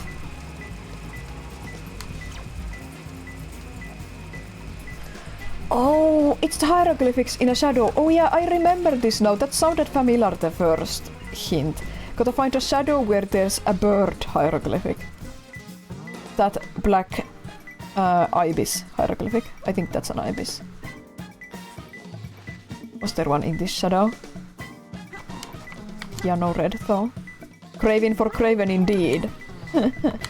And the best part about the Kraven film is that they're including Chameleon, who is his half-brother in Spider-Man lore, and that's something that's often overlooked, I think. So it should be fun. I'm ashamed to call myself a hunter. I'm super checked out on Marvel stuff, like... I do still kinda care about Spider-Man, but...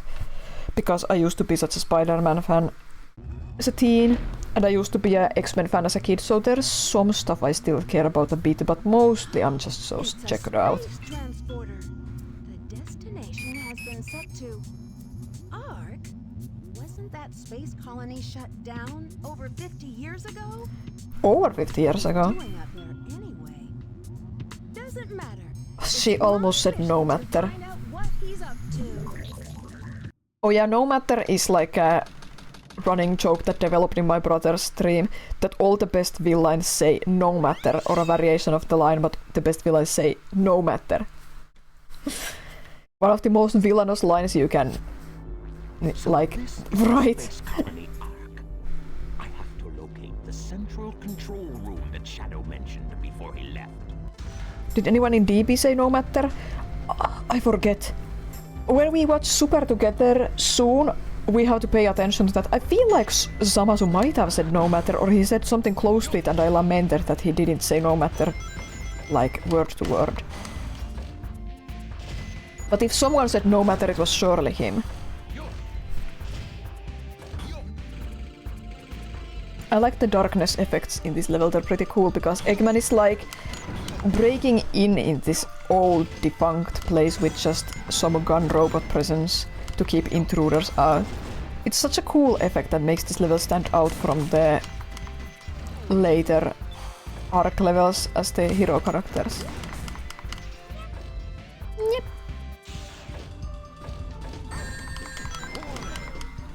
I also dig this music, even though it has a fairly short loop.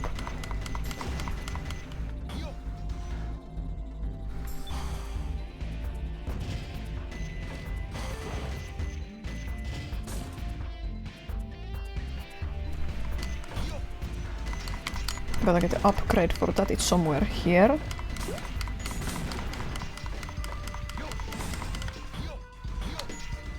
There. Jet engine. Oh yeah, you got the engine here, you get the strong bazooka later, that's how it went. So it's Saturday and on primetime TV tonight there's Amazing Race Finland and Masked Singers Finland. And one of those shows has become unwatchable. So Masked Singers Finland has lost any and all appeal because this season they are using AI generated images for all the backgrounds. They even had printed props that were AI generated images printed on plywood or cardboard or something. That's so bad. It's so bad. And they no longer do like, what's the word in English? There's no real set dressing. They don't go film the characters in like real places anymore. There's some horrible AI generated video clip instead. Like, that just takes any joy out of all the celebrities trying to sing out of it. No fun in admiring the costumes. No fun, nothing anymore. I can't even tolerate checking it out in the background now. I keep having to pause to cough because I've been talking so much my throat is starting to hurt and I drank milk so I'm slimy. Speaking of no matter, you've been reading the IDW comics and Starline says it constantly. Yeah, he does! Starline is a wannabe big bad. Of course, he has read the book about all the villainous lines. Dr. Starline is such a fun villain. Clutch is my favorite, but Starline is fun. All the IDW debut characters are fun. Yeah, and Starline says it too much to feel more villainous. Yep, he is a wannabe big bad.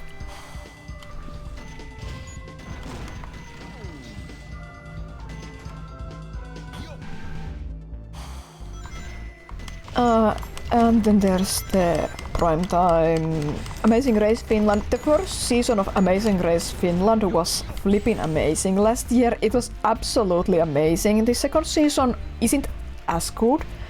It's about the competitors, of course. The first season had some amazing characters that were super fun to follow and root for. The second season hasn't had anyone as funny or entertaining or interesting, but it's still a pretty chill, pretty fun to watch so far. You're going to sauna, do not address you until I speak. Again? Okay.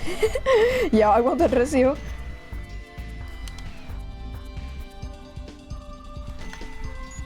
I'm missing the sauna, but it's fine. I'll go shower, the stream sweats away after I'm done with the game. We are over halfway, I would say. Just over halfway. And my plan to finish the game before midnight, I think we can do it. That's why I started early.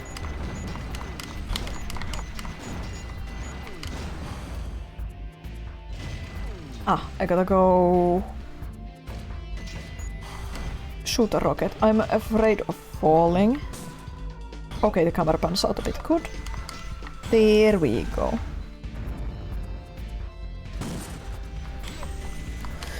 So I've been playing as bit of Sky Children of Light, and when I say bit, I mean a bit. Ooh, I'm going to talk more about it after the cutscene, but I started because there's a official Moomin collaboration event and I wanted to check it out, and I have some friends who play the game who said that I should quote-unquote finish the game first, so I did that to make sure I can access the Moomin event.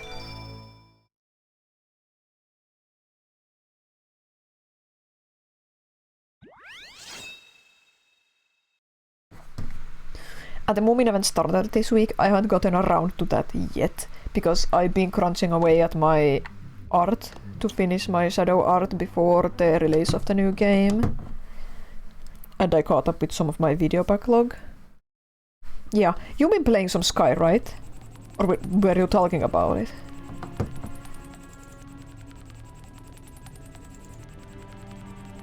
I've been waiting for you, Doctor. Now, I will show the glorious achievement of what the world's leading scientist, Professor Gerald, has created. The Ark was the first space colony created by mankind. Not many people know that the Ark contained a top-secret research facility where weapons of mass destruction were being created. This is one of them. A weapon. Oh yeah, you'll be back up with schoolwork. Do play once in a while. Yeah, I know there's been people in the server talking about playing Sky, but of course I forgot who exactly was talking about playing it right now and who was just planning to play it. Was this my grandfather's legacy? But it's been deactivated for some time now. I hope schoolwork eases up soon. Reactivate it, large amounts of energy are necessary.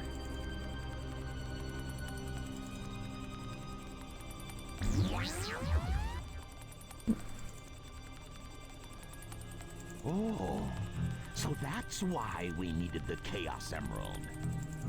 Exactly. To reactivate the machine. Need in caps lock. Oops, I hit the mic.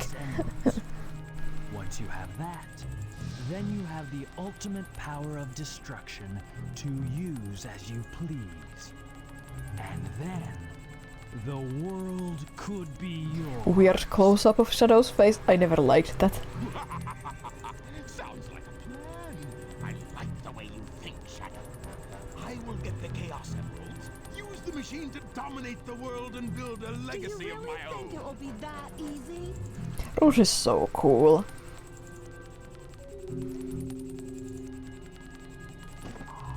I've got a great idea. How about making a deal? Deal? Deal? Something about a reaction that it may have with the Master Emerald. Now, if you could just let me borrow that radar, I may be able to help you. What do you think? If I do, what's in it for me? I have an idea where the other Chaos Emeralds may be. It may not look like it, but do you know that I am a treasure hunter that specializes in all kinds of jewels? Eggman, the animal characters do emote decently well in this game, in my opinion, but Eggman does not. He just has a mouth.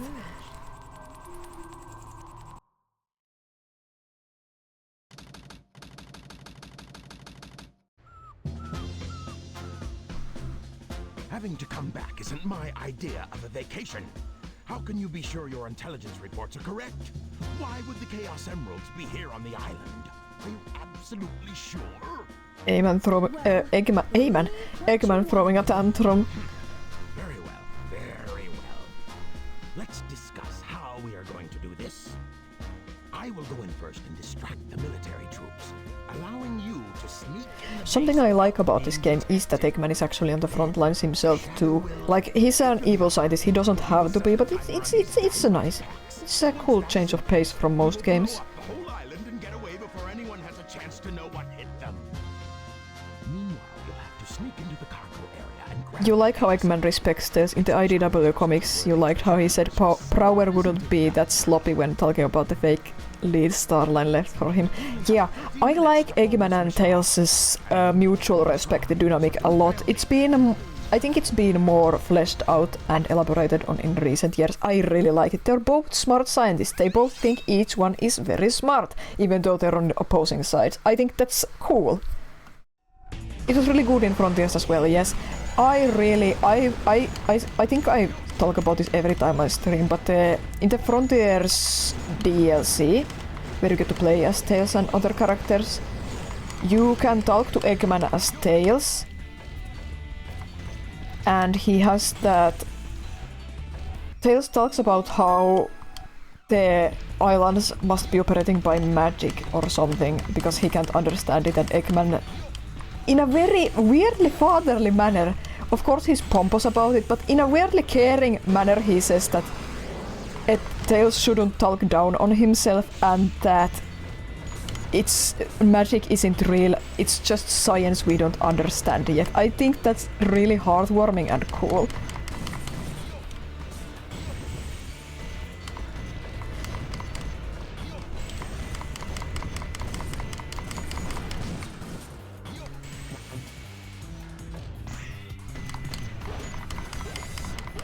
Can't wait for Sage to show up. Like I said, I follow a lot of the comic writers on social media, and several have said that they're just waiting for Sega to give them the green light to set IDW Comics after Frontiers.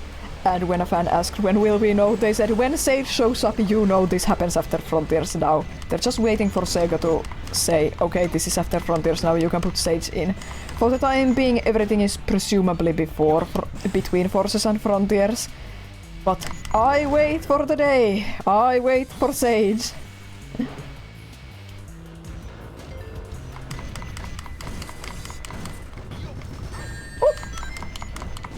Yeah, whenever new Sonic Mediatek comes up that will include Sage, it's going to be such a treat, because I really want to see the dynamic explored more in now that she is part of the cast.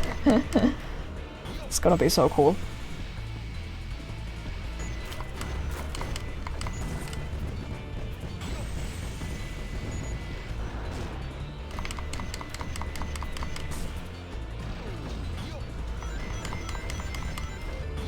I don't like this level, but it's going pretty well so far. I hope I don't Murphy's Law myself by after saying that. Or is it jinx yourself, to put it simply? Oh, there was a phoenix up there. I don't think I remember there being a secret phoenix. The yellow phoenix is my favorite special little animal in this game that you can give to your chow. There's a few. There's the dragon, the unicorn, the skeleton dog, the fish creature. But I like the yellow phoenix, it's really pretty. Is X-Man's yo when he jumps the English VR or not? Yeah, they're translated. I think he says like hiop. Hiop. Hiop. Yosh. Adios at the ring, of course.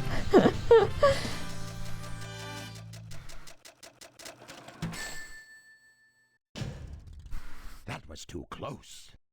Yeah, I didn't get much of a score. With Eggman and Tails stages, you get score by getting good shoot combos, but I'm just breezing through. We're just trying to beat the game, not A-rank everything.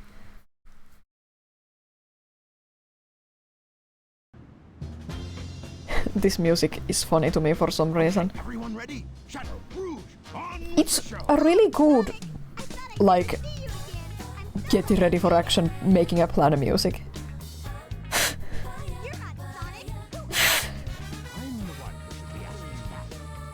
Shadame fans rise up.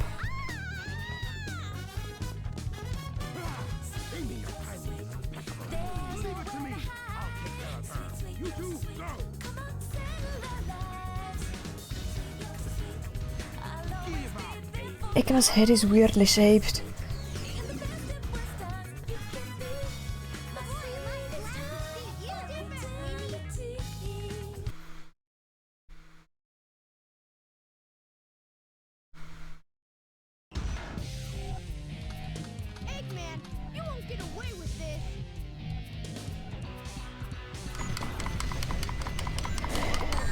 Like I said earlier, I don't really have a good, reliable strat for these mecha boss fights that I ever developed over my years of replaying this game. I just ram, and if it works, it works. If it doesn't work, it doesn't work. This time it worked. Good. You've been trying to think of an answer ever since I presented the question, but you genuinely don't think you dislike any Sonic characters anymore. Even Cubot and Orbot aren't annoying anymore thanks to the IDW comics. That's what I'm saying! I'm in position, Doctor. Tell me when. There's been an unexpected delay on my end. There's no more time to waste. Set the timer for 15 minutes. Let's go, Rouge. 5 minutes should be plenty. Here I go. Okay, time to focus because there is a time limit here. Oh, scary. Protect blue. Again, I'm thinking about Morbius blue. As a kid, you remember not liking Tails. Dark.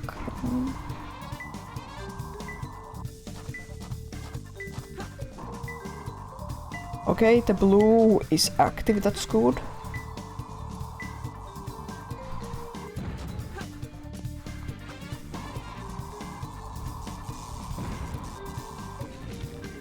Let's go back up Take this hint. In the guns robot. Okay, that helps a lot. As a kid, you remember not liking that. I hated Amy as a kid, but I blame Heroes and... Too high up. I blame Heroes and Sonic Battle in particular. I know some people love her writing in Sonic Battle, and that's fair, but I can't stand it. Eggman, stop yelling at me.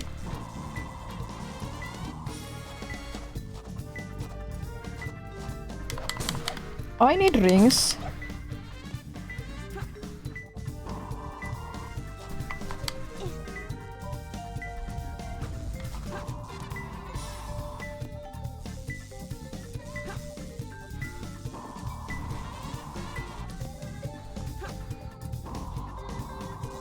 Is it higher up? Because I don't get any pings down there.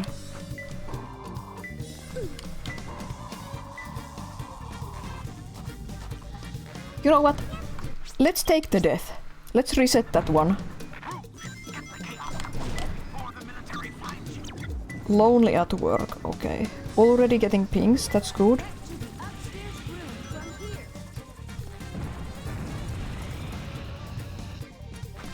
I'm sorry, I'm not reading chat right now, I'm trying to focus.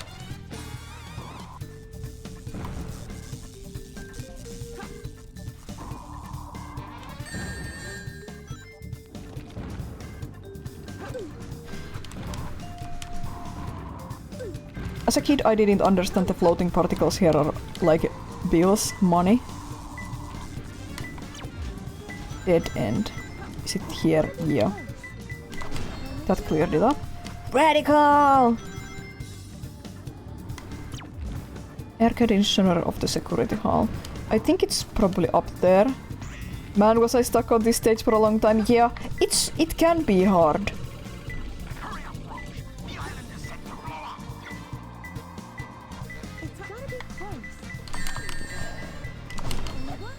There we go. For some reason I remembered that it's a robot up here, that hint. Place which is protected by laser. That's a lot of places. No pings up here though. Yeah, I think I recall this one too. I actually like this level even though it's tough, so I remember some of the hints, just like that what they mean. Cardboard box above. Yeah, I know which this is. It's one of these holes, and on the upper level there's a cardboard box, like here. It's this room, and because it's blue we don't have to go open it. We lucked out. This was a good one.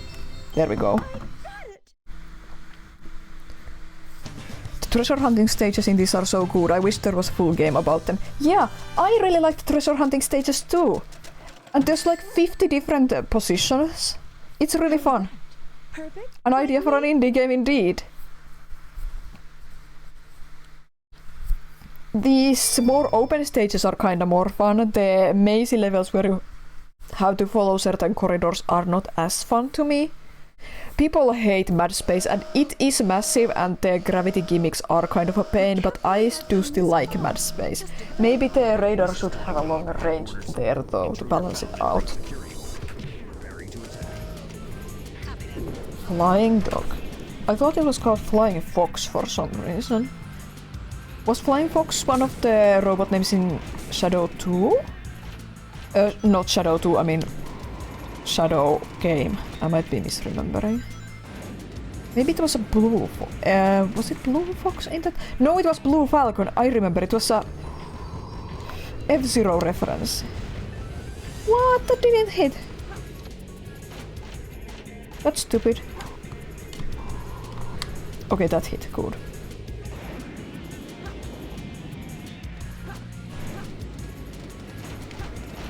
Go up, go up, go!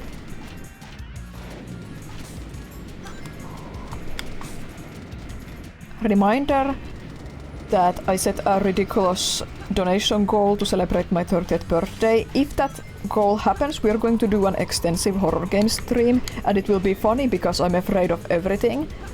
But thankfully we will not reach that ridiculous goal, so we will not have to do a horror stream.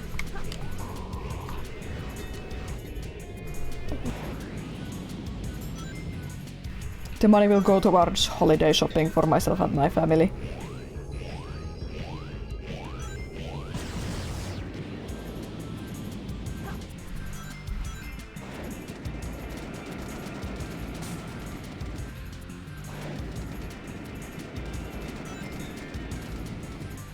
I might do an art stream again in November, but we'll see if or not. It depends on how my arms feel and how the work situation goes, because it's been kind of dry with work. I'm trying to find some commissions or something to do before the holidays, for holiday money, you know.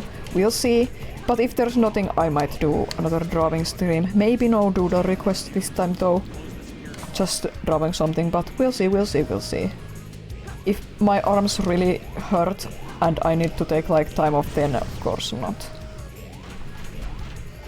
But I think it could be fun to do another art stream. There we go. Speaking of birthday, I ordered myself a... Can you hear this? My first Dragon Ball toy. I will open this on Friday. This is Rouge. Exciting. I've got a small problem. I can't believe that I'm trapped inside this locked safe with a Chaos Emerald. Shadow, look, we are walking there. Call myself a treasure hunter anymore.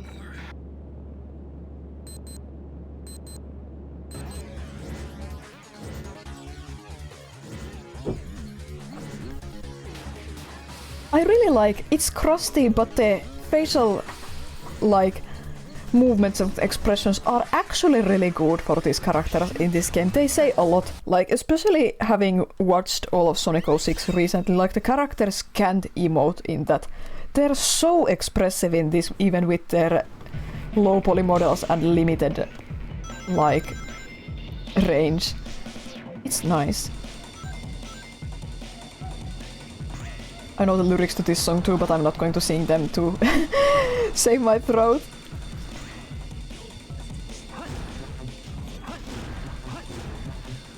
I'm still surprised they remixed this song in Sonic Forces. That was pretty interesting.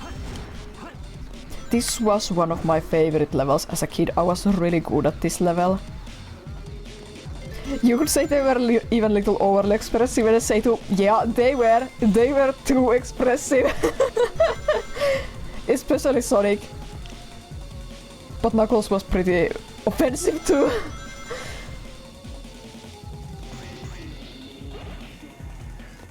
I don't wanna hear you. Shadow, don't make me upset. You're hiding something. Oh! My rings! My beautiful rings!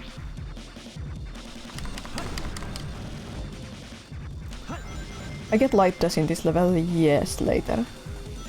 Sky, not scared at all. Are you scared of something? Oh my god, I can't stop or singing along to the tunes.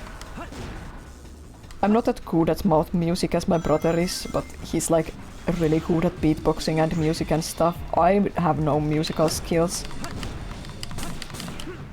I don't even listen to music as much as the average person.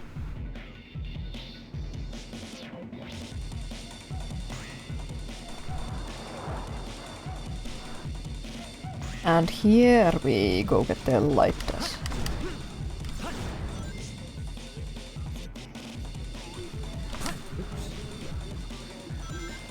And watch out for the spiky boys. Air shoes! Even though Shadow has been wearing air shoes this whole time. Maybe it's a slight retcon. Just for the term. There we go.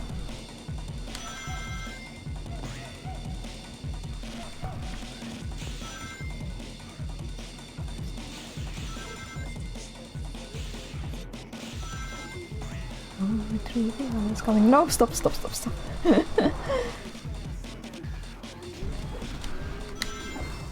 I love going fast in this stage. I know all the Chao boxes because I played this stage so much. I would come here to collect the rings and tropical birds and other fun animals.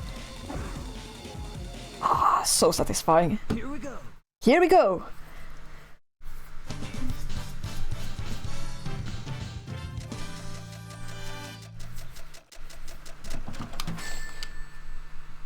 V. Too easy for me. That's one of those lines because Sonic's VA in this was Ryan Drummond, like, right? I know that because Shadow's voice actor wasn't a professionally trained actor, he had trouble with some lines or something, so I know that Ryan Drummond recorded some of Shadow's lines in this game, and I suspect that one just now is one of them. It sounds a bit too energetic, I guess. That blue hedgehog again of all places. And we're back here. Faker, I think you're the fake hedgehog around here. You're comparing yourself to me? Huh? You're not even good enough to be my I'm making you eat those words. You can't get away this time. There's only one real sign. Nice.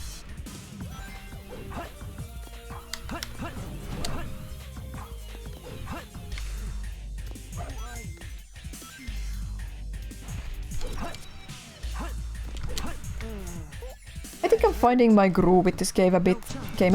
I say after jumping to my death several times in Sand Ocean, but I'm feeling it. I'm feeling my arcane Sonic skills in my spine, in the back of my head. They're coming back. Shadow, what are you doing? Hurry and get back here right now before the island blows up with you on it. Blows up? Blows up? Shadow just jumps away. Eggman Bomb Bomb.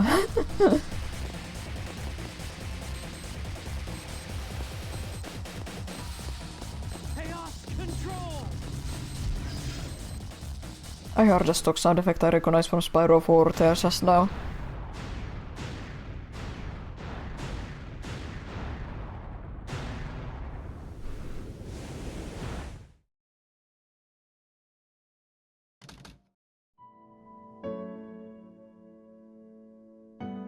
Shadow, what do you think it's like on Earth? The professor said his life's work was dedicated to all of those who live down there. He once told that the reason for his existence was making people happy through the power of science. Shadow. Maria, I just don't know anything anymore. I often wonder why He just doesn't know anything anymore. What my purpose is for being here. Maybe if I go down there, I will find the answers. Maybe. Maria. Why so melancholy?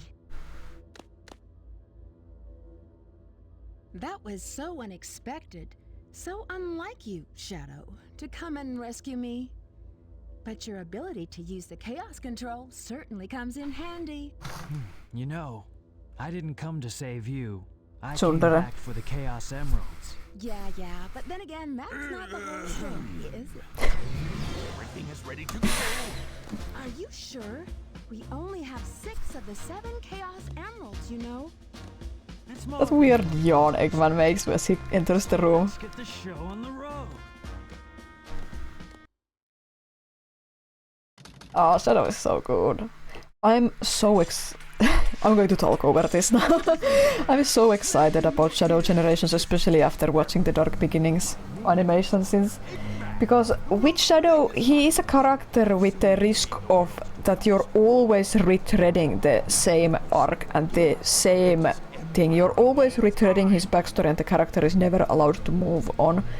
But I think with Shadow Generations it's a really good idea to actually go back to his backstory since he's been dormant, so to say, for such a long time, to like reintroduce him to the audience again and to a whole new audience.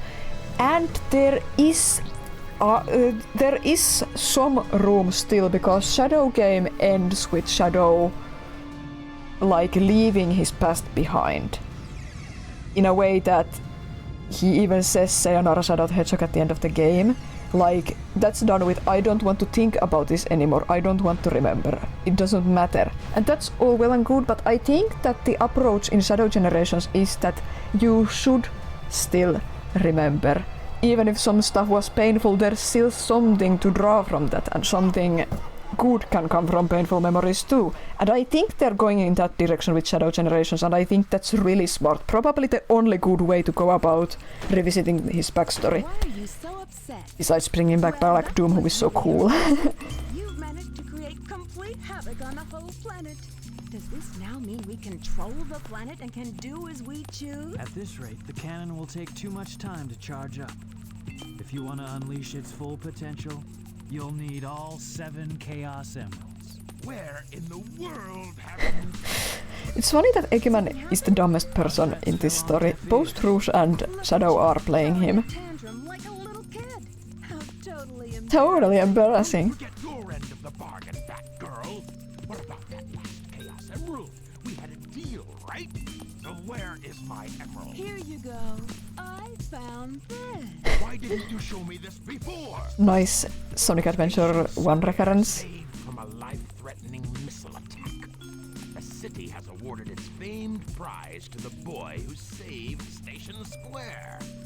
Miles Tails per hour was given the Chaos Emerald as a testament of his heroic deed at a ceremony held at City Hall. This makes things a whole lot easier. Hurry, go back to Earth and find them fast. Is it Skyrail or driving next? Did you get that? Soon enough, Maria. Soon enough, Maria. I will fucking kill everyone. This is Rouge reporting. Currently, I have not been able to confirm if Shadow is the ultimate life form or not. I will continue my research on Project Shadow and have a follow-up report very shortly. Just a reminder, don't forget about my jewel. I love Rouge's smirk right here at the end. It's good, the way she tilts her head down too. But yeah, as I was saying, the Dark Beginnings, the first episode has, in Shadow's nightmare scene, it has Maria scream "remember" explicitly, and at the end of Dark Beginnings, Shadow is imagining and thinking about Maria and forcing himself to stop to focus on his mission. So yeah, I think they're going that way, that exploring the past from the perspective of that you don't have to forget, it's good to remember things. I'm looking forward to that. I like character exploration and character-driven stories. 7 Chaos Emeralds, 7 Dragon Balls. Chaos Emeralds scatter after use, Dragon Balls scatter after use. Yeah, that and Supersonic, that's the part I always knew ever since I was small, that this is just from Dragon Ball. That's what I knew. But now that I'm in Dragon Ball, I see it so much. I see it so much from Sonic's very DNA. There's so much Dragon Ball there. And maybe that's why I love Dragon Ball so much now, because I grew up loving Sonic. I absolutely love Sonic. It's so much to my taste, and there's so much of the same DNA in Dragon Ball that came first, of course. And there's a lot of the stuff that I like about Batman. Some of that stuff absolutely applies to Dragon Ball too. It's magical how well it caters to my specific tastes in fiction. It's really fun. And I'm seeing Dragon Ball everywhere now. Mewtwo is just Frieza. Oh my god, I was in utter shock. Especially after watching some footage from Z, like the way Frieza flies. I think I've seen the exact same animation, but just for Mewtwo in Pokemon anime.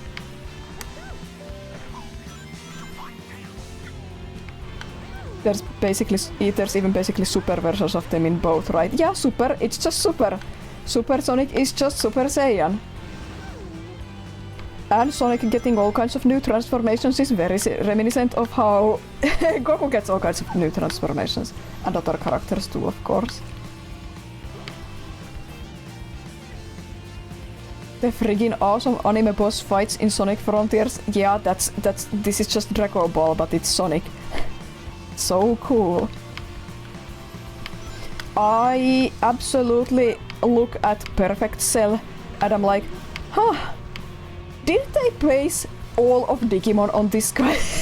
Because the character design language for him in particular is so reminiscent of a lot of Ultimate and Mega Digimon in particular.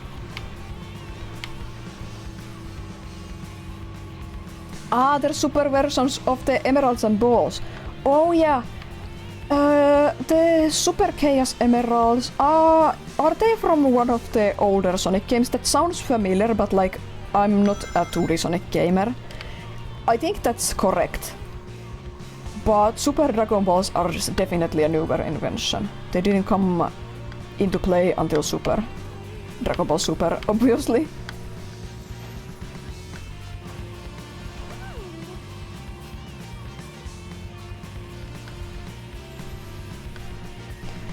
What other references Oh well, that's the interesting part about Dragon Ball is that I'm now learning about jokes and references that I was reciting thanks to my friends when I was like 12, 13, but I didn't know that they come from Dragon Ball or Dragon Ball Abridged. It's really interesting. And it's weirdly magical to watch Dragon Ball Z Abridged and realize, oh yeah, this joke from 17, 18 years ago. Oh yeah. This is where it originally came from. Oh, my friends at the time were super into Yu-Gi-Oh! Abridged. Oh, this guy voicing Frieza, he made Yu-Gi-Oh! Abridged alone. That's so interesting. And some memes, like some super old stanky memes and newer memes. Now I know they come from Dragon Ball, now I know the context. It's really fun. Copy that. I'm in pursuit.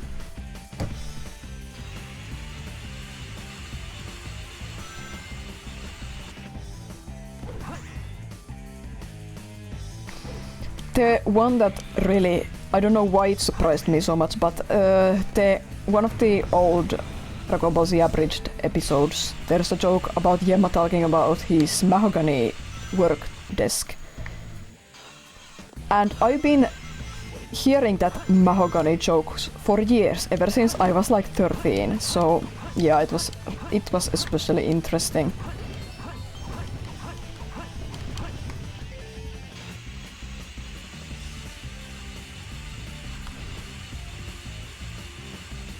Mahogany, yeah. Also, the way Zarbon is voiced in Dragon Ball Z Abridged, it's very close to his actual Funimation voice, but I watched some creator commentary videos because I really like Dragon Ball Z Abridged. I think it's the Android Saga in particular, I think is actually better than the source material. So I watched some creator commentary videos. It was cool.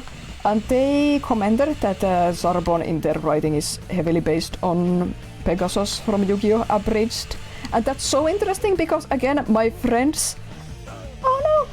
At the time, when I was like 13, 14, oh, they loved the Yu-Gi-Oh! Abridged Pegasus in particular. They would always recite his lines, imitate his voice.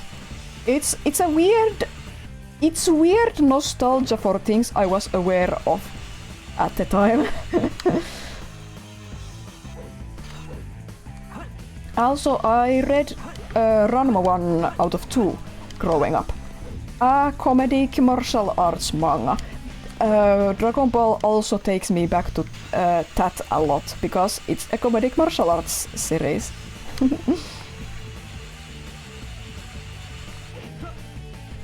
I haven't checked out the new Ranma anime yet on Netflix. I'm excited to check it out. I haven't had the time, but I'm going to get on it at some point.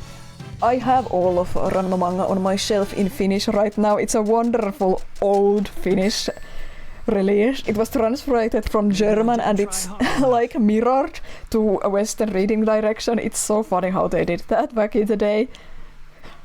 Now you wouldn't think of mirroring a manga when you translate it.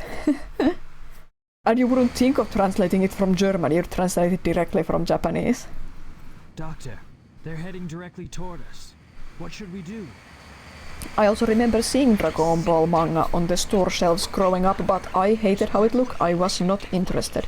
I think I wouldn't have liked it as a kid. Now that I'm an adult though, and I have slightly different taste, oh, it's absolutely for me.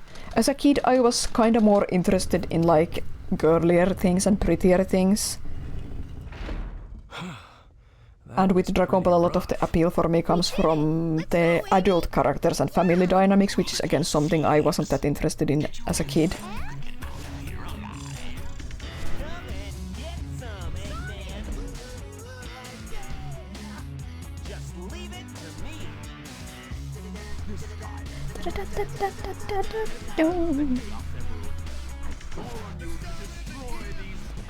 The thing that ruins this Eggman song for me is the fact that the singer's voice makes my throat hurt for some reason. Like sometimes you hear people singing and there's something about their voice that sounds like hoarse on the throat, hard to describe.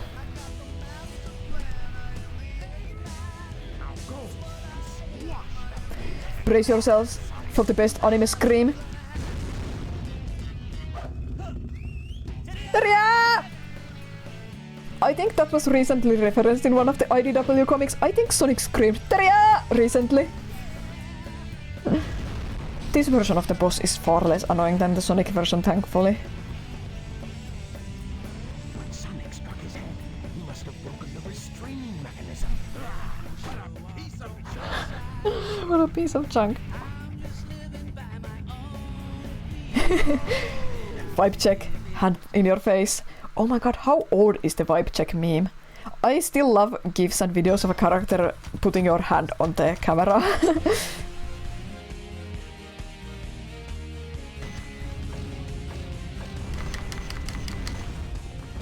Oh, why did I run directly at him?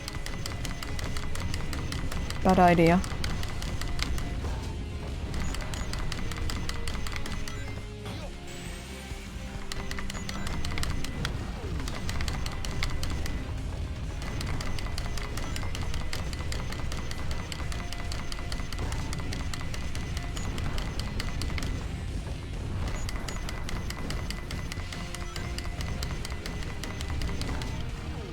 Oh no, head smash. Ooh. Cool, I don't know how I managed to dodge that. Yeah, this is going so much better. I already beat him, wow! That was easy! A real video gamester moment, even if I do say so myself. Could have gone faster, but I got no damage. Peppi's Gaming, hell yeah! This is one of the only games I'm pretty confident at. Like, I'm not amazing, especially because I haven't played this in like 4 or 5 years now, but I know this game better than most games I play. I'm okay at it, I know some tricks.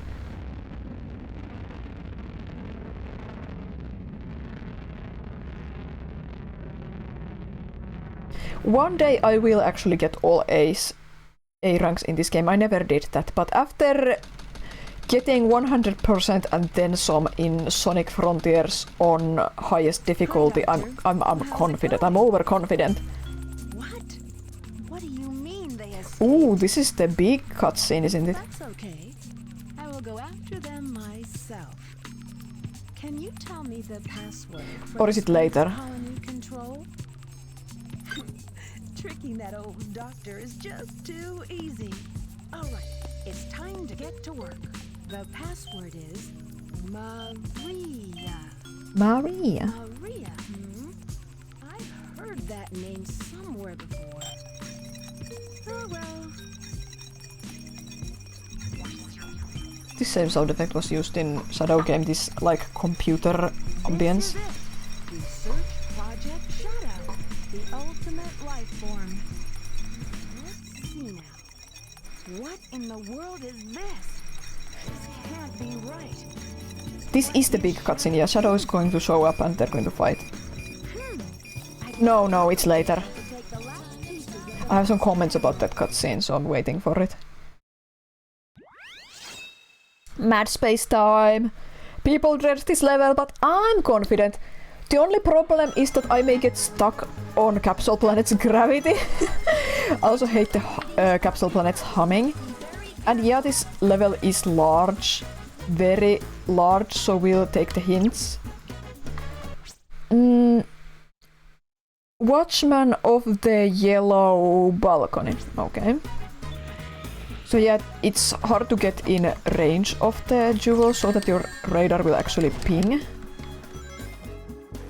But I'm not worried. A low place. Okay, that's very helpful. It means a high place because the hints are reversed.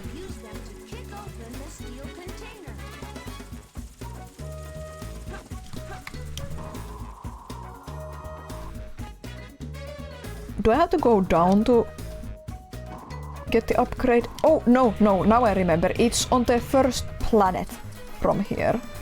So I just gotta get a rocket up. I forget which one of these it is. Okay, the rocket opened up there, so spring here and fly there.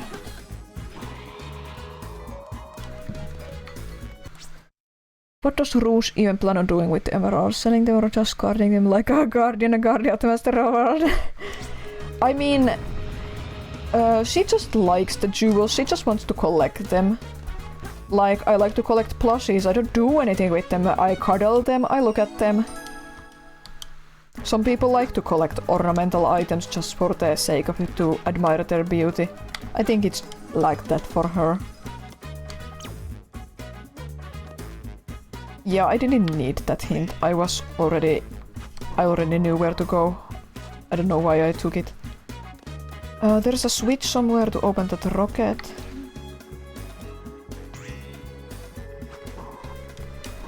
Forget where the switch is, but it can't be far. Oh, yeah, I think it's the box here. Yeah, that was easy.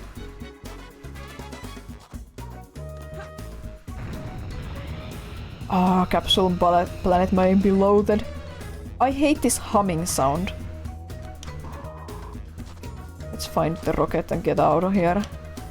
She's so real for that. She is.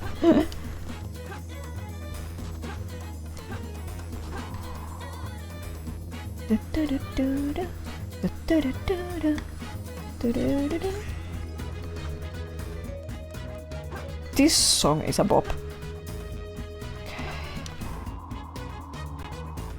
There are rockets on Capsule Planet. Oh wait, did I... What was the way up? Do I just run off here and are there like platforms next to this that have rockets?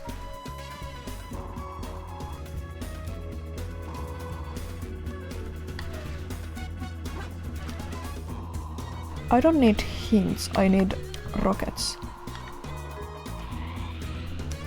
I hear a rocket. Is it that planet's rocket? Could be. Okay, let's go back down here and open these boxes. That's the one that took me up there.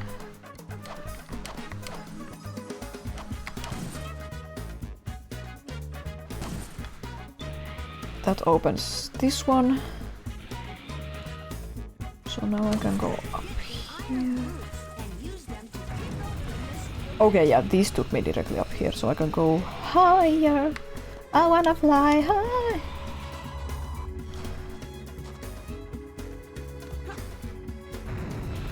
Inside a gun robot on a yellow balcony up here.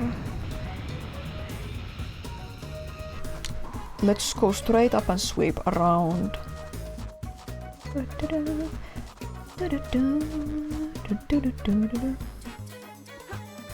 One thing I really like about this game is how every character has like their own music genre. Like every character's levels has a slightly different sound to their music, more and less, so I think that's really cool. The top of the capsule. So that's probably Capsule Planet, but let's find another hint to be sure.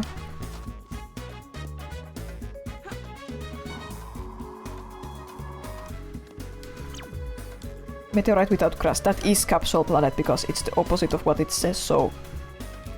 Capsule Planet. Meteorite with grass. This is how physics works. Top of the capsule.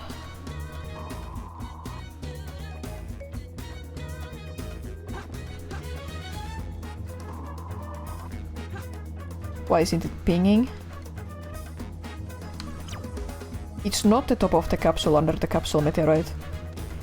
Ah, okay, I have to run off again. It's next... under the... or next to the capsule. Okay.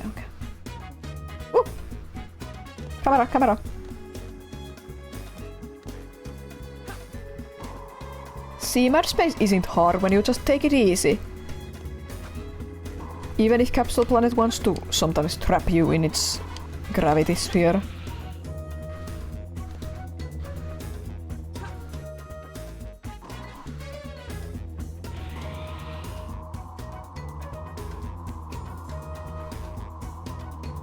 I think I got too low. Oh no, not here.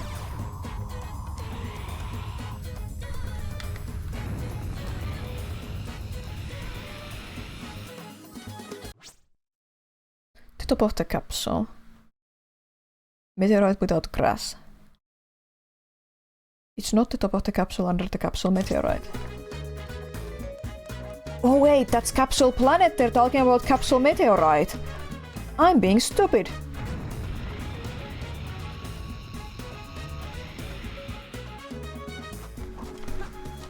Are capsule meteorite and capsule planet different things? I'm thinking...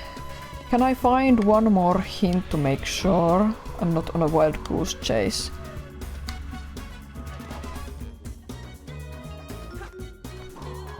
I guess it's just those three. But that is the only one with grass.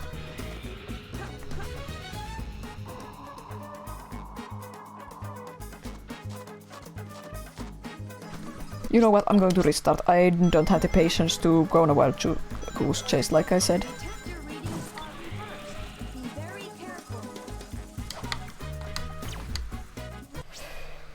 On the blue stand the blue enemy. Easy.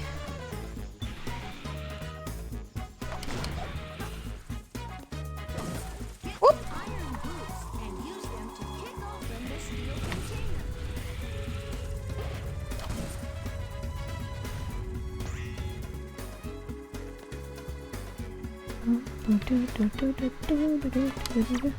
The highest place, so it's low. That's good, that's good. The downside about this is that they're so far apart, so you have to actually like fly close to get a ping.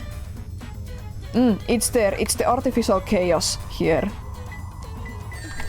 And the downside about artificial chaos is that they're really difficult to fight as not Sonic and Shadow. Yeah, good. And also, the jump doesn't always work.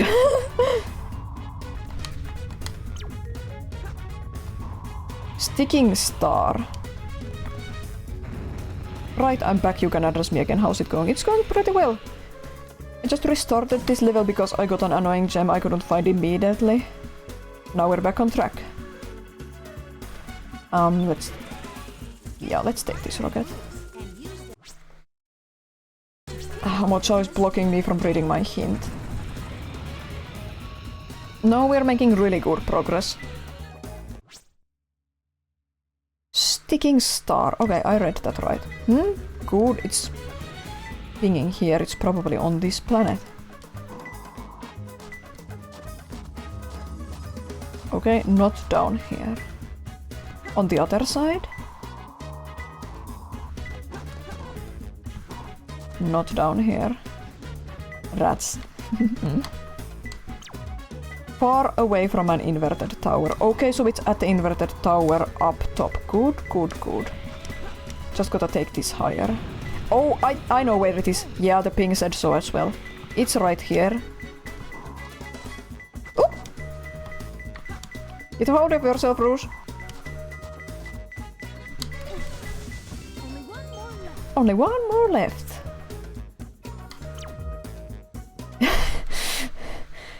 Dangerous star. Okay. My gut says it's somewhere high up, but let's have a look. A quick sweep. Let's pick up some hints if we find any.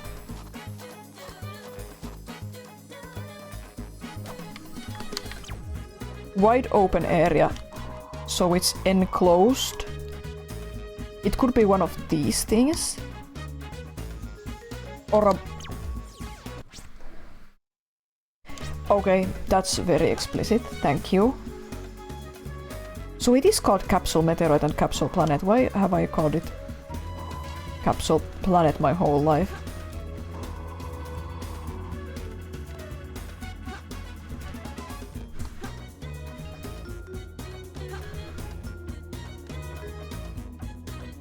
It's not pinging, I'm doubting myself again. Is this not the Capsule Meteorite? Capsule Planet? Whatever you wanna call it. Okay, it's pinging.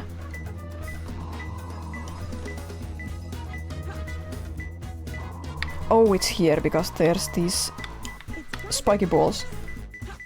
There we go. And that's how you handle Mars space. You take it easy. And that is called capsule, meteoroid, not planet. I was wrong.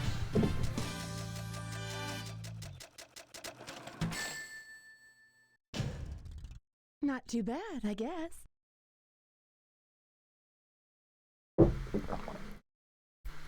Now do we get the Rouge and Shadow confrontation cutscene that I have something to say about?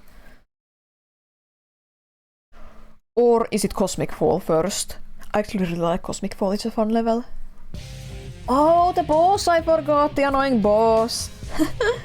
Long time no see, treasure hunter. Did you find my emeralds? Good one. Your emeralds. Talking to you is a waste of time.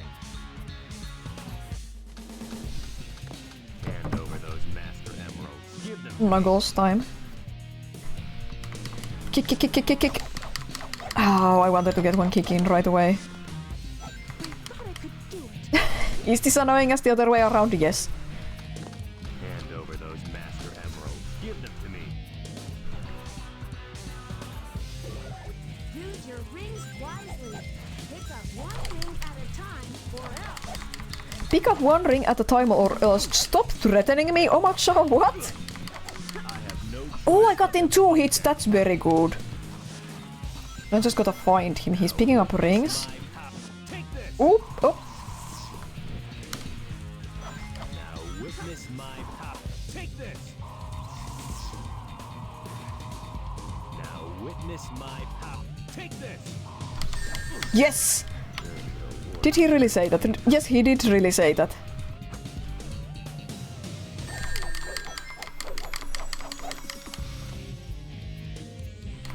Now I'm going to follow Knuckles.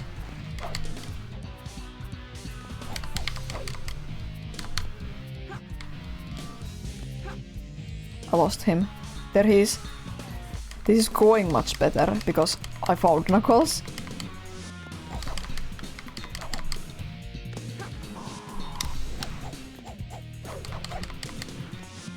I was worried he would drill into me. There we go! Ease! Easy! My Sonic skills are coming back, I feel it! Watch me die constantly in Cosmic Wall and Final Chase. Final Chase is a really annoying level because there's those green, like, gravity tubes. That combined with the unreliable jump is actually really tough, so I can't just breeze through that level like Sonic's final level. I'm going to have to take it slow, but we'll get to it when we get there.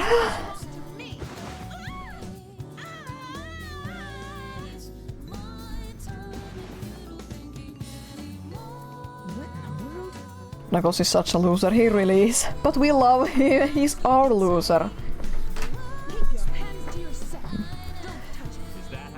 Can Knuckles even finish his line? I'm sorry I hurt you. Line before he runs off. I have to pay attention to that.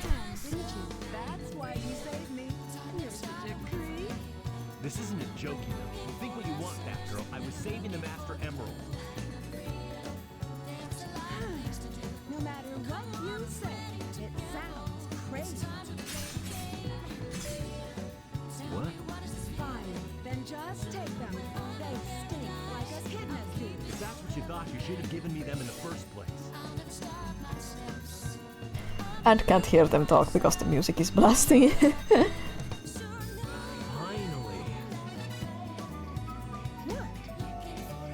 I'm sorry if I hurt you. Okay, he barely finishes the sentence before skipping away. We should get going. That mouth movement is so subtle there, but these characters, these models actually emote pretty well.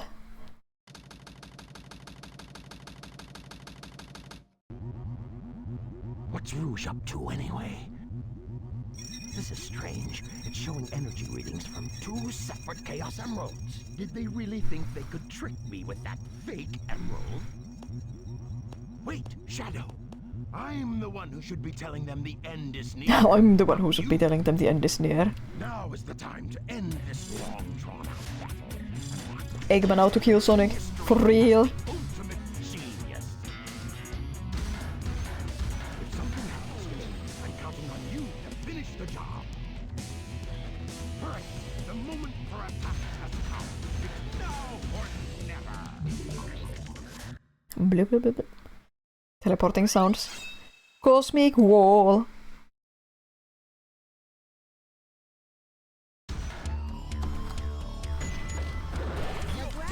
Whee! It's really fun to float in this level. I like it. And you can rack up some satisfying big score too. This is probably our most played Eggman level, because it's fun to float and get the big score. Number go up, monkey brain like.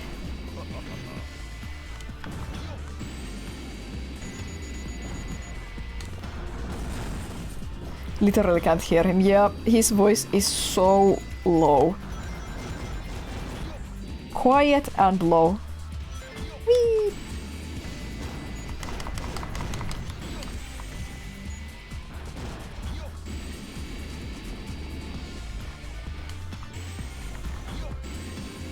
Jump, jump, jump, jump, jump up. Whoop!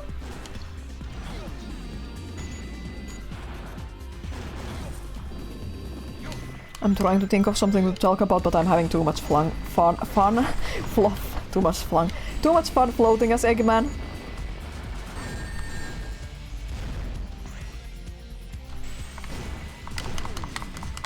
I think I remember the speedrunners also have like a trick for this level where you can just float through space and avoid death planes to the goal ring. I might be misremembering.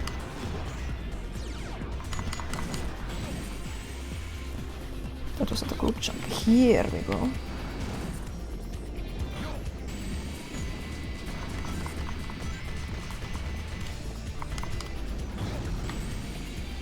To the balloon. Eggman's arm strength. At least he's using both arms, but still.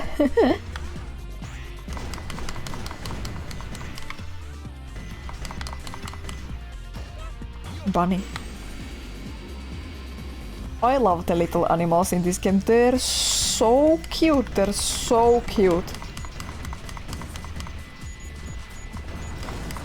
There are a couple of cute animals in the Sonic Adventure that aren't in this game. Like there's an elephant and a little Bambi, like a baby deer. But mostly I think the animals are cuter in this. It helps that they are in brighter colors too.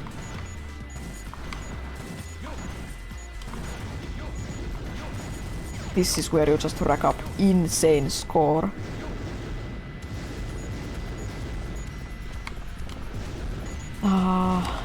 I used to love Star Fox so much. I wonder if Star Fox will ever come back. Zero was so bad. I mean, Zero isn't even awful, but it's like such an offensively mid game, and the things that are bad about it are extremely annoying, and it's such an unoptimal length. One of the most unoptimal game lengths I can think of.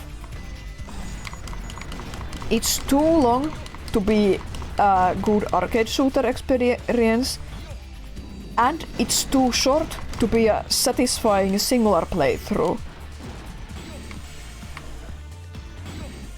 Okay.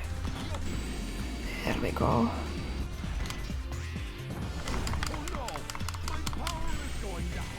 Your power is going down. Well, don't let the artificial chaos attack you again, as if that's Eggman's fault and not mine.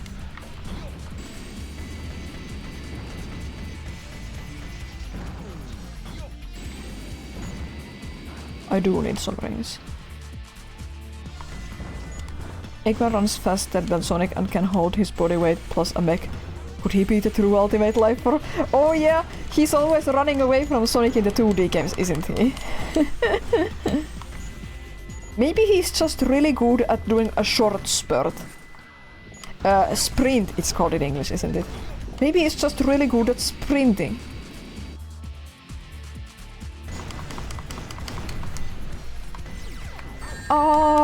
Big artificial chaoses.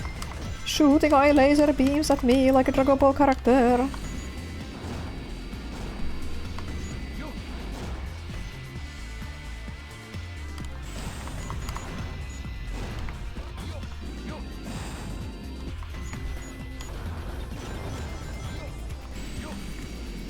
One thing that makes me sad about Dragon Ball is how many good and interesting wasted characters there are. Again, I know a lot of them are victim of burnout, executive meddling and whatnot, and Toriyama just inventing these things as he went along by his own admission. And there's nothing wrong with that, but you know. But there's so many cool characters that never do anything. And controversially, I would even call Videl a wasted character because she clearly had a character arc that got shafted when he decided that actually Gohan isn't going to be the new main character. Let's just get Goku back. So yeah, I love Videl though, I just wish she showed up more and wasn't relegated to the Japanese housewife thing fully. Maybe she'll show up more in some future media again. She's one of the best girls in Dragon Ball.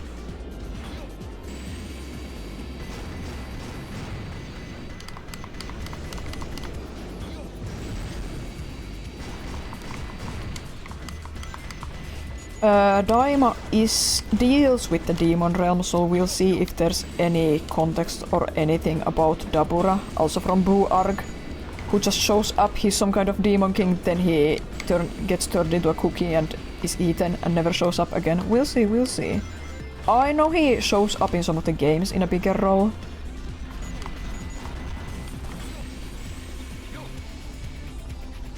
Obviously I mentioned earlier King Code, super wasted, does nothing on screen, one of the most... the most interesting character in all of Dragon Ball, unironically, even though he barely shows up, but there's so much context to his very existence. There's so much there, I wanna know more, please. Gonna check chat in a moment. What other wasted characters there are?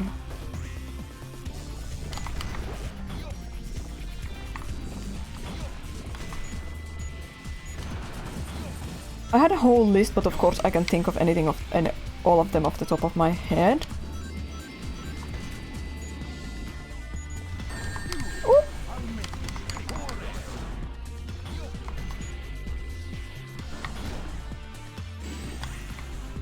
You have a quote-unquote controversy how it doesn't make sense how Videl shouldn't know how to cook, and not gonna lie, I agree with that person. I mean, they say Videl shouldn't be able to cook, and you agree. Yes, he probably shouldn't be able to cook. I don't know. You're happy they are covering the Demon Realm. That place has been mentioned since the beginning, but they never did anything really. Yeah, I agree. I think it's really cool. Already the new lore from Daima, I think it's really cool. King Code was such a queen for showing up, barely even wanting to be there, doing nothing and immediately dying. For real, for real! So, he's so fucking cool. About Videl they said it's because she's a millionaire's daughter. Yeah, I mean, it kinda does make sense. I'm fine with either way, Videl not cooking or cooking. Videl is kind of a weird girl to me. Maybe it's just me, but she strikes to me as kind of a weird girl, so I guess it would fit that she can't cook super well.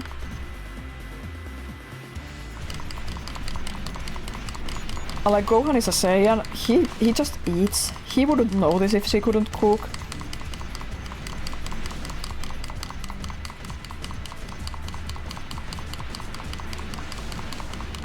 I want a 12-episode mini spin-off anime about Piccolo and Little Pan. That would be so cute.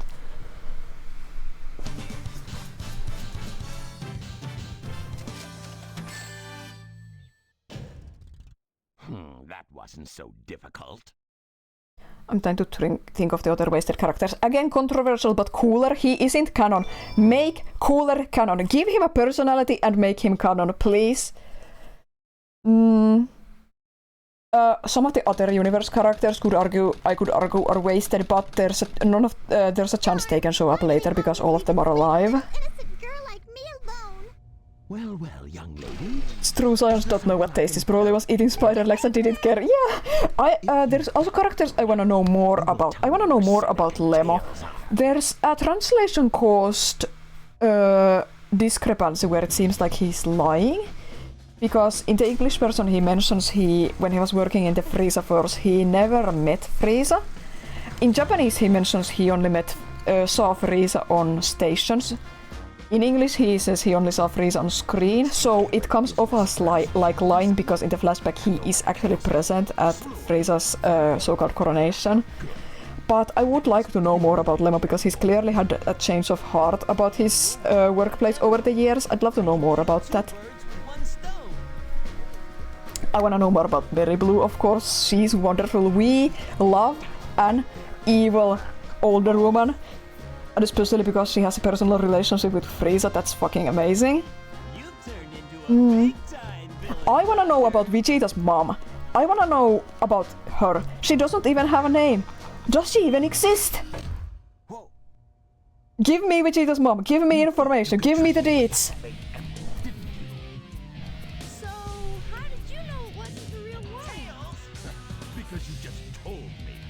Oh, Raditz. Raditz is the #1 wasted character. I think King Cold is the #1 wasted character, but yeah, I agree with the whole fandom. We wanna know more about Raditz.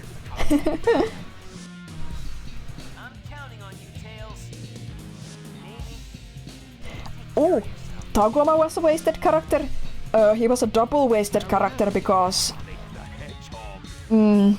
Ginyu body swapped him into a frog, so goodbye Tagoma. But Ginyu in Tagoma's body is also a wasted character because he got killed off immediately. Double wasted. Either one could have been so interesting, or both. Now we have some unfinished business to take care of. Do you know about the Hour of Unused script from the Broly movie? We just learned about it. I haven't found any details about what's actually in the script, but we just learned about an Hour of Unused script. I also know that fans hope that if it's ever adapted into an anime version, that the script would be reused for that. If you know about the unused contents, I think there was something about Raditz fighting Vegeta or Nappa as a kid, but that's all I was able to find. If you know any more details, do tell, because that's interesting to me, because the Broly film is super good. There was meant to be a lot of backstory about Vegeta and Raditz when they were young. Yeah, that would have been really cool. I would unironically... I'm going to talk after this boss.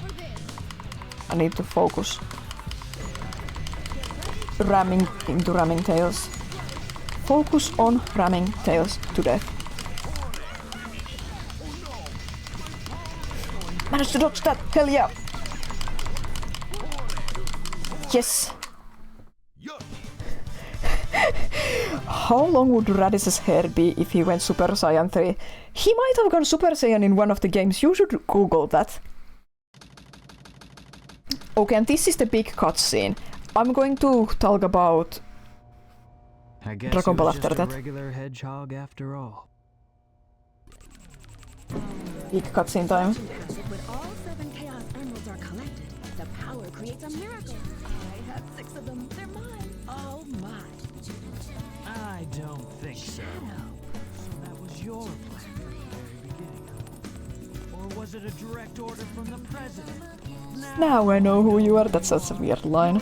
Government spy Rouge the Bat, aren't you? What? That government spy? Weird translation is weird. I would say that's an invasion of privacy. I can say the same thing about you. Looks like things aren't quite going your way, but since my job... Rouge unironically has such good body language and expressions in this game, even with the awkward mocap. She has really good body language. What about you? Here are the results of the research project called the... I like the dramatic music cuts. But if this picture is of the real ultimate life form named Shadow, then exactly who or what is standing in front of me?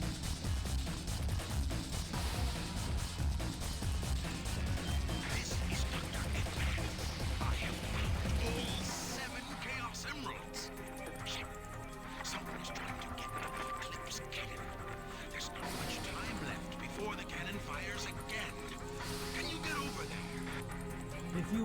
Liv, leave the Chaos Emeralds where they are. The fake emerald is good enough for you. Do you actually believe that you're the real Shadow? No Even doubt. your memories might not be real, you know? Even if my memories are not real, it's still me, Shadow, and I will fulfill my promise to me. So yeah, it's a lot of confusing translation from Japanese to English here. And like I said earlier this stream, I don't know why or how, but I just understood the story of this game almost perfectly growing up. I have genuinely no idea how, because I didn't even know English super well and it's so awkwardly expressed. But that's the big thing I didn't understand until a few years ago, that Gerald actually put fake memories inside Shadow's head. That was his plan. He actually put fake memories in Shadow's head where he thought Maria asked him to take revenge on Earth. And Shadow's arc over this game is, thanks to Amy's help later, spoilers, remembering what Maria actually wanted. And that's the part I didn't understand as a kid. I was so mind blown when I finally understood it, because it opened a whole new perspective of Shadow as a character to me, especially in context of the Shadow game where everyone's trying to manipulate him. Apparently Bardock went Super Saiyan in some media. Yeah, there is... it's called Episode of Bardock. It's an OVA or something, based on a short manga created by not Akira Toriyama. I know the creator said this is not canon, I'm just making it because Bardock is popular, they want Bardock to go Super Saiyan. This is just a funny what if scenario, Bardock gets sent into the past or something.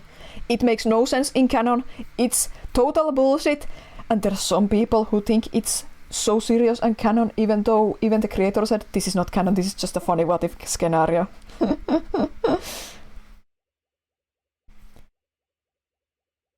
Goku Rose killed you in Fortnite. You got so shocked to see another Dragon Ball skin you lost your aiming skill. That's amazing! It's Goku Black Rosé, not Goku Rose. Get it right? Yeah, there was meant to be a lot of backstory about Vegeta and Raditz while they are young. I know the flashback part at the start of Dragon Ball Super Broly movie is an adaptation of Dragon Ball Minus, loosely. I don't know much about Minus yet, I just know it goes over that period of time. But like I was going to say, I would, because now that Akira Toriyama is dead, I assume it's going to take a while before anyone has the courage and resolve to like continue Dragon Ball story in any real direction. And I understand it, there needs to be time to mourn, there's stuff to sort out, rights and whatnot. And in Japan, you pay respects by, for example, when a voice actor dies, you don't immediately recast them. It's going to take some time. But I hope eventually someone is going to continue the timeline, so to say, so that we can't only tell stories within gaps in the already established timeline, so to say. Like, one day I hope we can get a new story set after the epilogue of Z, for example. But I would very much so unironically love more stuff about Vegeta's childhood, or like King Vegeta. I would absolutely love one day any kind of a story about how King Cold like enslaved the Saiyans. That to me is super interesting. It hasn't been touched on at all. Maybe one day. Yeah, Sparking Zero is full of what if scenarios. Yeah, it's pure fan service and fun. Someone I follow on Twitch said it's a Dragon Ball simulator, and I think that's such a perfect way to put it. You can just play as almost all of your favorite characters and play funny what if scenarios and beat up your kids as King Cold, and that's amazing.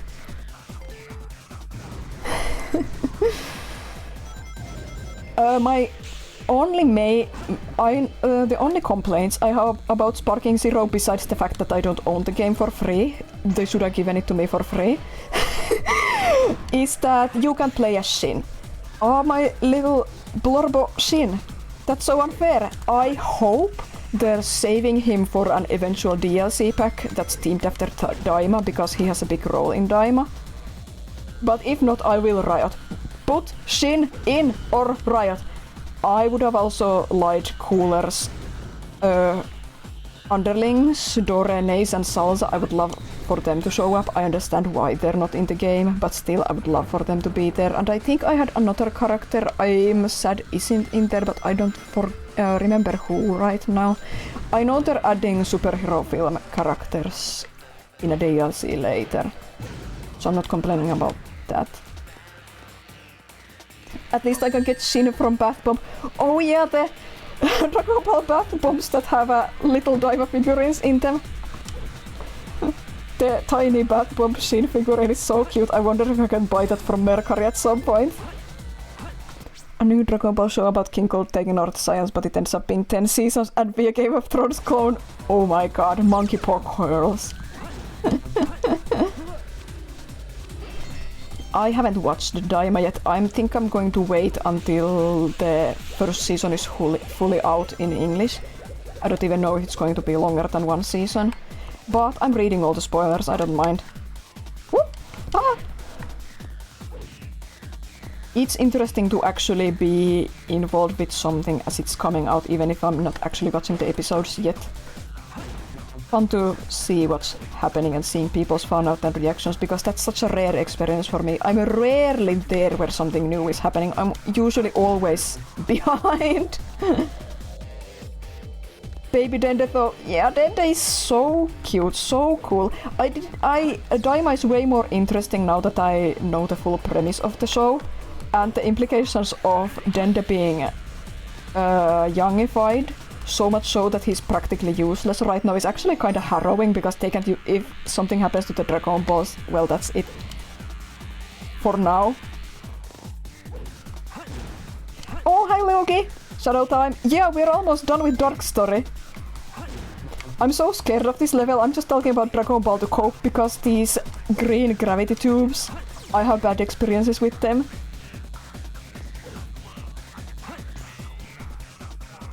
They might also get kidnapped or something. Ah! I missed the save! Poor Dende. Dende has to suffer so much.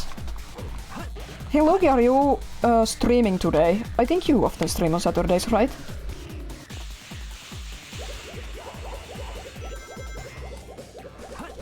Yeah, I'll try to remember to raid you when I'm done.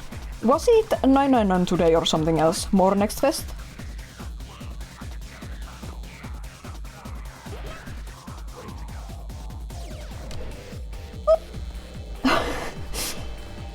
Nine is tomorrow, okay. Okay, good. Because I have things to do after the stream, and I actually am really curious about 999 since I had friends who were into it when it first came out. And it seems like a interesting mystery game.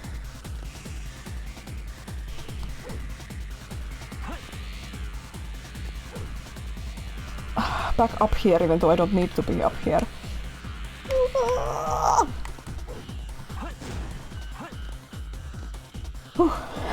I'm sweating!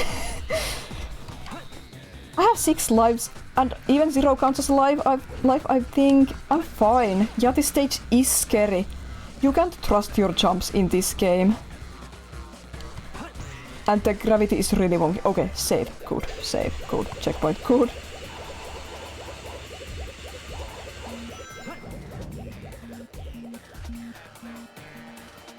Whew. My heart is pounding. I don't know why I got so scared. This song has lyrics too, by the way. The singing is so like electronic and mixed that it's hard to make out, but you can find the lyrics online and you can make some of them out. And I also know them by heart because checkpoint. Whoa. Shadow made weird steppy steps right there. Oh, I couldn't jump! Ah, thankfully the checkpoint was right there. Oh, someone added me. Let me have a look. Oh, okay. It's no worries. Not a personal ad. It was an announcement in one of the servers I'm in. I said to my family that if they need me during the stream, just add me on Discord. So it was nothing, just an announcement.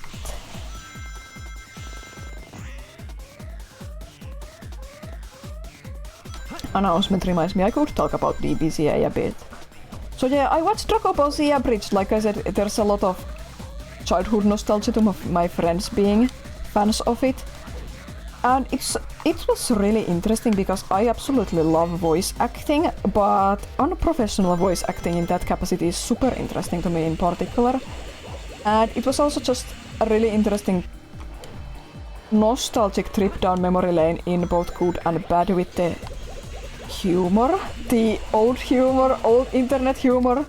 I remember that it was really interesting, but genuinely, once they get out of the first Saiyan arc and actually to Planet Namek, I really enjoyed it. A few dated jokes here and there, but I thought it was really fun, concise retelling of Namek. Really enjoyed it, and I unironically think that DBZ Abridged's version of Android Saga is better than the source material. Again, I understand that the source material really suffered from executive meddling. Yeah, it suffered from executive meddling a lot. And there's the benefit of hindsight when you can actually take character elements like the fact that Krillin and 18 hook up. So when you take the material and rewrite it, you can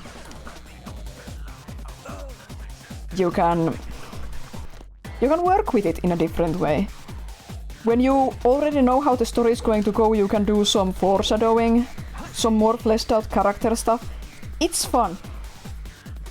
And the crew as writers had evolved so much so that they were doing really impressive character writing and letting the serious stuff be serious. I really think they made Android arc more epic and more enjoyable in my opinion. And I already like Android Saga fine in spite of its faults. But yeah, it was really cool. I cried watching it too. It doesn't count as a Dragon Ball cry, but oh my god. I need to take a moment, take a breather. This is why I hate this level. Cell's songs in DBZ still send shivers down your spine. Yeah!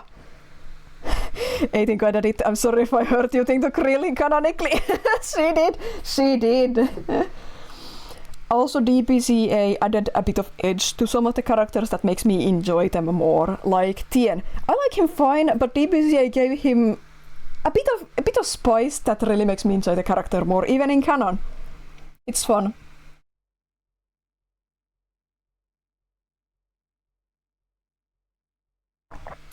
They unironically made Cell an interesting character because Cell is cool. Cell is cool and very charismatic, but he's not super interesting, and I mean that's fine. He's a monster who's just seeking to fuck up shit for shits and giggles. But the DBZ version, they sat down to think, okay, we know how this story goes, how can we make Cell interesting, and they went for it, and I love that. They took the subtext, made it plain text. Don't run so fast. So yeah, it was a really enjoyable watch.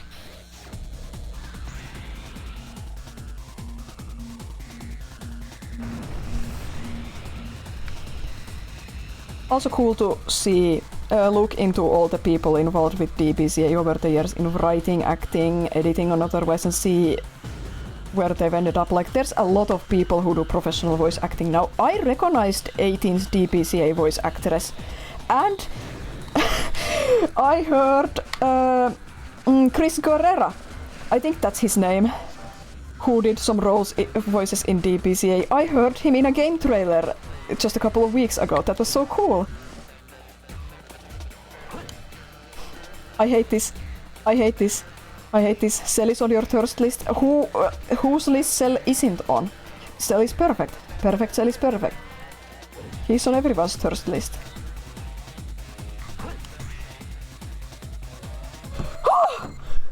Done! Save! This, along with Aquatic Mine, was my most feared level.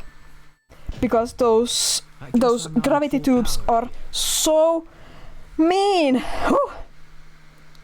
Now just the final boss in Dark Story and we can go on to Final Story! I probably need to replenish my water before that though. I'm having so much fun with Dragon Ball. I just want to draw the characters all the time. No wonder my arms are fucked up currently because I've been drawing them. You never cease to surprise me, Blue. I've been making memes, sending and gifs, sending them back and forth with my siblings. Reading everything I can, watching everything I can. So, there's more to you than just looking like me. What are you, anyway? What you get? Just a guy that loves adventure. I still love that line. I see. But you know, I can't let you live. I can't hear you, Shadow. Days are coming to an end. Let's see if this goes any better than my attempt as Sonic.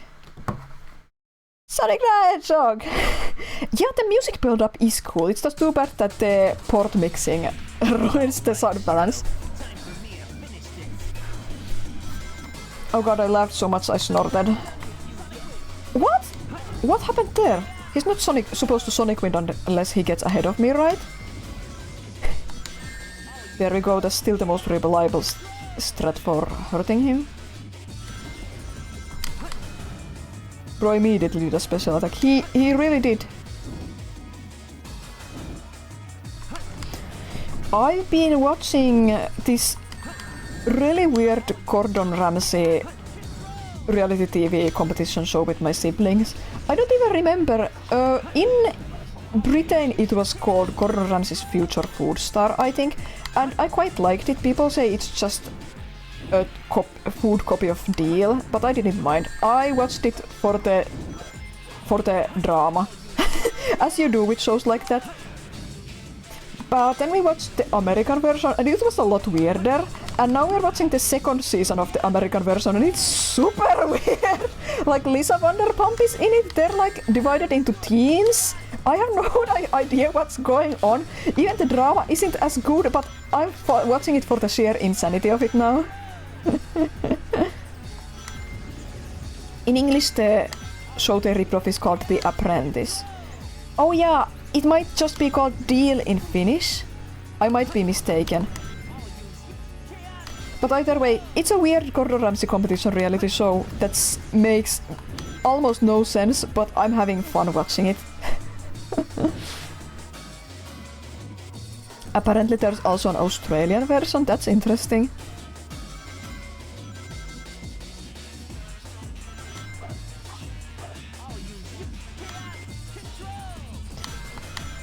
Is now a good time to talk about the few Dragon Ball characters I don't like. There's some caveats, though. Because I like almost all the characters. So, I don't like Garlic Jr. He's just a weird Pilaf clone. Weird Skringly Dingly. But he's not canon, so it's okay. I don't like Mr. Satan's students, but they're not canon, so it's okay. I don't like Marron, Krillin's ex-girlfriend, but she's not canon, so it's okay. Why is he not called? Why is he called Garlic Jr. if not Saiyan? Because he has a spice theme, him and his underlings, and apparently garlic is a spice rather than a vegetable. You mean Krillin's daughter? No, Marron is so cute. She's so cute. I don't like the questionably racist non-canon androids in the Super Android 13 movie. I don't like Oolong. I haven't watched original Dragon Ball yet. It might redeem Oolong for me, but for now he's like, ugh.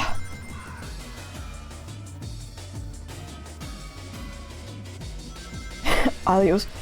Yes! Control! Yeah. I don't like Gotenks. I like Little Goten and I like Little Trunks just fine, but when they're Gotenks, they're insufferable. Caveat, all the Saiyan fusions are kinda insufferable, but Gotenks has the added down points of being a buff child, which is gross, and being super annoying little boy. Which is like, okay, little boys are allowed to be annoying, but Gotenks is overly annoying. He's 10 times as annoying as either Trunks or Goten. and like all the Saiyan fusions are overconfident and cocky. It's kind of a thing, so I accept that, but not really. I don't enjoy Gotenks. Any other characters I dislike? Again, caveat, Rikum only with the Funimation dub, because... and some other English dubs, just fine in Japanese. Actually really fun in DBCA, but the Funimation voice, I can kind of understand why he sounds like that, but also I don't like it, because in the Funimation dub at least he sounds mentally disabled, like a bad dated stereotype of Jim Carrey playing a mentally disabled character, if you know what I mean. I really can't stand listening to that, it makes me feel really icky. He didn't sound quite as bad in the clips of the new game I heard. But yeah, at least in the Z anime that I've heard and in the Kakarot game, it made me feel really gross to listen to him.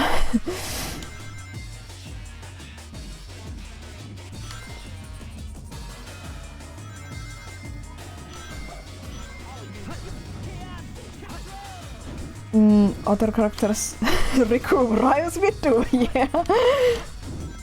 In the manga translation, he spoke like a valley girl or something. Oh, that's really funny. I'm trying to think of other characters I don't like, if there are any, because like I said, I like all the characters. I'm sure there's someone I'm forgetting, but no, not really. Oolong is the pig, yes. I'm sure there is redeeming traits to him in original Dragon Ball, but from what I've seen for her now, he's always just an annoying coward or a dirty pervert with no other redeeming traits, so...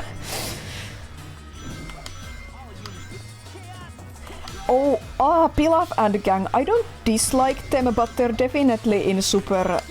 Probably this also in the original Dragon Ball after they're no longer a threat. They're kind of an anime character archetype that isn't quite for me, like the incompetent, bumbling anime villains. They can get kind of grating to watch and listen to sometimes. Not too bad, but I can see myself being annoyed with them at times. Mai is fine, but she has a major... please. Yeah, that message. I have a strict auto mode on just in case. Oolong saved the world once by being a pervert. That was his only lifeline. Okay. That's gonna be interesting. But yeah, I was about to say, poor Mai. It's not her fault, technically. It's just a writing choice I really don't like, because I like all the canon ships in Dragon Ball pretty much. Will I also get auto-modded if I say the thing? I don't know. Maybe. I just can't get a hit on Sonic, but it's fine, I'm chatting. So yeah, I like pretty much all the canon ships in Dragon Ball, except Mai and future Trunks. That's kinda weird to me, and it makes me enjoy Mai a little less, unfortunately, even though it's not her fault, it's the writer's fault. It's just weird to me that they're shipping a 17-year-old boy with a woman who is mentally over 40 years, then grew up again. So she's mentally in like 50s or 60s by the time Trunks is 18. It's not that serious, it's all just a joke. It was written for the Battle of Cards movie. It's not that serious. I get why people like the joke. Besides, thing about Mai is that she's super old-fashioned. She thinks hand-holding is perverse, so like, it's fine, but I don't really like that ship very much. It's a bit weird to me. Yeah, you're testing that because I wrote Evil Alien Deal in a friend's chat the other day, and Twitch warned me, it gave me a pop-up. Are you sure you want to write this? I think it was the Evil Alien, because, you know, but it was pretty funny. Yeah, classic anime tropes. Again, a lot of stuff in Dragon Ball is just a joke. It's not that serious. It's seriously not that serious. Almost anything in Dragon Ball isn't that serious, but my Trunks ship is a bit weird to me. And I'm not afraid to admit it. And I do like to think Trunks is gay anyway, so...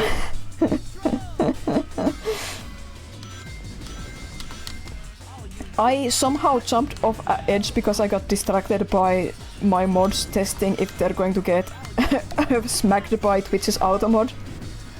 Shadow Tortugu indeed. Yeah, I don't have a reliable strat for this boss. I just run and try to hit Sonic. As you can see, but it's good for chatting.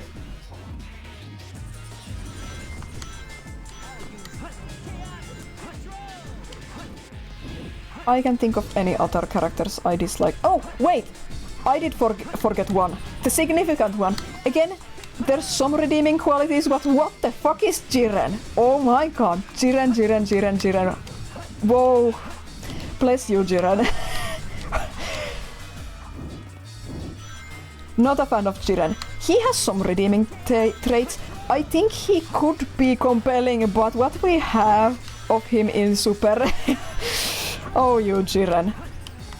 They should have shown, not told, and they should have given you a better design. You know, Toriyama's cooking with Frieza's design, that's simplicity perfected. Jiren is simplicity scuffed. He does, at the end of the day, serve as a decent villain for the arc. Like, there are stakes, but he's just not interesting and he does not look that good. He looks better as a 3D model in Sparking Zero, I will say. His VAs is pretty good, but man... Toppo was far more compelling. Toppo was great.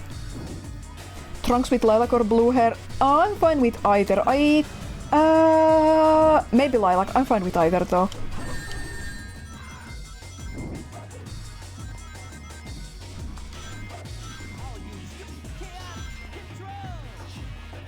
And then there's, of course, I haven't watched GT yet. I'm very worried about GT. I'm sure it's overhated. I'm sure it has redeeming qualities too.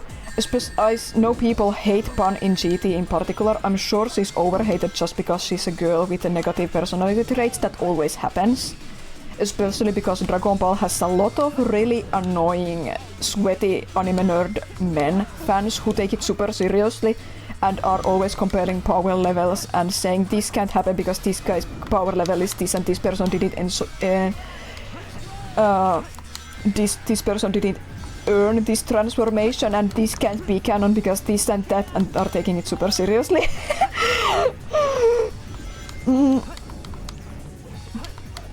Toppo was going to be Jiren until the Switch got involved. They didn't like that Fat Guy could rival Goku. See, I could believe that, but I'm not sure if I believe that yet because you've led me astray several times before. I do need the source on that. I'm not blaming you, but there's a lot of Dragon Ball misinformation and misconceptions around about what is Toriyama's idea and what isn't, so I've been looking into a lot of Japanese sources for that to verify stuff. Because a lot of people revere Toriyama to a point where everything he did is code and everything that isn't bad was someone else did or forced him to do, which just isn't true. But I could believe that to be true since Jiren is so scuffed and Toppo is actually like built up really well. So that could very well be true. You prefer lilac hair? It feels like Vegeta's black hair mixed with Bulma's blue and formed a greyish color. Yeah, it's nice that he and also Bulma's dad Briefs. He has like lilac hair, though he may have greyed, but still. Could explain why Jiren is such a boring non-character and Toppo is much more interesting. Yeah, that could very well be true, but I would still like a source for that. I said this earlier, but Dragon Ball Wiki is super bad at sourcing stuff.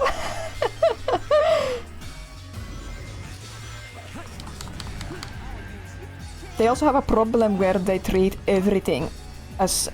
They don't erase any old text, they write everything in super long format. And they contradict each other all the time. It's not a great wiki. I've been spoiled by Sonic Wiki, which is really good.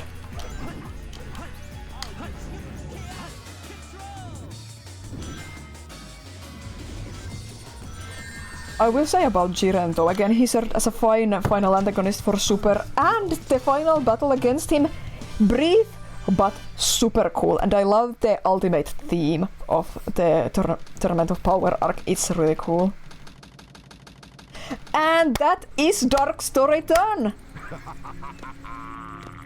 This completes my plan to take over the world. It's 8 PM exactly. We have plenty of time to finish Final Story before it's time for me to end the stream. I was hoping to finish before midnight. We're well on track.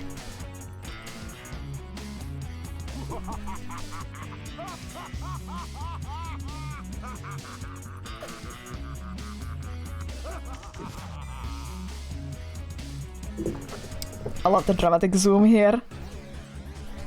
While this song plays, enjoy it, I'm going to get more water.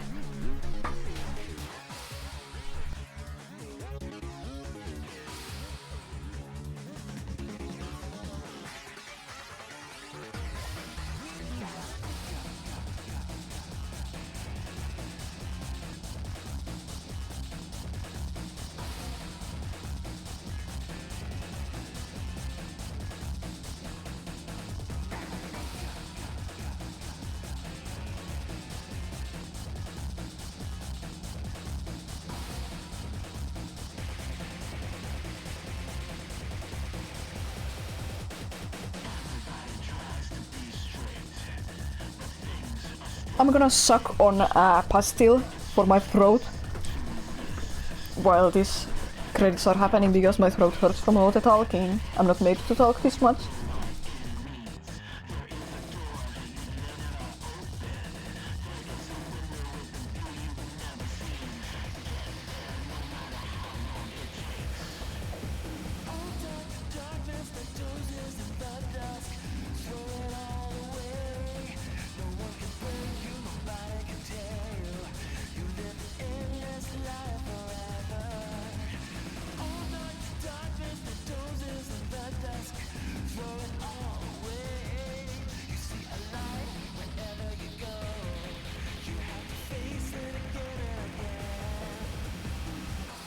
Post dancing emotes in chat.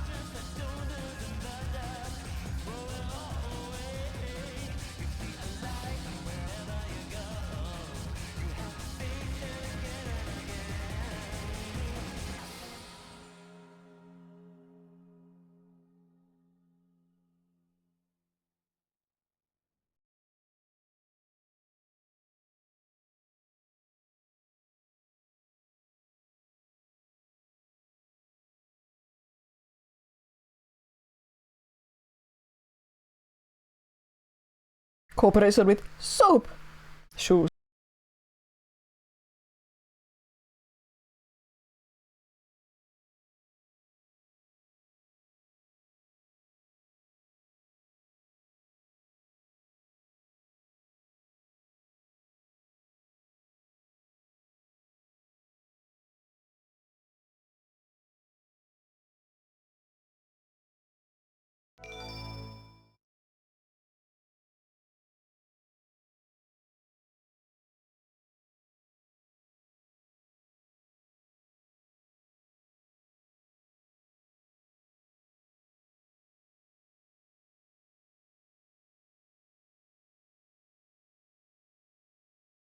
I thought to myself that if I wasn't streaming...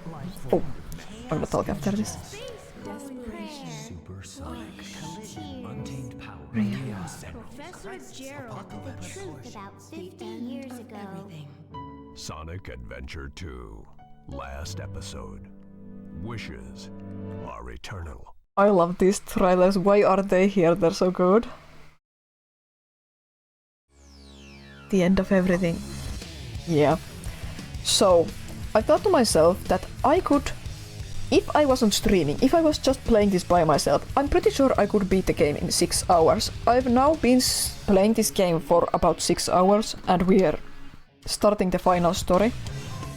And I took food breaks, and I've had some brain farts because I've been talking at the same time. So yeah, I think that I could by myself beat the game in 6 hours, like, pretty easily. watching the cutscenes and all that. If I skip the cutscenes, of course, a lot faster. Time to get serious. What do they mean wishes are eternal? I think they refer to Maria's wish for the planet. But yeah, I don't know what they mean. I think they refer to her, but like...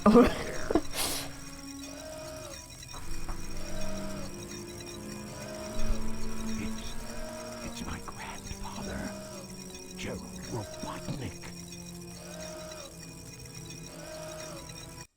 My main concern about Sonic Movie 3 currently is the fact that Jim Carrey plays both Eggman and Gerald, and that Gerald is alive. I'm not expecting the movie to even be good. I just hope it has some good action scenes with Shadow and they don't butcher his character, but I don't like the movie Eggman. From my boss. This space colony Ark is currently approaching the Earth at an incredible velocity. It probably will impact Earth. Movie was doomed the moment Shadow Dark Beginnings dropped. True, unironically. This is a death sentence for every human being on Earth. You couldn't believe your eyes that they're still making fat jokes. You had to get this off my chest. Yeah, I get you. I get you. I mean, I think it's okay to make some lowbrow jokes sometimes. It's okay to make fat jokes, but I absolutely get you.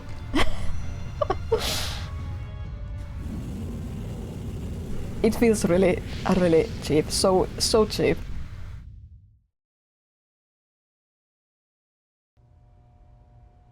I plan to give you a taste of my revenge once all the 7 Chaos Emeralds are collected. Once I initiate this program, it cannot be disabled. All of you ungrateful humans who took everything away from me. Yeah, especially since movie Eggman isn't even like fat.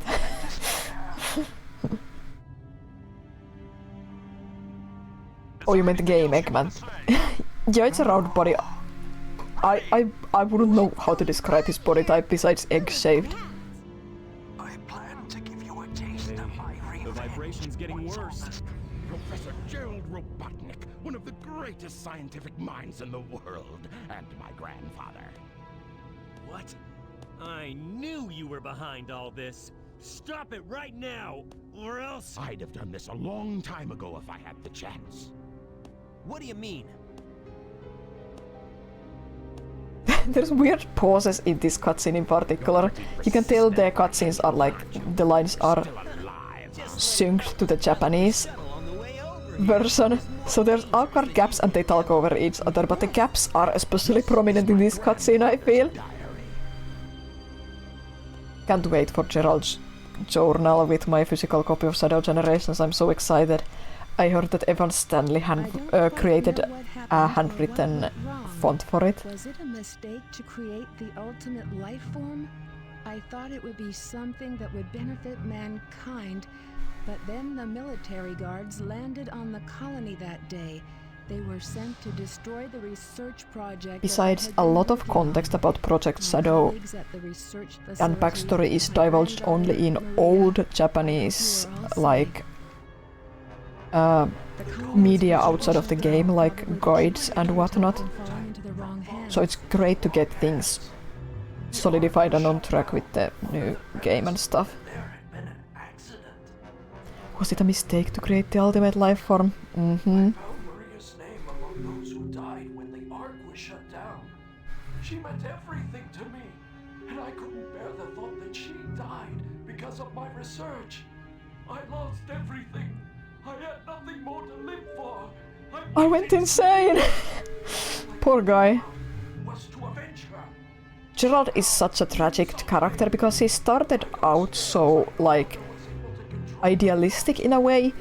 He wanted to cure Maria, he wanted to benefit mankind, and he went full down a villain arc because Maria was killed.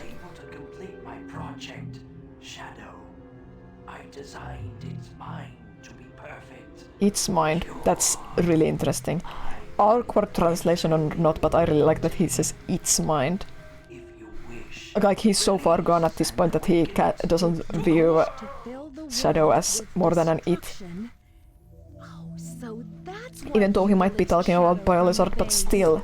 Eclipse cannon is now highly reactive and explosive. This is because the Chaos Emerald is overpowered. We don't know if he was neglecting Eggman. You're inventing lore here. My grandfather predicted. That mad scientist. That should be you. Maria is a special case because she was so ill she couldn't live on Earth. The space colony arc position may have shifted due to the amount of energy given off by the emeralds. We have to stop the... That's like saying that if someone has a best friend, they're neglecting everyone else if they say their best friend meant everything to them. I don't know.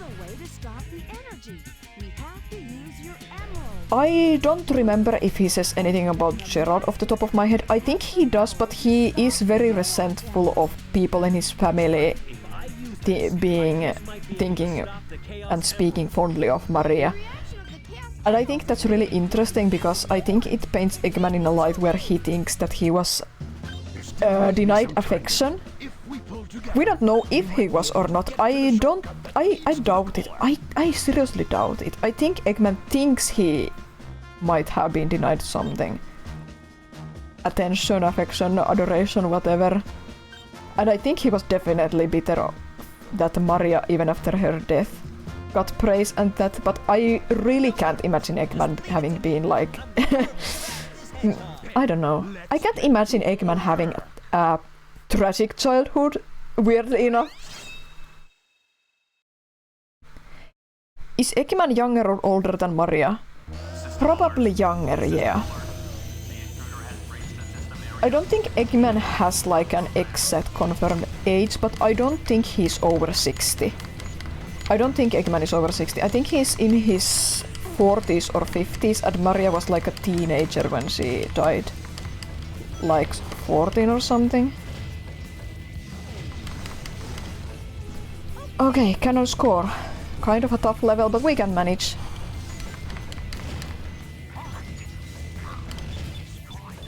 You don't know how long old Maria was supposed to be? Yeah, I think she's something like 14 probably. If he was currently in his 40s, then he wouldn't exist when Maria died. Yeah, all we know is that Eggman in the Frontier says he never knew his cousin Maria and that people spoke about her after her passing with affection. So it's possible he was born after she was killed. Or he's in his 50s and never really knew her because she lived on the Ark anyway. Dark lore, Eggman's tragic past, yeah. Of course, this is just headcanon in inventing shit, but I just don't think Eggman has a disturbing past, so to say. Yeah, maybe he was neglected, but...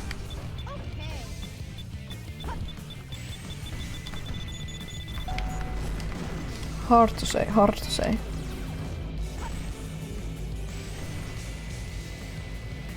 I think Sega isn't very keen, at least currently, on giving backstory to or origin stories to many of its classic stable characters. Maybe one day, but yeah, it's not that serious. I can invent all my own headcanons I want. I always do. I think it's fun. It's my way of engaging with my favorite media. I see what's out there and make up my own headcanon of it.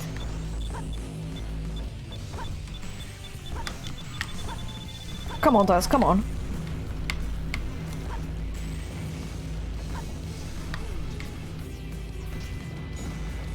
Where's the time thing?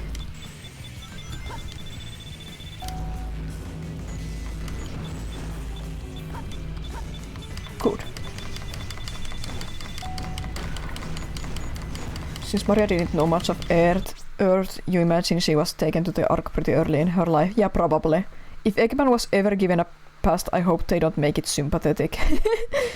So Eggman could be around the same age, maybe only a year or two younger, still not have even ever met Maria. Yeah. Yeah, you can... I think a lot of characters need something sympathetic about them, even if it's just one character trait to be compelling, but like often... This is my pet peeve about Batman in particular. Anytime they try to make the Joker sympathetic, oh, that just I immediately lose my interest. Like, come on. Don't ruin the Joker for me. That's so stupid. Not every character needs to have a tragic backstory. Just give the character one sympathetic aspect. That's usually enough. And it doesn't even have to be like something relatable, but something where you can kinda understand. Like something you can kinda understand that explains why they do something about the character. Unless you're making a complete monster. Then you don't need anything, but complete monsters are rarely that compelling. Though I do love a villain arc where someone devolves into a complete monster, like the old house. That's really good. Oh my god, stop bonking me! You like the idea that Eggman actually had a loving family, but idolized his grandfather despite being loved and cared for. The fact just his grandfather never looked his way, he just got pissed. See, I could easily think that Eggman idolized his grandfather because they're both interested in science, and the fact that Gerald publicly... Oh my god. The fact that Gerald was publicly blamed for all the bad stuff that happened on the Ark. He was... what's the word in English? Like... I said blackmailed, that's not right. Like, his reputation was smeared. He was blamed for everything. Like, he looked like villain #1 who did a lot of bad things. He was used as a scapegoat, like, yeah. So to Eggman, he really must have looked like a huge villain. And maybe Eggman admired and idolized that. I think that makes sense. It's not the whole truth, of course. Gerald started out as a pretty normal guy from what we can tell. And he became a monster after monstrous things were done to him. He became a monster in response to being painted a monster.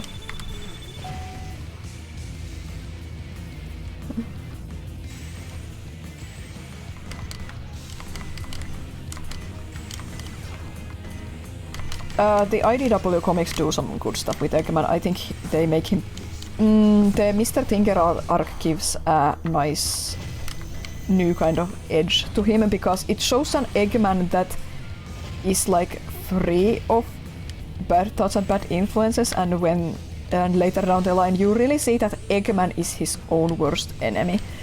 And I just like the Tinker arc showing that, yeah, Eggman doesn't have to be a horrible bad guy, but he chooses to be that. I just like that a lot.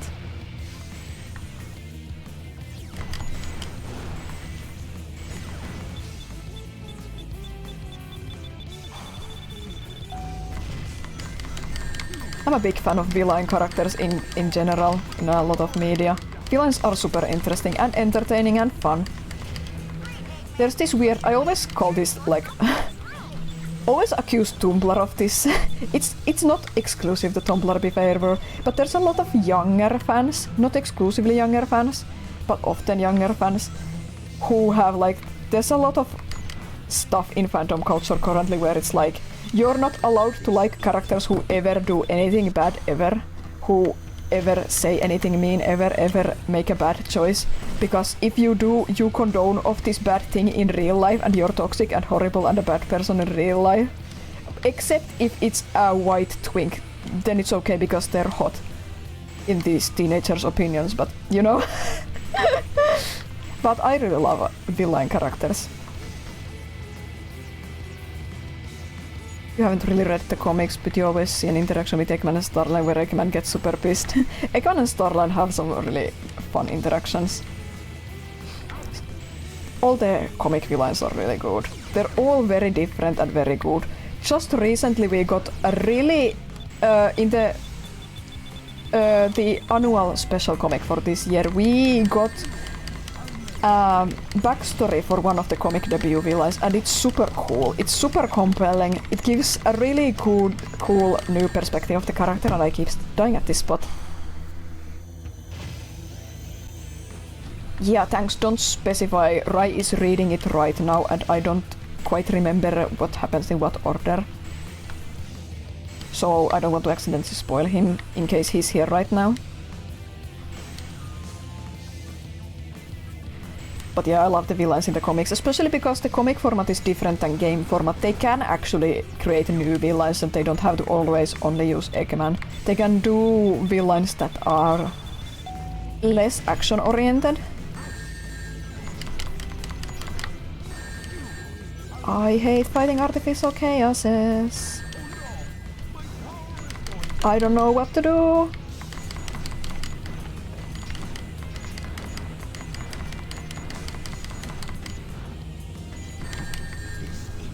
I'm going to save state and spam it until I get past that part. Sounds like a solid plan to me. Something that's fun to you is that Eggman is physically actually pretty strong. Yeah, I bet he lifts.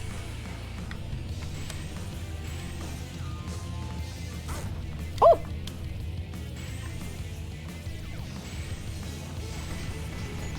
Clutch is definitely my favorite of the comic debut villains, but I like all of them.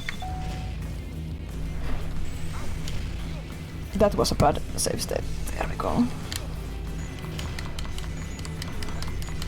Clutch is like a Batman villain in Sonic, and that's what I love about him.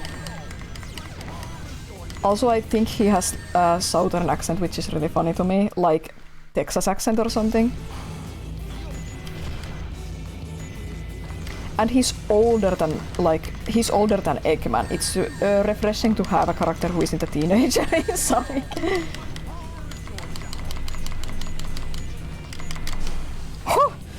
Finally, save state.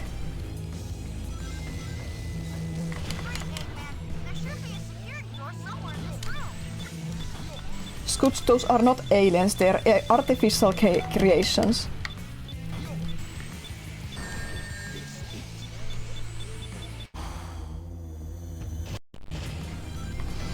I didn't want to use save states, but we are save stating now because I don't want a game over here.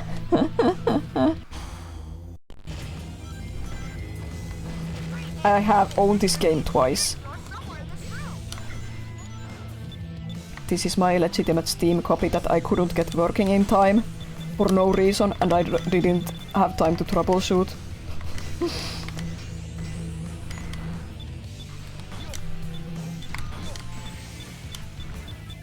Okay, yeah, it's this one that's going up. There we go. The reason Eggman's suit is round is because it's padded for safety, and underneath Eggman is actually like unleashed Roshi levels of muscle. That doesn't quite... that's funny, but how does that explain his noodle arms? Okay, here we go.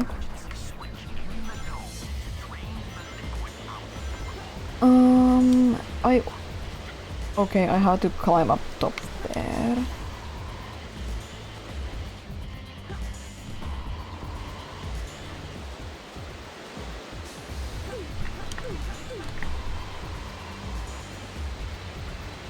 Are his legs thinner than his arms? They're both thin, and you know, you can't, like, of course you build muscles in different parts of your body, but like, it's kinda hard to have buff abs and noodle arms and legs all at once.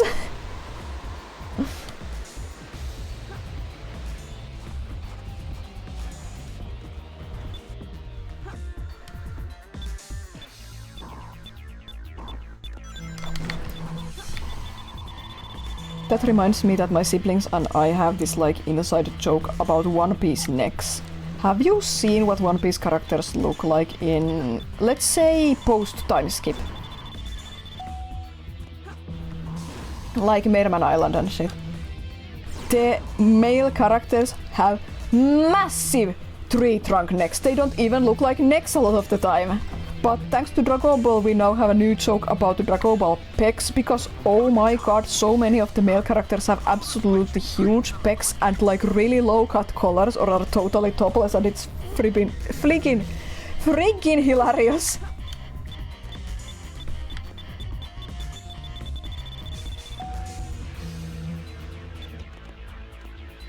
I gotta time that right.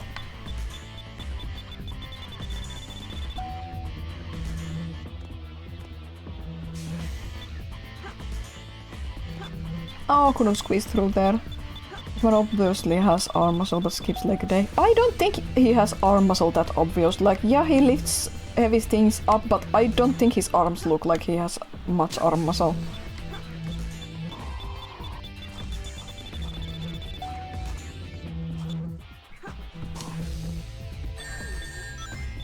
It's okay, Roos, just go, just go, just go! Ah, too late, I can't get through the water. Looking at his art now. Mm-hmm.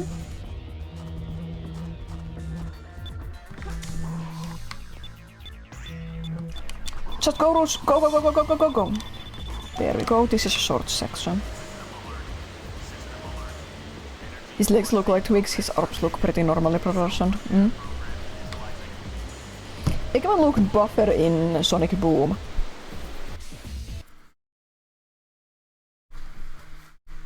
I never watched Sonic Boom.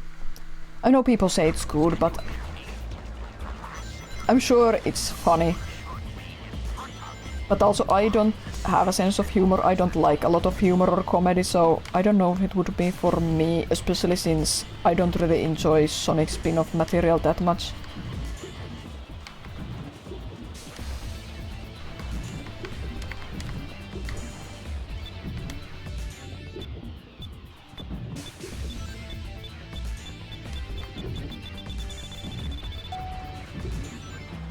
Wait, I'm not supposed to go here. I'm supposed... I always make this mistake. There's a life here.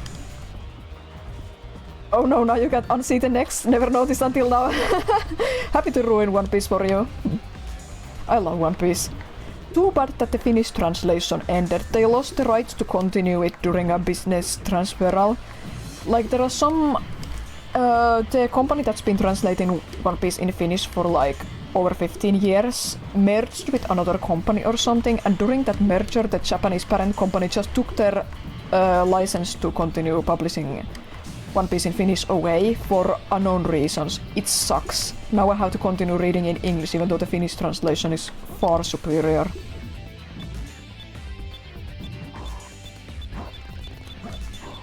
I live, but I'm sad about what they took from us. I have pretty strong opinions about how to translate some of the character names. Anyway, for example, Enertruder, not Ener. I mean, Ener is right, Enel is wrong. Pelona is right, Perona is wrong.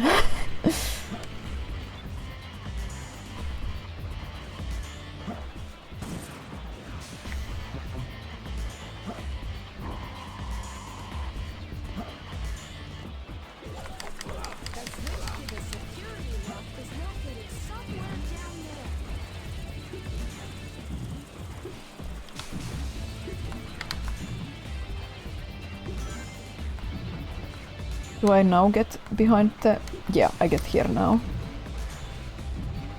Eggman, you believe, is so physically strong that the only thing stopping his choking Sonic to death and watching the light leave his eyes is Sonic's speed.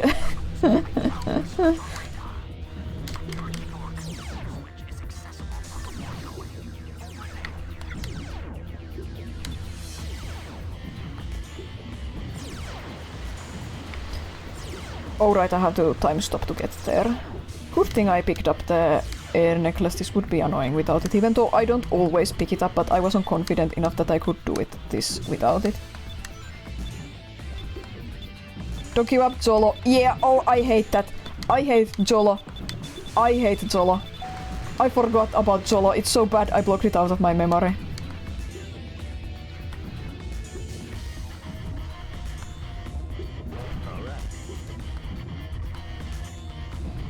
Did they reveal Chopper's voice actor for the Netflix live-action One Piece yet? I'm really excited but nervous about it. They've revealed all the key character actors already except Chopper's voice actor.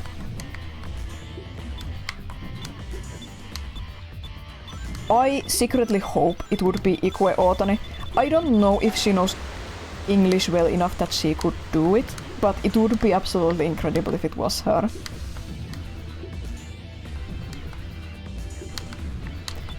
All the casting seems really good so far. I loved the first season of Netflix One Piece unbelievably so I'm really looking forward to the second series season because I love Alabasta arc.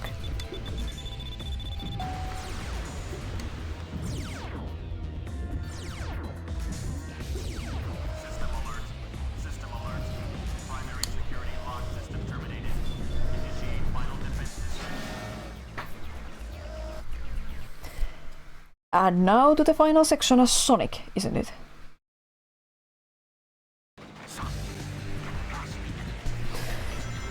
There's a couple of, like, how to call them, dead ends in this level that sometimes I get confused by and try to go to, so let's hope I won't get confused this time.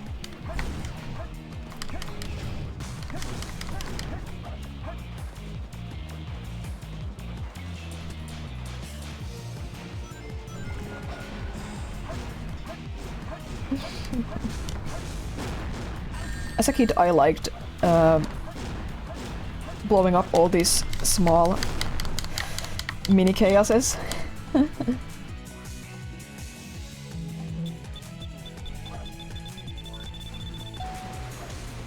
Almost. There's the time thing. You hated that enemy so much. Artificial chaoses are overall really nasty enemies. They're so tough to like attack, and they have different movesets. You don't always know how to react right to them. As Sonic and Shadow, it's not as bad because they have you have like a homing attack. Okay, this seems to have gone really painlessly. Here we go! Scoots, get right on the stream. It's time to go to school. The next boss has one of my favorite boss themes of any video game ever. I love the song so much. Shadow Generations has a lot to live up to with their remix of it. We'll see if it holds a candle to the original. Also, I love this cutscene. I love this cutscene so much.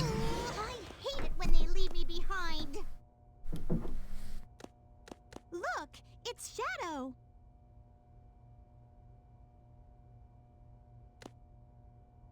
I really gotta stop whining. Everyone's trying their best to help out, and so The execution is awkward, especially in English, but I just... It's a beautiful sentiment, it's a beautiful scene. Shadow, I wish Amy and Shadow interacted more in Sonic media. It's all going according to plan. There's no reason for me to help them. Besides, there's no way to save anyone. there has to be. I know that people fight over the most trivial things. Some people may be selfish, like the professor said. But they're basically good if they try their best and never give up on their wishes. They always have a reason to be happy. That's why you should help them out. Saving them is a good thing. Shadow, I beg you, please do it for them. Give them a chance. Shadow, I beg of you, please, do it for me. Maria! For all people who live on that planet, give them a chance to be happy. Let them live for their dreams. Kudra, I'm going to school you about the final boss, and after I say this, I'm gonna fail miserably. But it won't take 2 hours.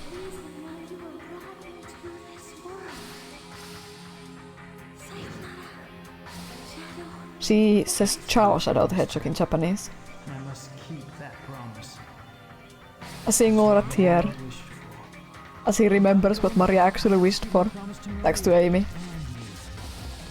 I'm so horrified by the prospect of how they're going to do this scene in the third movie, or the equivalent of this scene in the third movie. It's probably going to be one of the stupid human characters.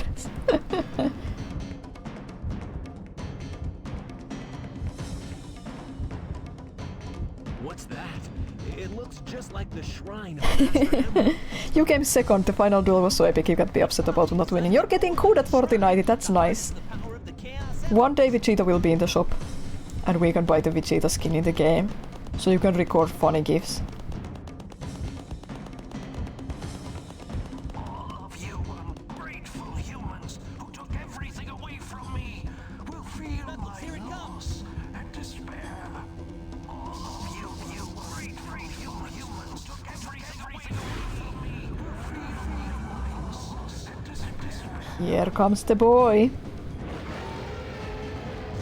With the stock Jaguar screams.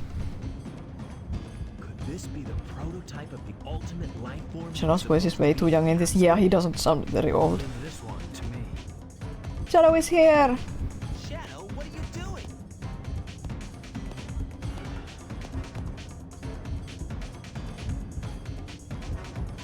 I'll take care of this while you run to get the Chaos Emeralds.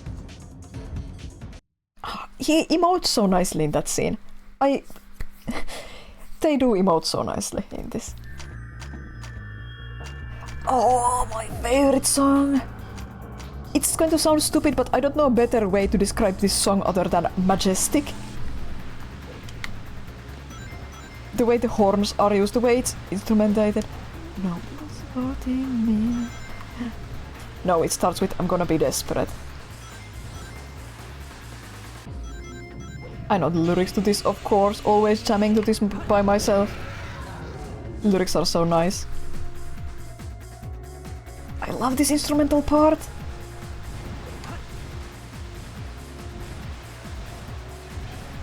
Discuss the topics.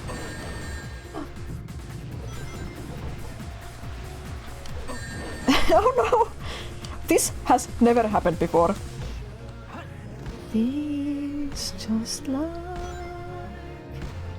an illusion, could be losing you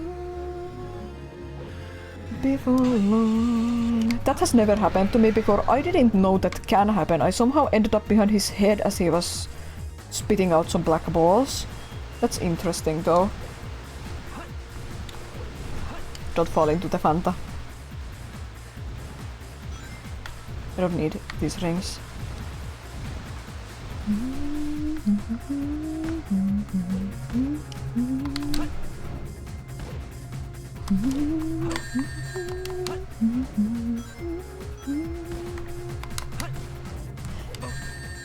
Accidental homing attack there, and that one I just missed.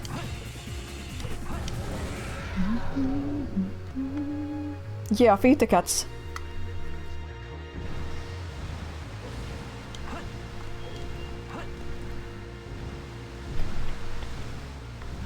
Supporting me.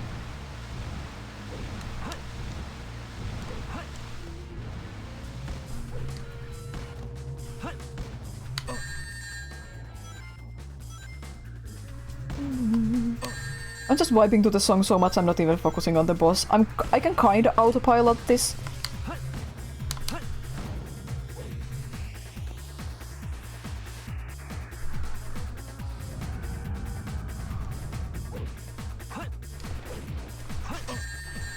Okay, I need a ring fast.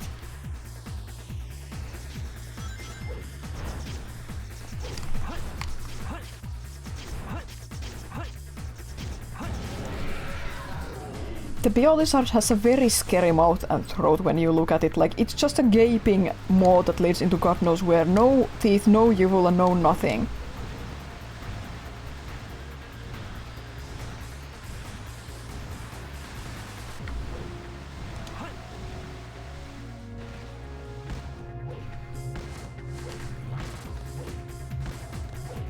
The Dark Beginnings animations at the end had a new Crush 40 song, sung by, I believe, Casey Lee Jones?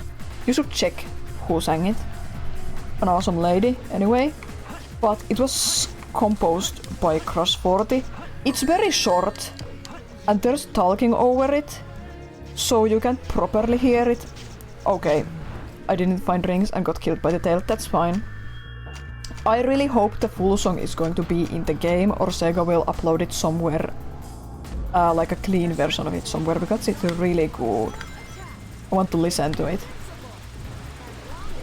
You're gonna get flushed in Skippity Toilet, Batman. Why did I read that message? I almost jumped into the Fanta.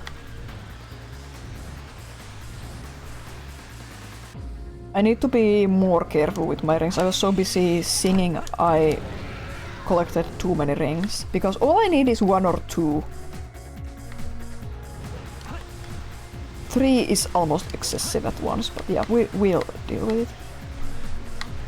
The Biolizard design is so sad because it doesn't even have proper leggies. It really is an amalgamation held together with wires and duct tape, quite literally. It's just like An illusion. Oh, I was so pissed off when they used this song in Sonic Forces out of context for an infinite level, just because the lyrics say everything's just like an illusion. That sucks so hard because the lyrics in this song are so meaningful to Shadow's character arc, his story at this very point in the game. I was so annoyed! I'll never forgive Forces for that. I don't know, what's a good word? It was gross!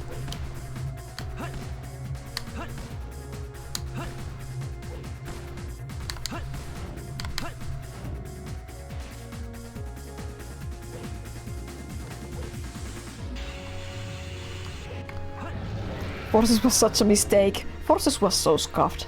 Their mistake was trying to make a game that appeals to everyone. They didn't stick to one vision with pride. They put too much stuff in a blender and got out some grey slop.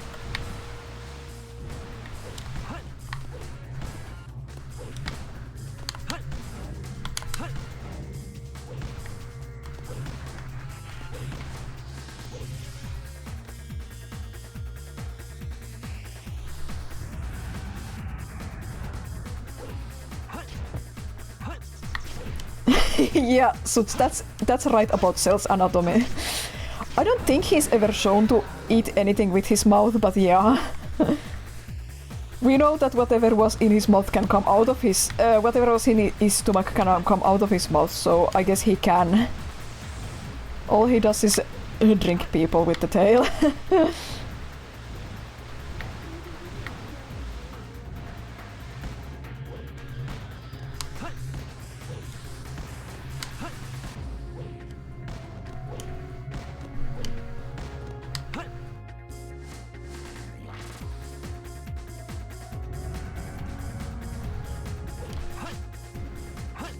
I wasn't over eager with my ring collection, so this is going much better already. Just one more hit and it's the maybe hardest, maybe easiest part. It's just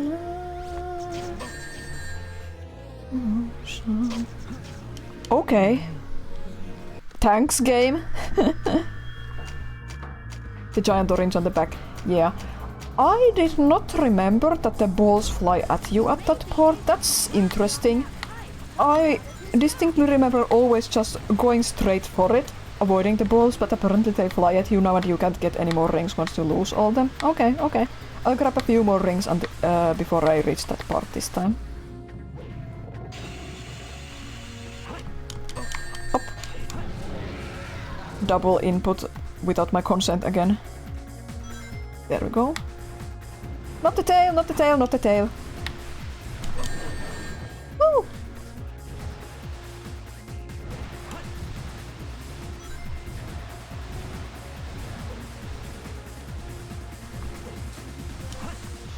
I'm excited to fight Biolizard again in Shadow Generations. Again, I've been avoiding like even official material because I want to be as surprised as possible, but I have seen some pictures and there's some totally new faces in the boss.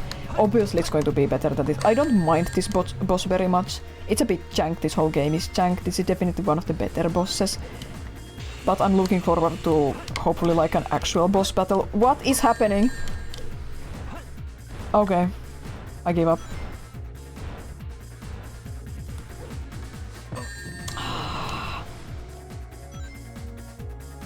One ring is enough. Fanta, you had a lot of issues with homing attacks in this boss. Yeah, it's so jank.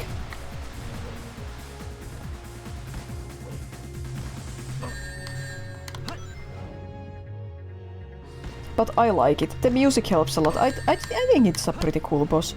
Janky, but I like it. I think this is probably the best boss in this game, honestly.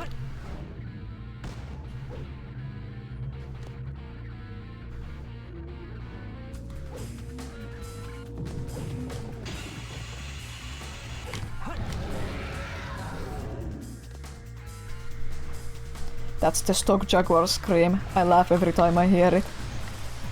Anywhere. It's used for all kinds of monsters and creatures in media so much.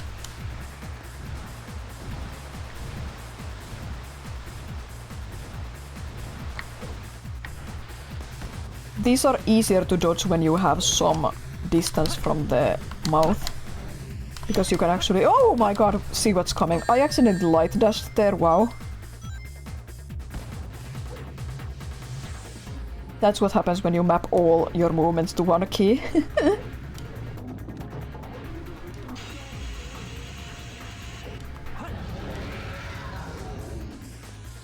Dreamcast version probably worked a bit better since apparently Pros messed up the homing attacks slightly. I can easily believe that. No, not the Fanta! I was going to take Rai to school, but now I'm making a fool of myself. Into the drink. I was collecting too many rings there anyway.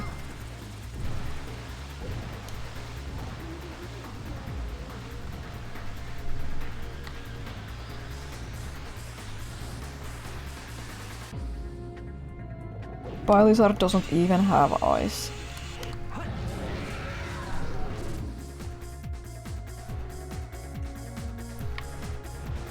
Yeah, I know. There's many a tale has been told about how the GameCube port messed up a lot of stuff, from textures to controls to removing big. I think the grinding, rail grinding also works slightly differently in this, in a worse way.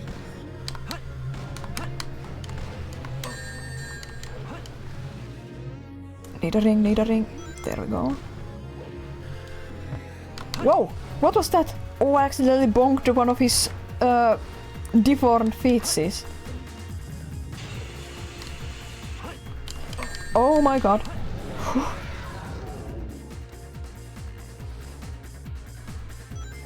There we go. One ring is enough. Not the drink. I don't like the tail. I prefer trying to dodge the mouth. The way the tail sways back and forth makes it harder for me to, like, dodge.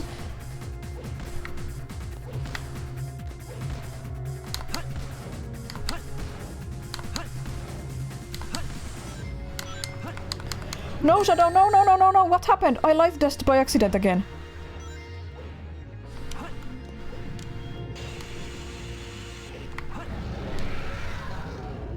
I'm gonna save state here just in case.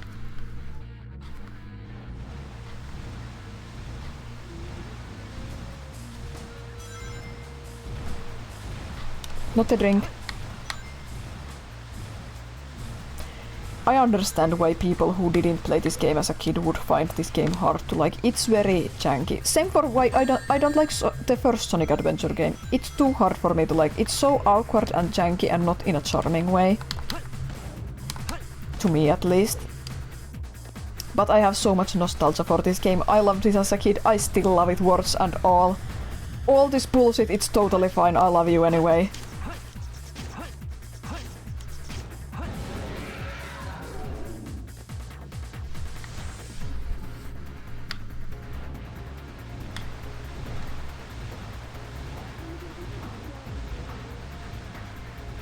Even when the jump doesn't work and I fall into the drink, and the balls come at me, the pink balls, and I have no rings. And everything is awful. I love you, Sonic Adventure 2.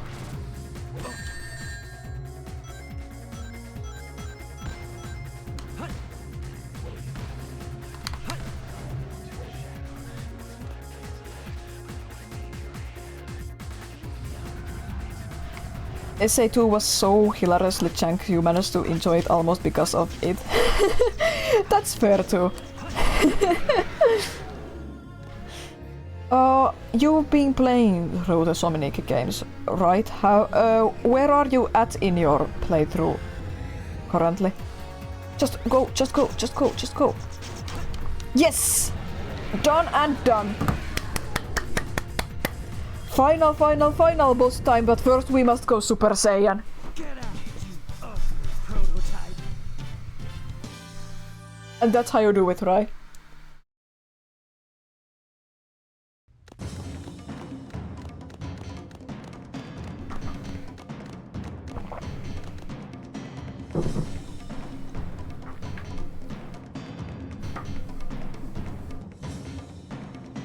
The servers are the 7 chaos. This is a nice SA1 reference again, that he recites the thing. One that unifies the chaos. Only you can do this. Stop the chaos emeralds.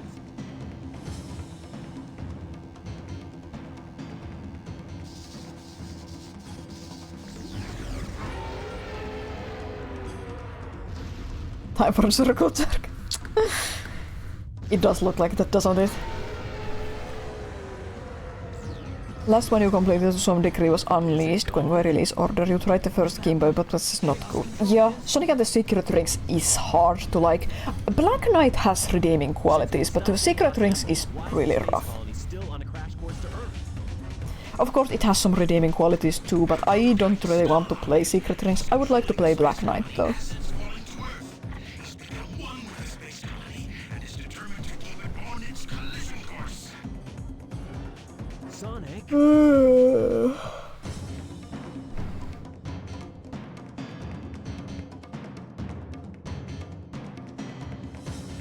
He fused with a great platoon, like in Rayman Redemption.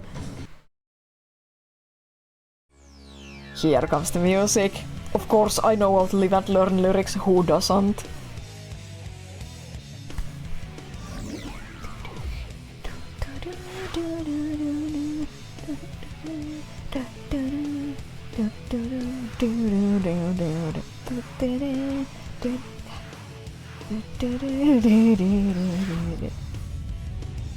It's interesting that they didn't keep Shadow's more silvery color scheme in future games. I wonder why. It's not that big of a deal, but I just think it's interesting that this was retconned. Or is it a color error? Surely not. I've never seen a yellow Shadow in this or the DC game. Have I?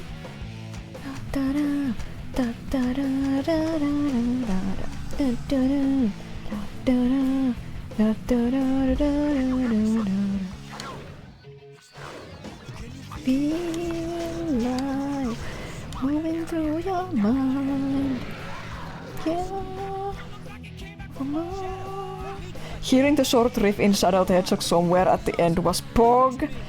Yeah, in the movie trailer, dude, it was so cool. This is the most iconic video game song of all time. Can't hardly swallow your fears and pain when you can't help but follow. It puts you right back when you came. Live and learn, hanging on the edge of tomorrow. Live and learn from the worst yesterday. Live and learn, if you break or if you follow. Live and learn, you may never find your way. The Biolizard used Chaos Control to teleport to the edge of the cannon and somehow fuse with it. Don't question it too much.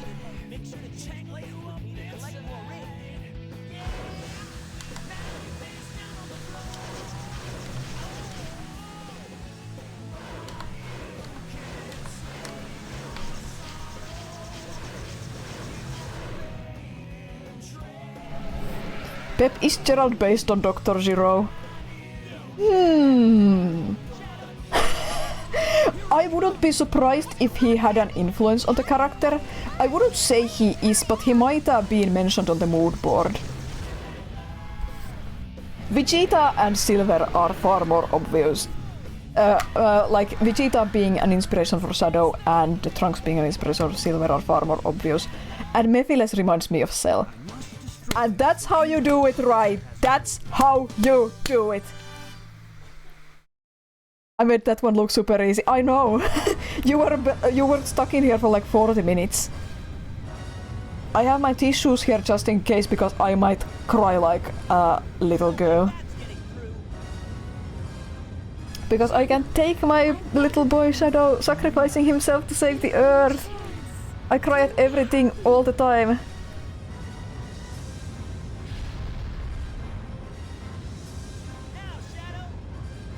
I want Shadow's limiters to come off in Shadow Generation so bad.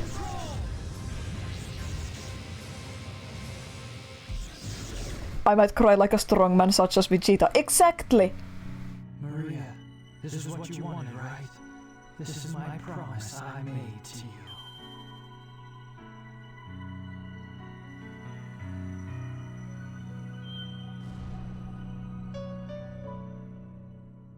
Ice are wet, it's the music, it's the piano stings. They get to me.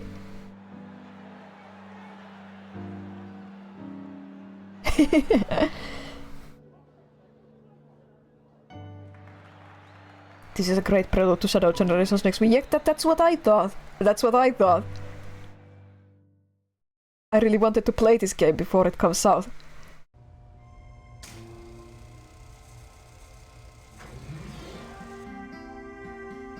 Where is Shadow?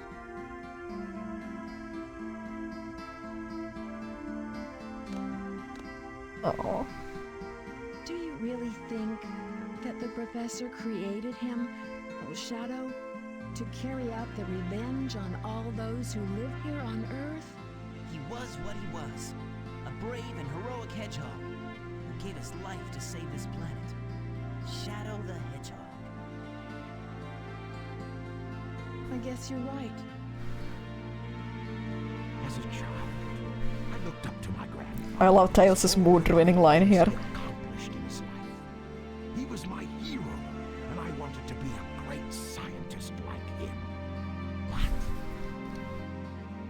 did he really mean to destroy us? I don't know, but what I do know is we all work together. You're right.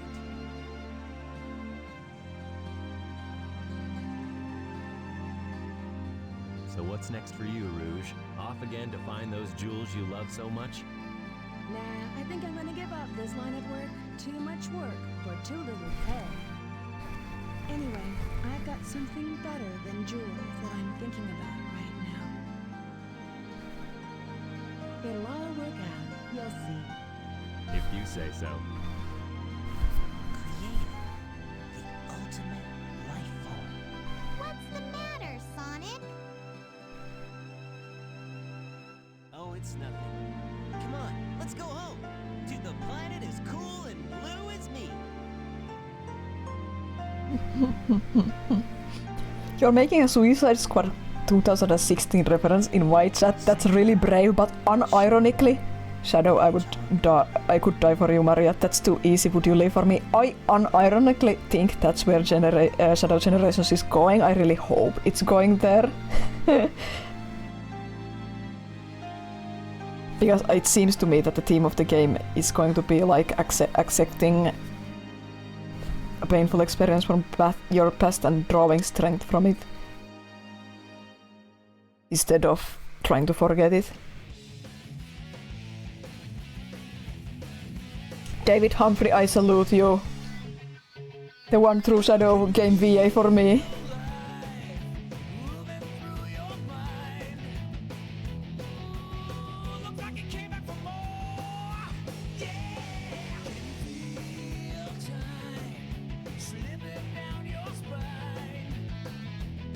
Yeah, Lani Minella was the VA recording director both for the first game and this. She did a lot of direction in this era. I think she has done direction in newer stuff too. She really is the GOAT.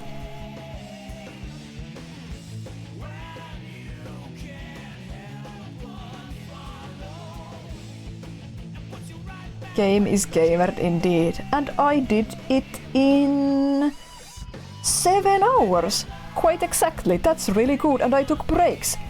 I could beat this in under 6 hours on my own pretty easily, I think. I'm really happy. You randomly heard her again in a recent game you were watching a video about, but don't remember which it was. Was it Dungeon Chill probably? He made a video about a Sega game from this era where she was.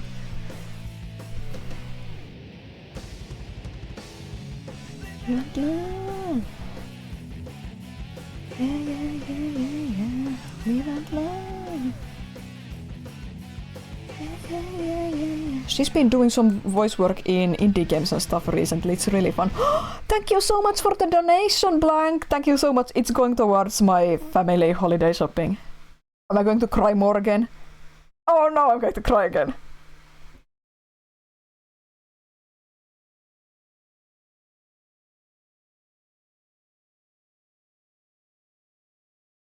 Hey, 30 for 30% for 30. Thank you so much. That's poetic. My boy Shadow. It's a good thing he got better. It would have been really ash. I know a lot of people said Shadow should have been killed for good, but I think it would have been such wasted potential if he had been killed off for real at the end of this. And never brought back.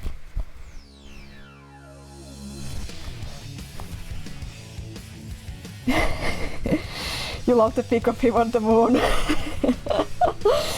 So that is it. We have defeated my favorite childhood game in one Saturday, and it wasn't even difficult.